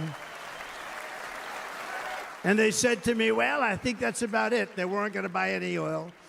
And they were ready to make a deal. Iran was going to make a deal with us. And then we had that horrible, horrible result that we'll never let happen again. The election result, we're never going to let that happen again. They used COVID to cheat. We're never going to let it happen again. And they took off all the sanctions, and they did everything possible for Iran. And now Iran is very close to having a nuclear weapon, which would have never happened. This is a shame what this administration, the damage that this administration has done. And I say it often, if you took the 10 worst presidents in the history of the United States, think of it, the 10 worst, added them up, they will not have done the damage that Biden has done. Only going to use the term once. Biden, I'm not going to use the name anymore, just one time. The damage that he's done to this country is unthinkable. It's unthinkable. Together we will restore vision, strength, competence, and we're going to have a thing called common sense making most of our decisions, actually. It's all common sense.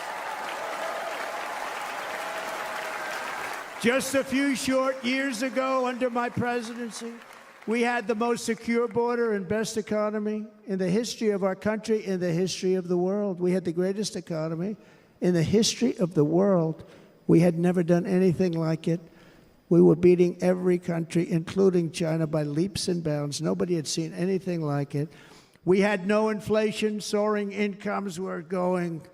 Nobody can believe it. You can't believe what happened 4 years ago is happening now in reverse. And the world was at peace. Inflation has been a killer for our country. No matter what you make it doesn't matter because inflation is eating you alive. People that were putting away money, they were making great wages, the highest they've ever made, but they were putting away a lot of money. Now they are just being destroyed. They're not putting away anything. They're barely living. They're going into savings accounts. They're taking out their money to live because of inflation. Inflation, remember, it's called a country buster. You can go back to Germany from 100 years ago. You can go back to any country that suffered great inflation. We've suffered the worst inflation we've ever had. But go back and see what's happened to those countries. We've had the worst inflation we've ever had under this person. But in less than 4 years, our opponents have turned incredible success into unparalleled tragedy and failure. It's been a tremendous failure. Today, our cities are flooded with illegal aliens. Americans are being squeezed out of the labor force and their jobs are taken. And by the way, you know who's taking the jobs that are created? 107% of those jobs are taken by illegal aliens. And you know who's being hurt the most by millions of people pouring into our country? The black population and the Hispanic population, because they're taking the jobs from our black population, our Hispanic population, and they're also taking them from unions. The unions are suffering because of it. Thank you. Thank you. I like you too. Thank you very much. Inflation has wiped out the life savings of our citizens and forced the middle class into a state of depression and despair. That's what it is. It's despair and depression. We cannot and will not let this continue. Less than 4 years ago, we were a great nation, and we will soon be a great nation again. We're going to be a great nation again.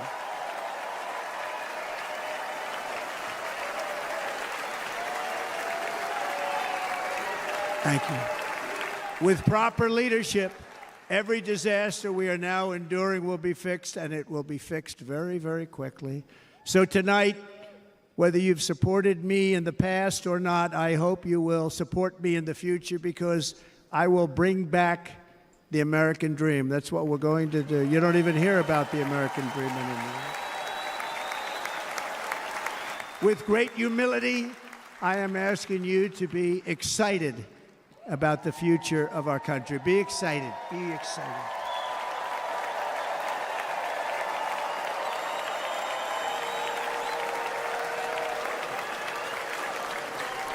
And by the way, the news reports, look at all of those big networks. Look at them. They're all here.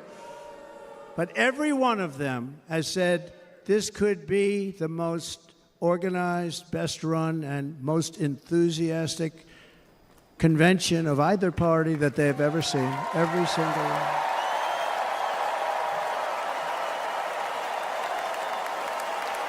And it's true. It's true. And there's love in the room. There's great love in the room.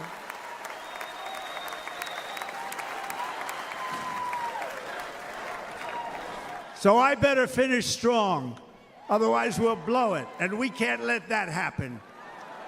Now, this was great. All of the great people that spoke, and everybody hit a home run. I mean, there's not one that I can think of where I said, oh, gee, that wasn't great. Every single person. I refuse to be the only one. Don't do that to me. They're already getting ready. See, I gave them an idea. Now, this was a great convention. This was, I think we're actually going to go home and miss it. You know, usually with a first of all, look at these crowds. You'd never have this at a convention. Look at these crowds.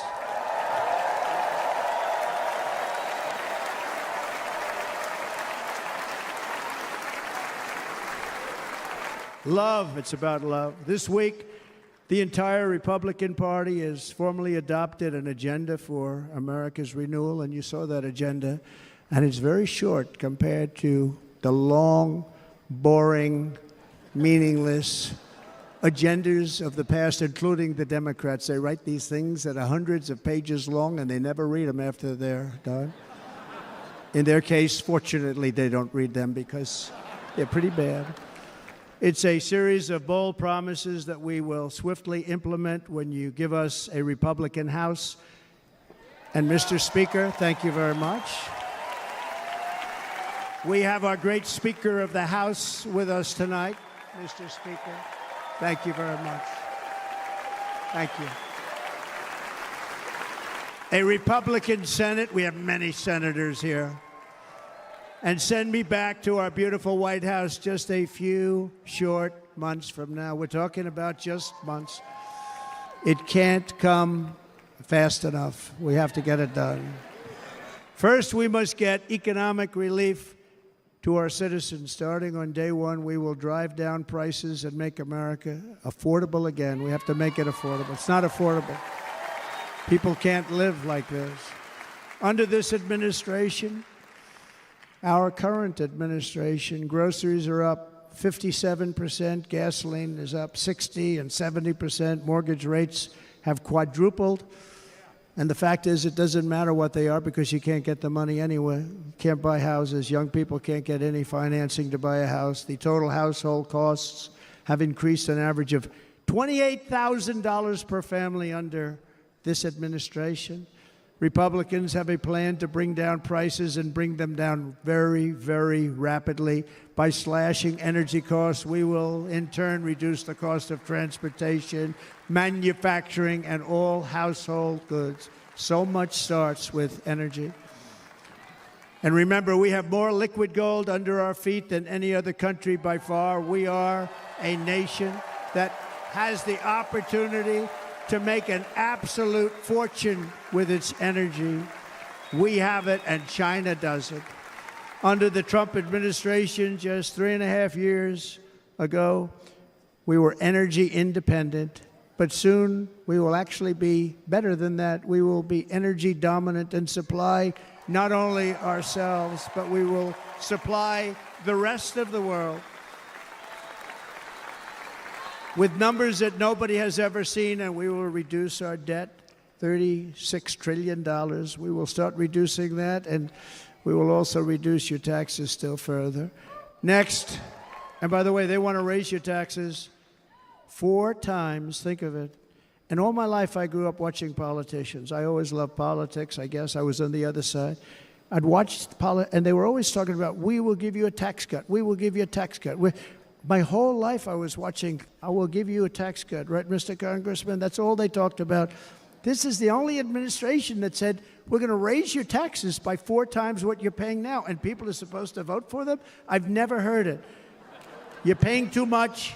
We're going to reduce your taxes still further. We gave you the biggest one, as I said. We're going to give you more, and it's going to lead to tremendous growth. We want growth in our country. That's what's going to pay off our debt.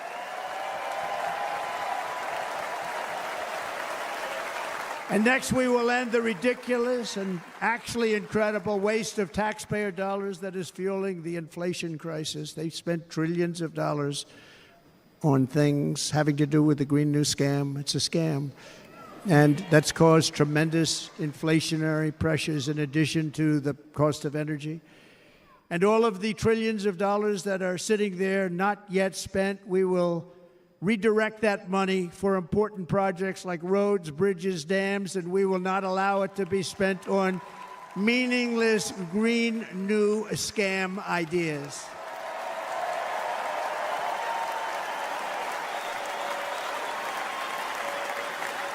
And I will end the electric vehicle mandate on day one.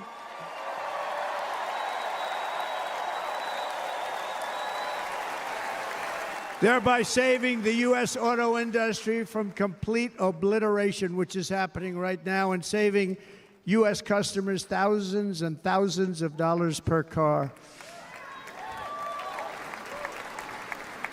And right now, as we speak, large factories just started are being built across the border in Mexico. So with all the other things happening on our border, and they're being built by China to make cars and to sell them into our country. No tax, no anything. The United Auto Workers ought to be ashamed for allowing this to happen. And the leader of the United Auto Workers should be fired immediately. And every single auto worker, union and non-union, should be voting for Donald Trump, because we're going to bring back car manufacturing, and we're going to bring it back fast.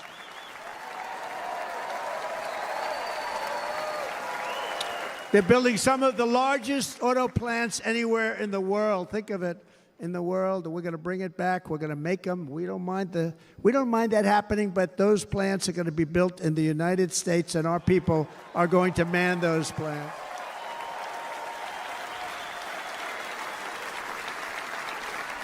And if they don't agree with us, we'll put a tariff of approximately 100 to 200% on each car, and they will be unsellable in the United States.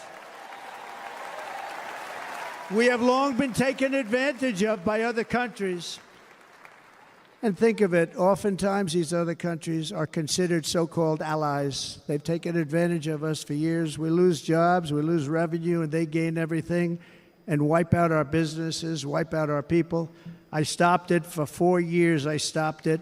And we're really ready to make changes like nobody had seen before. And remember, USMCA, I got rid of NAFTA, the worst trade deal ever made, and replaced it with USMCA, which is, they say, the best trade deal ever made.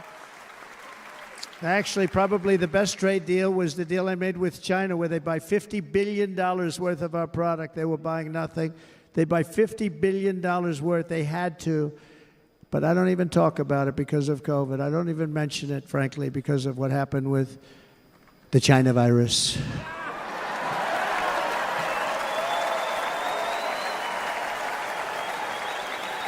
We will not let countries come in, take our jobs, and plunder our nation. They come and do that. They plunder our nation. The way they will sell their product in America is to build it in America. Very simple. Build it in America and only in America.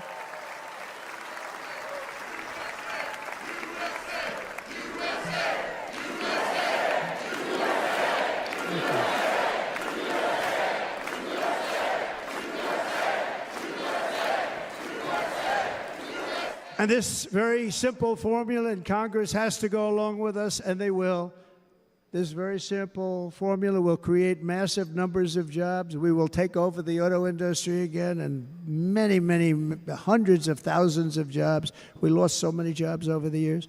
If you go back 20, 25 years, they've stolen, going to China and Mexico, about 68% of our auto industry manufacturing jobs. We're going to get them all back. We're going to get them all back, every one of them.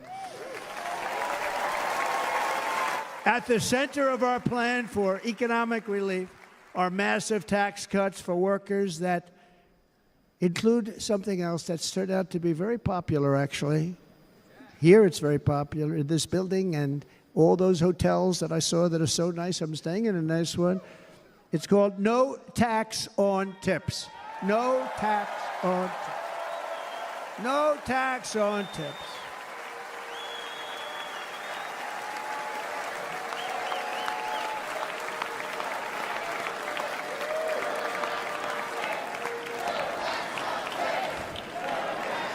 I got that by having dinner recently in Nevada, where we're leading by about 14 points. Hello. I'll see you there very soon, everybody. And we're having dinner at a beautiful restaurant in the Trump building on the Strip, and it's a great building, and the waitress comes over. How's everything going? A really nice person. How's everything? Oh, sir, it's so tough. The government's after me all the time on tips, tips, tips. I said, well, they give you cash. Would they be able to find him? She said, actually, and I didn't know this, she said, very little cash is given. It's all put right on the check. And they come in and they take so much of our money, it's just ridiculous. And they don't believe anything we say. And they've just hired, as you know, 88,000 agents to go after him even more. And I said, this shows the level of my, most people go out, they hire consultants, they pay them millions of dollars. But I said to her, let me just ask you a question. Would you be happy if you had no tax on tips? She said, what a great idea. I got my information from a very smart waitress. That's better than spending millions of dollars. And everybody loves it. Waitresses and caddies and drivers and everybody. It's a large group of people that are being really hurt badly. They make money, let them keep their money. I'm going to protect Social Security and Medicare. Democrats are going to destroy Social Security and Medicare because all of these people, by the millions they're coming in, they're going to be on Social Security and Medicare and other things, and you're not able to afford it. They are destroying your Social Security and your Medicare.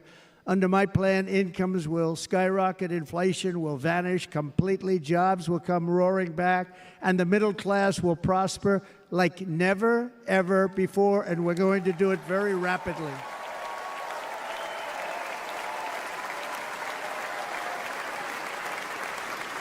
But no hope or dream we have for America can succeed unless we stop the illegal immigrant invasion, the worst that's ever been seen anywhere in the world. There's never been an invasion like this anywhere. Third world countries would fight with sticks and stones not to let this happen. The invasion at our southern border, we will stop it, and we will stop it quickly. You heard Tom Homan yesterday. Tom Homan, put him in charge and just sit back and watch. Brandon Judd of Border Patrol, he's incredible. These guys, you know, they really, their job is a lot easier if they don't have to do anything, but they want to. They're patriots. Brandon Judd, Border Patrol, ICE. ICE goes out. You have to see what ICE does with MS-13. You have these are probably the worst gang, and ICE goes in there. And I know a lot of people in these rows here, and they're very tough people, but they don't want to do this job. They'll go into a pack of MS-13 killers. They're the worst, probably the worst gangs in the world. And we have thousands of them. I moved thousands and thousands out in my 4 years. We moved them out, and it was a pleasure. But ICE would go right into a pack of these killers, and you see fists flying, you see everything flying, and then they take them. They put them in a paddy wagon. They take them back, and they get them out of our country. And the other countries weren't accepting them back, and I called up, and I said, tell them that we're not giving them economic aid anymore. And the next day, I got calls from all of these countries that were terminated. Billions of dollars we spend on economic aid to countries that does us, frankly, no good. And the next day, I was called by everybody. I couldn't take all the calls. Sir, what's the problem? I said, you won't take your killers back that you sent in caravans into America. You won't take them back. Well, sir, if you'd like us to, we would give very serious consideration to doing that. And within 24 hours, they were being taken back. For years and years, when I first came in, they said President Obama tried to get him to go back, and they wouldn't accept him. They'd put planes on the runway so you couldn't leave the plane. They'd close the road so you couldn't take the buses. They'd all have to turn back. As soon as I said no more economic aid of any kind to any country that does that, they called back and they said, sir, it would be our great honor to take MS-13. We love them very much. We love them very much, sir. We'll take them back. At the heart of the Republican platform is our pledge to end this border nightmare and fully restore the sacred and sovereign borders of the United States of America, and we're going to do that on day one.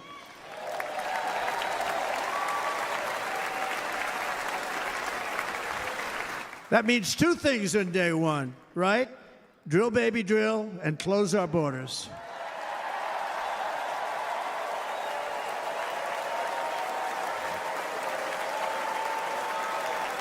And by the way, and I think everybody as a Republican, as a patriot in this room, and most Democrats, we want people to come into our country, but they have to come into our country legally. Legally. Less than 4 years ago, I handed this administration the strongest border in American history. But you can see on the chart that saved my life, that was the chart that saved my life. I said, look it, I'm so proud of it. I think it's one of the greatest, it was done by the Border Patrol, one of the greatest charts I've ever seen. It showed everything just like that. You know the chart. Oh, there it is. That's pretty good. Wow. Last time I put up that chart, I never really got to look at it. But without that chart, I would not be here today.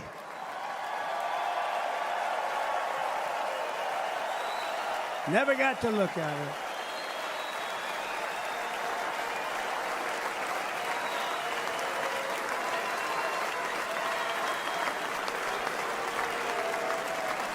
I said, you got to see this chart. I was so proud of it, and by the time I got to there, I never got to see it that day.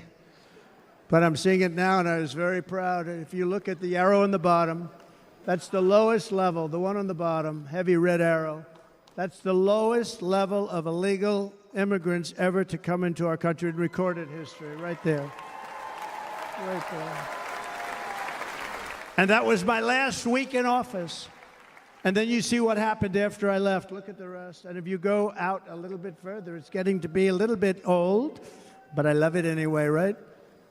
But you can go much higher with those numbers. Look what happened right after that. The invasion began. We had the opposite. We stopped the invasion. But the invasion that we stopped was peanuts by comparison to what happened after I left. Look at what happened after I left. They took over our country. We ended all catch and release. We shut down asylum fraud. We stopped human trafficking and forged historic agreements to keep illegal aliens on foreign soil. We want them to stay on their soil. Under the Trump administration, if you came in illegally, you were apprehended immediately and you were deported. You went right back. The current administration terminated every single one of those great Trump policies that I put in place to seal the border. I wanted a sealed border. Again, come in, but come in legally. You know how unfair it is? So many people, hundreds of thousands of people, have been working for years to come into our country. And now they see these people pour into our country at levels that are unprecedented. So unfair. And we're not going to do it. We're not going to stand for it. They suspended wall construction, ended remain in Mexico. We had a policy, remain in Mexico. You think that was easy to get from the Mexican government? But I said, you must give it to us. If you don't give it to us, there will be repercussions. And they gave it to us, but not easy. Canceled our Safe Third agreements. Demolished Title 42, implemented nationwide catch and release. That's catch and release, where we catch them and release them into our country. We catch them and release them into Mexico. There's a slight difference. And took 93, this is the previous administration, 93 executive actions to throw open our border to the world. The entire world is pouring into our country because of this very foolish administration. The greatest invasion in history is taking place right here in our country. They are coming in from every corner of the earth, not just from South America, but from Africa, Asia, the Middle East. They're coming from everywhere. They're coming at levels that we've never seen before. It is an invasion indeed, and this administration does absolutely nothing to stop them. They're coming from prisons. They're coming from jails. They're coming from mental institutions and insane asylums. You know, the press is always on me because I say this. Has anyone seen Silence of the Lambs? The late, great Hannibal Lecter. He'd love to have you for dinner. That's insane asylums. They're emptying out their insane asylums. And terrorists are coming in at numbers that we've never seen before. Bad things are going to happen. Meanwhile, our crime rate is going up, while crime statistics all over the world are going down, because they're taking their criminals and they're putting them into our country. A certain country, and I happen to like the president of that country very much, but he's been getting great publicity because he's a wonderful shepherd of the country. He says how well the country's doing because their crime rate is down. And he said he's training all of these rough people. They're rough. He's training them. And I've been reading about this for 2 years. I think, oh, that's wonderful. Let's take a look at it. But then I realized he's not training them. He's sending all of his criminals, his drug dealers, his people that are in jails, he's sending them all to the United States. And he's different in that he doesn't say that. He's trying to convince everybody what a wonderful job he does in running the country. Well, he doesn't do a wonderful job. And by the way, if I ran one of the countries, many countries from all over, I would be worse than any of them. I would have had the place totally emptied out already.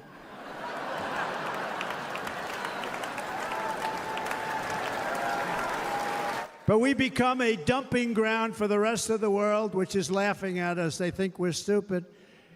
And they can't believe that they're getting away with what they're getting away with, but they're not going to be getting away with it for long. That's what I can tell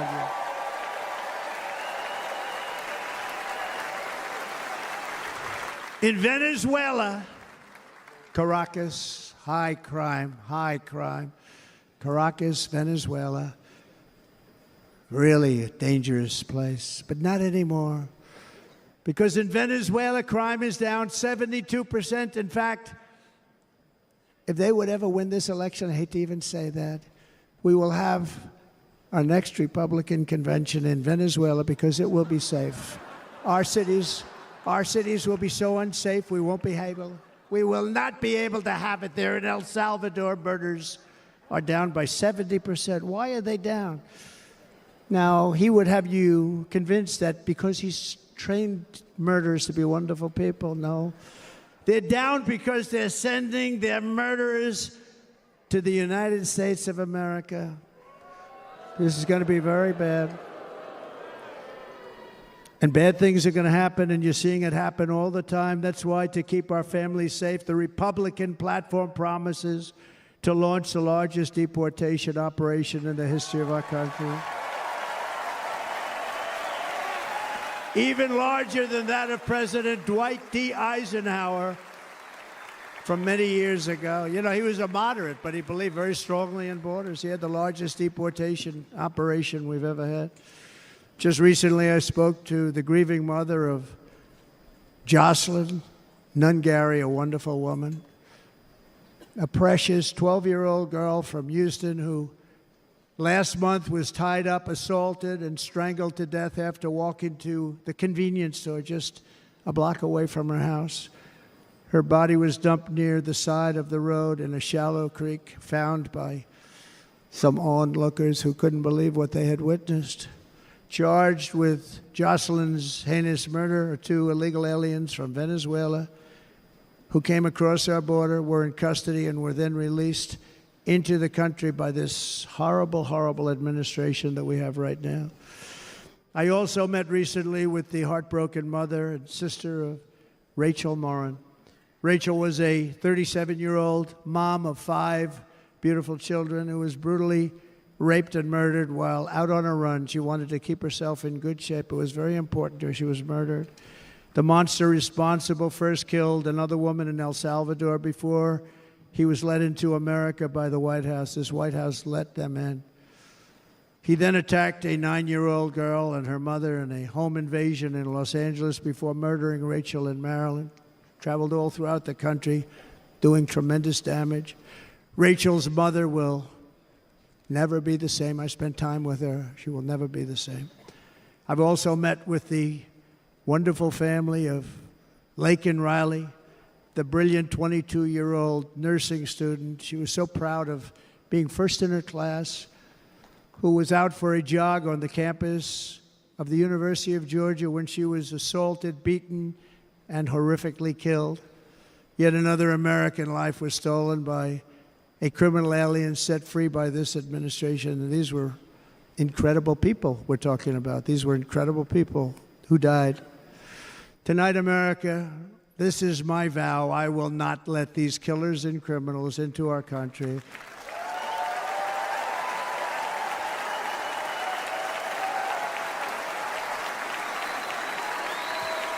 I will keep our sons and daughters safe.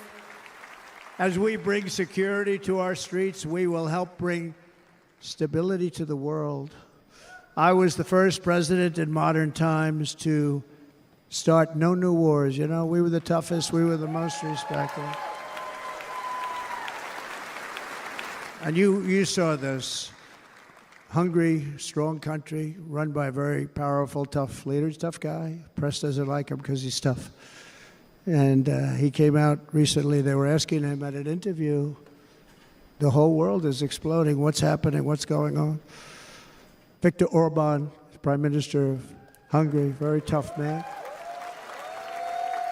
He said, I don't want people coming into my country and blowing up our shopping centers and killing people. But they said to him, tell us what's going wrong, what's happening, what is it? He said, there's only one way you're going to solve it. You got to bring President Trump back to the United States because he kept everybody at bay. He used a word I wouldn't use because I can't use that word, because you'd say it was braggadocious. The press would say he was a braggart. I'm not a braggart. But Viktor Orban said it. He said Russia was afraid of him. China was afraid of him. Everybody was afraid of him. Nothing was going to happen. The whole world was at peace. And now the world is blowing up around us. All of these things that you read about were not going to happen. Under President Bush, Russia invaded Georgia. Under President Obama, Russia took Crimea. Under the current administration, Russia is after all of Ukraine. Under President Trump, Russia took nothing.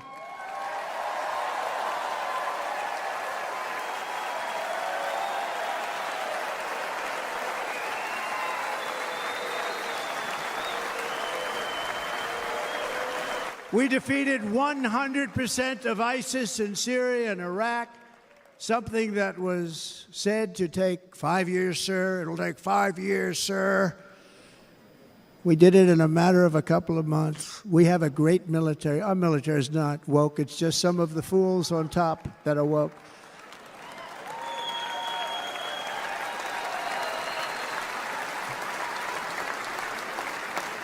I got along very well. North Korea, Kim Jong-un, I got along very well with him. The press hated when I said that. How could you get along with him? Well, you know, it's nice to get along with somebody who has a lot of nuclear weapons or otherwise, isn't it?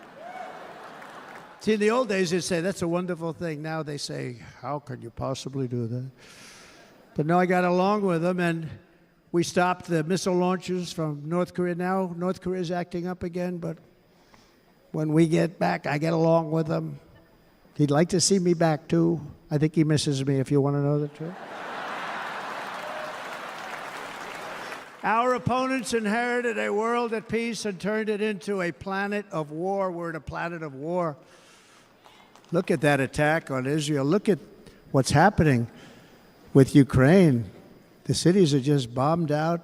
How can people live like that where buildings, massive buildings, are falling to the ground? It began to unravel with the disastrous withdrawal from Afghanistan, the worst humiliation in the history of our country. We have never had a humiliation like that.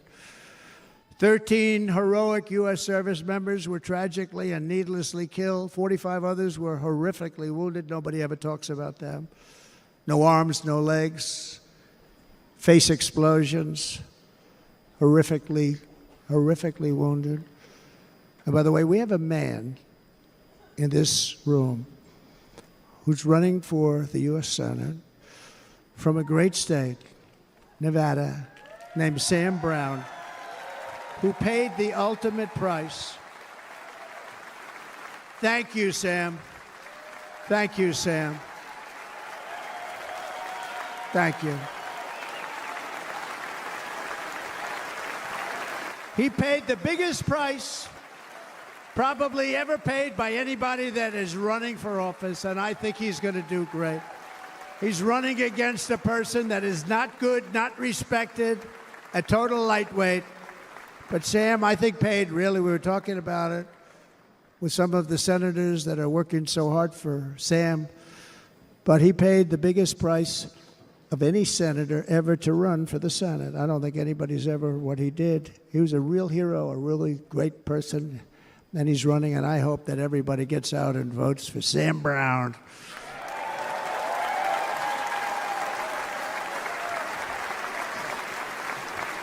And we also left behind $85 billion worth of military equipment, along with many American citizens were left behind. Many, many American citizens, emboldened by that disaster. Russia invaded Ukraine. They saw this group of people that were incompetent. We took the soldiers out first. No, we're going to take the soldiers out second. If they would have followed my plan, we had a great plan. But the plan only kicked in if they did everything perfectly. And they weren't doing things perfectly, so we said it doesn't kick in. You know, 18 months in Afghanistan, we didn't have one, so they were killing them left and right, snipers. And I spoke to the head of the Taliban. You've heard this story. Abdul, still there, still the head of the Taliban. The press got on me, why would you speak to him? I said, because that's where the killing is. I don't have to speak to somebody that has nothing to do with it. And I told him, don't ever do that. Don't ever do that again. Don't ever, ever do that again. You've got to stop. Because during the Obama administration, many great people and soldiers, but a lot of soldiers were being killed from long distance. I said, if you keep doing that, you're going to be hit harder than anybody's ever been hit by a country before.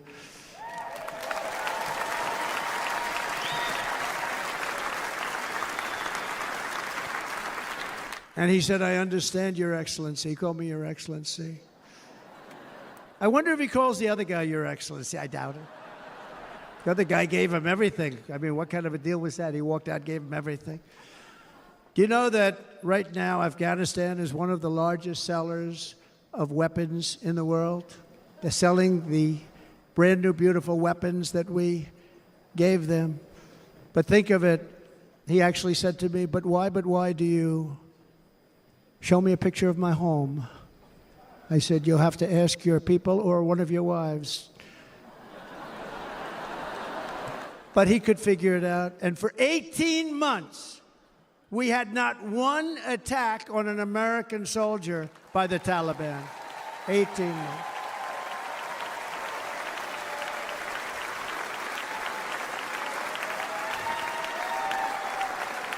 And then we had that horrible day where soldiers were killed. I was not there because of a ridiculous election.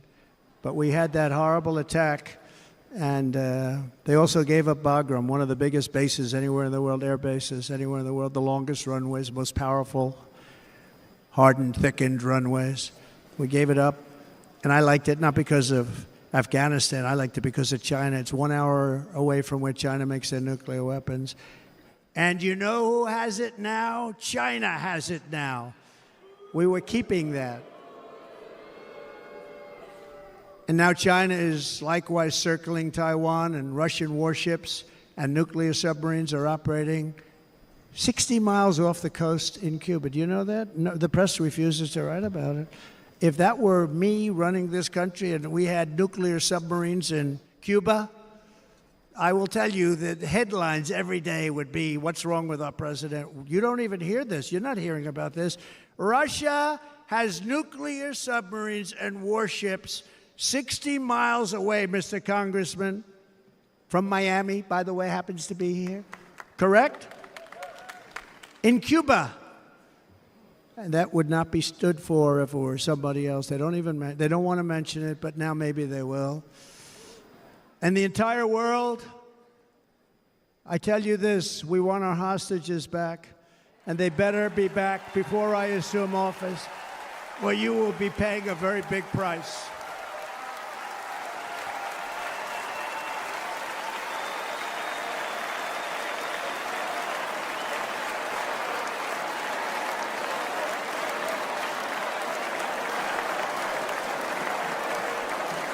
With our victory in November, the years of war, weakness, and chaos will be over. I don't have wars. I had no wars other than ISIS, which I defeated, but that was a war that was started. We had no wars. I could stop wars with a telephone call. I could stop wars with just a telephone call. If properly stated, it would never start. We will replenish our military and build an Iron Dome missile defense system to ensure that no enemy can strike our homeland. And this great Iron Dome will be built entirely in the USA. We're going to build it in the USA. And Wisconsin,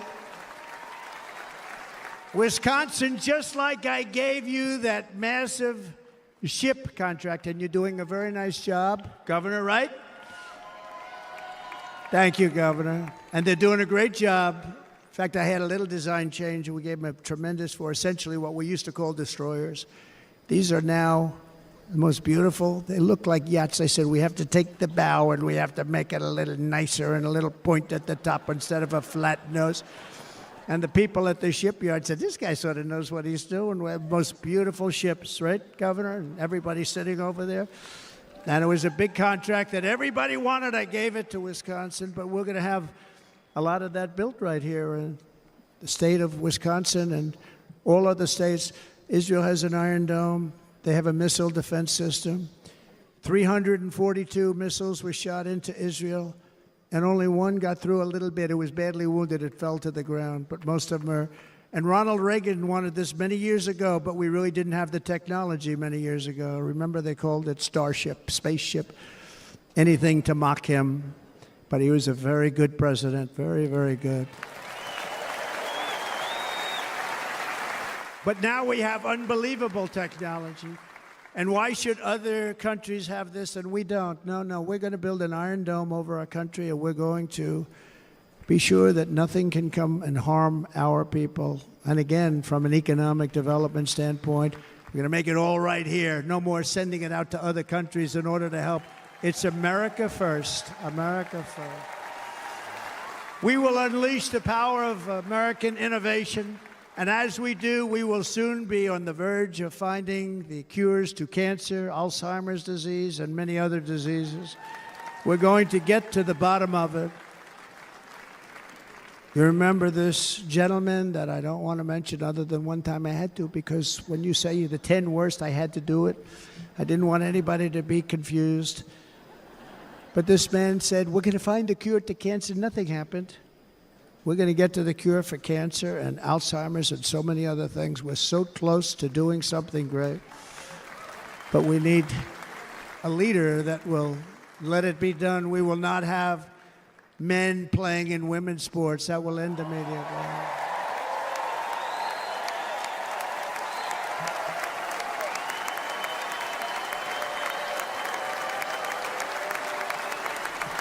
And we will restore and renovate our nation's once great cities, making them safe, clean, and beautiful again. And that includes our nation's capital, which is a horrible killing field. So many things. They leave from Wisconsin, they go to look at the Washington Monument, they end up getting stabbed, killed, or shot. We will be very soon very proud of our capital, again, Washington, D.C.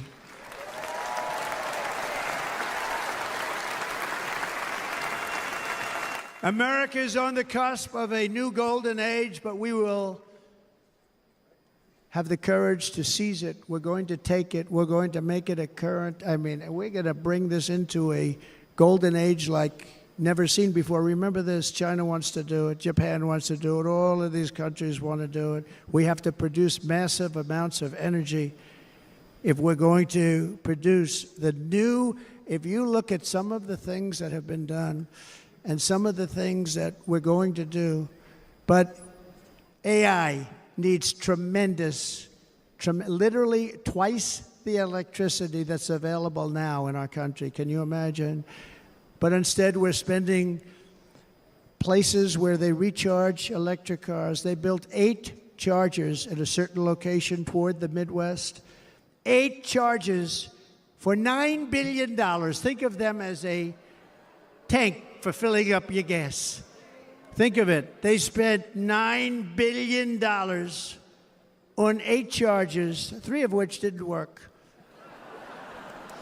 And if you were going to do this all over our country, this crazy electric mandate, if you're going to do this all, and by the way, I'm all for electric. They have their application. But if somebody wants to buy a gas-powered car, gasoline-powered car, or a hybrid, they're going to be able to do it. And we're going to make that change on day 1.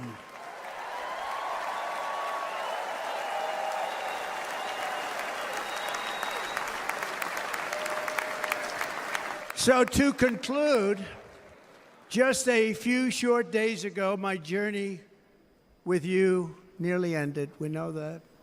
And yet, here we are tonight, all gathered together, talking about the future, promise, and a total renewal of a thing we love very much. It's called America. We live in a world of miracles. None of us knows God's plan or where life's adventure will take us. I want to thank Franklin Graham for being here tonight. He's an outstanding man. He wrote me a note recently. I have a lot of respect for him. Sir, I love your storytelling. I think it's great in front of these big rallies. But, sir, please do me one favor. It won't make any difference. Please don't use any foul language. I was a little embarrassed. He said, it won't make any difference. Actually, it does. The story's not quite as good, but I've been very good. The story is not quite as good, to be honest. I've got to have a little talk with Franklin, but he was great. He's a great gentleman. His father was so incredible, Billy Graham. My father used to love taking me to see Billy Graham. My father would take me to see Billy Graham at Yankee Stadium. He had the biggest rallies you've ever seen. He was a good rally guy, too. But he'd get up, and he was a fantastic guy. My father loved Billy Graham. But I love Franklin Graham. I think Franklin's been fantastic, and I'm working so hard to adhere to his note to me. I'm working hard on it, Franklin. But if the events of last Saturday make anything clear, it is that every single moment we have on earth is a gift from God.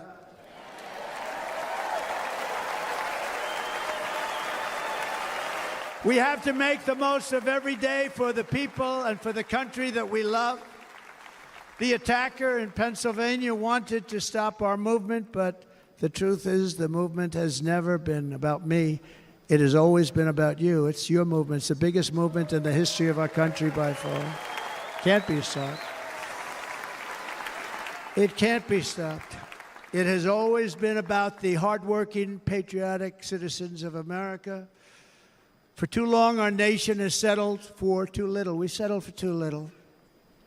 We've given everything to other nations, to other people. You have been told to lower your expectations and to accept less for your families. I am here tonight with the opposite message. Your expectations are not big enough. They're not big enough. It is time to start expecting and demanding the best leadership in the world, leadership that is bold, dynamic, relentless, and fearless. We can do that. We are Americans. Ambition is our heritage. Greatness is our birthright. But as long as our energies are spent fighting each other, our destiny will remain out of reach, and that's not acceptable. We must instead take that energy and use it to realize our country's true potential and write our own thrilling chapter of the American story. We can do it together. We will unite. We are going to come together, and success will bring us together.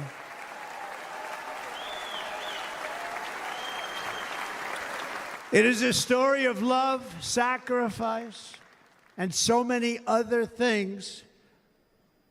And remember the word, devotion. It's unmatched devotion. Our American ancestors crossed the Delaware, survived the icy winter at Valley Forge, and defeated a mighty empire to establish our cherished republic. They fought so hard, they lost so many.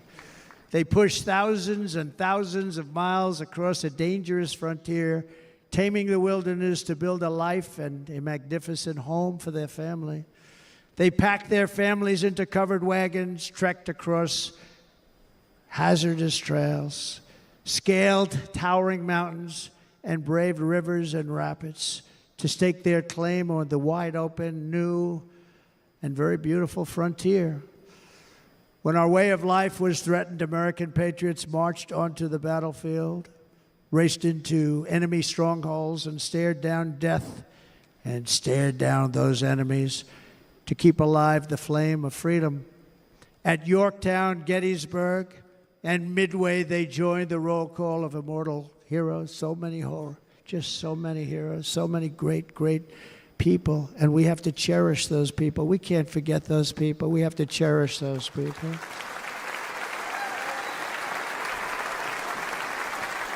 And building monuments to those great people is a good thing, not a bad thing.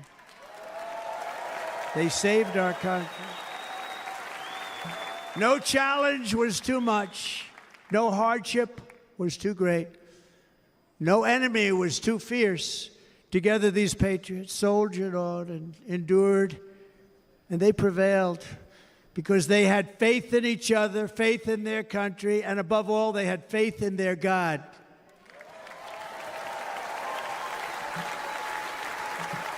Just like our ancestors, we must now come together, rise above past differences.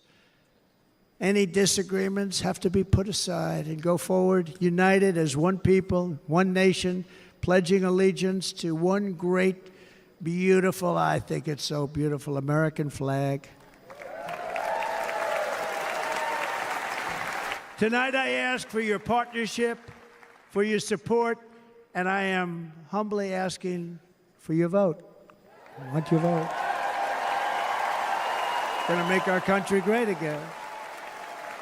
Every day I will strive to honor the trust you have placed in me, and I will never, ever let you down. I promise that. I will never let you down.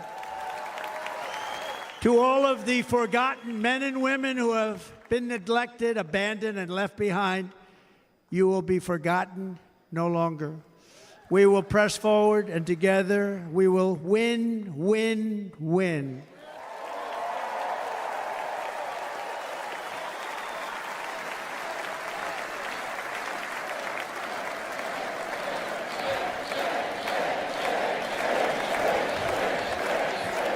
Win, win, win, win, win, win.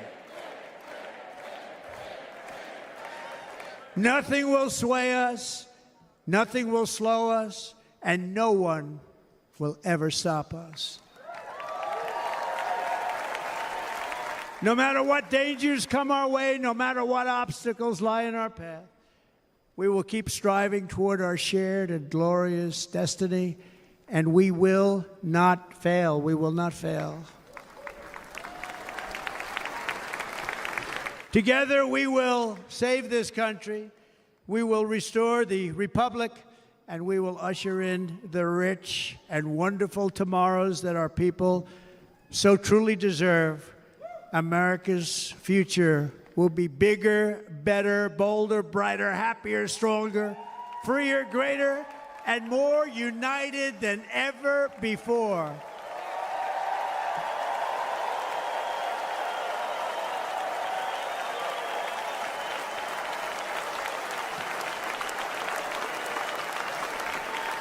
And quite simply put, we will very quickly make America great again. Thank you very much. Thank you very much, Wisconsin. God bless you. God bless you, Wisconsin, and God bless the United States of America, our great country. Thank you very much, everybody. Thank you.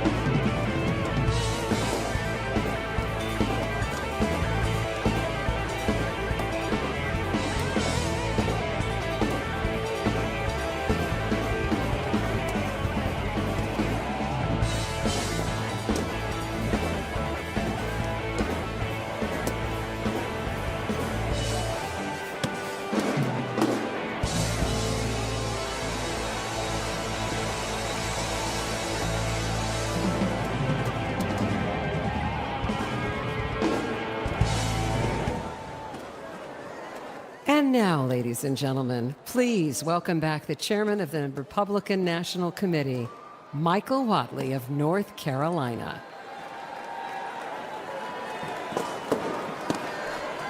I need everybody to move up and out of the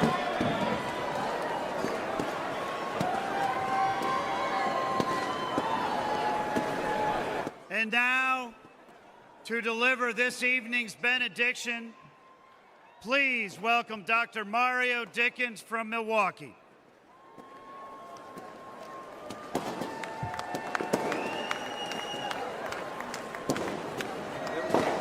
Thank you. Thank you, Mr. Chairman.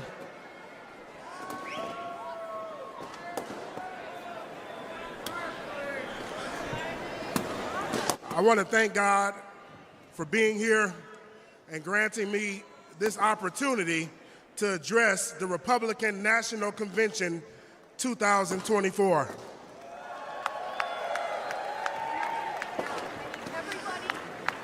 I'm staying on script, but I got to say one thing. Just 4 hours ago, my granddaughter was born.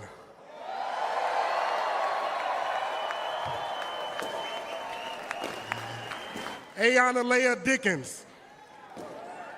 Yes, my granddaughter is here. I just wanted to welcome her into the world on this stage. One nation under God. Reflecting on the significance of this phrase is crucial in the days to come. The path we have traveled has not been easy, but it must be navigated with dignity and perseverance.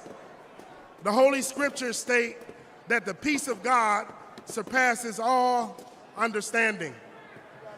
I pray for peace in this nation, peace on the campaign trail, peace on our streets, and peace in our homes.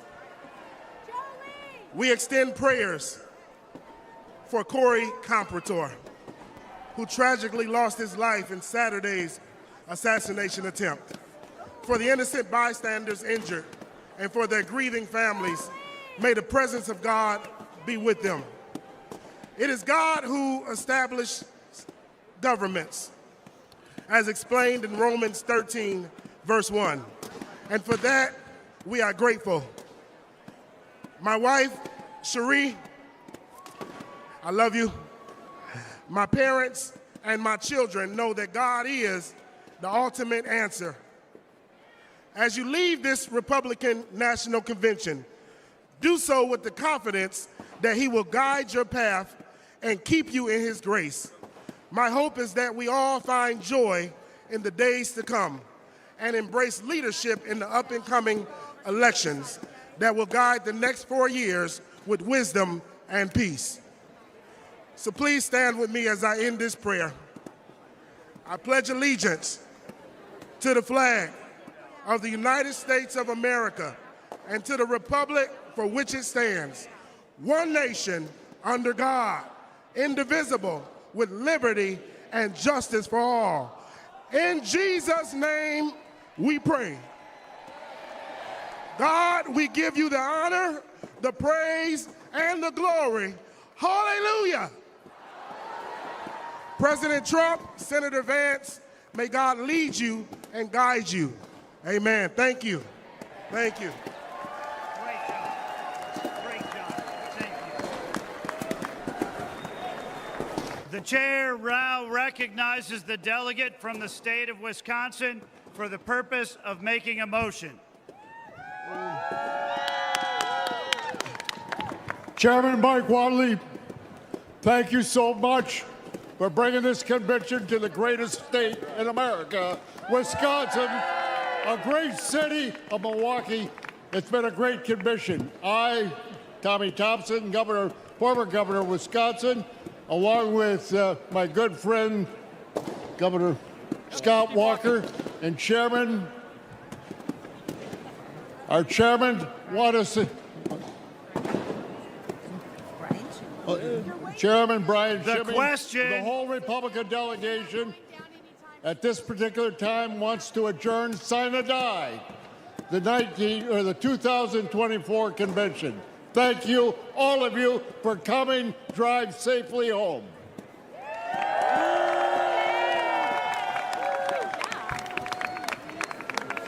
The question now occurs on the motion to adjourn the greatest Republican convention in history. Sine die. All those in favor signify by saying aye. All those opposed signify by saying no. In the opinion of the chair, the ayes have it. Accordingly, the 2024 Republican National Convention stands adjourned. Sine die.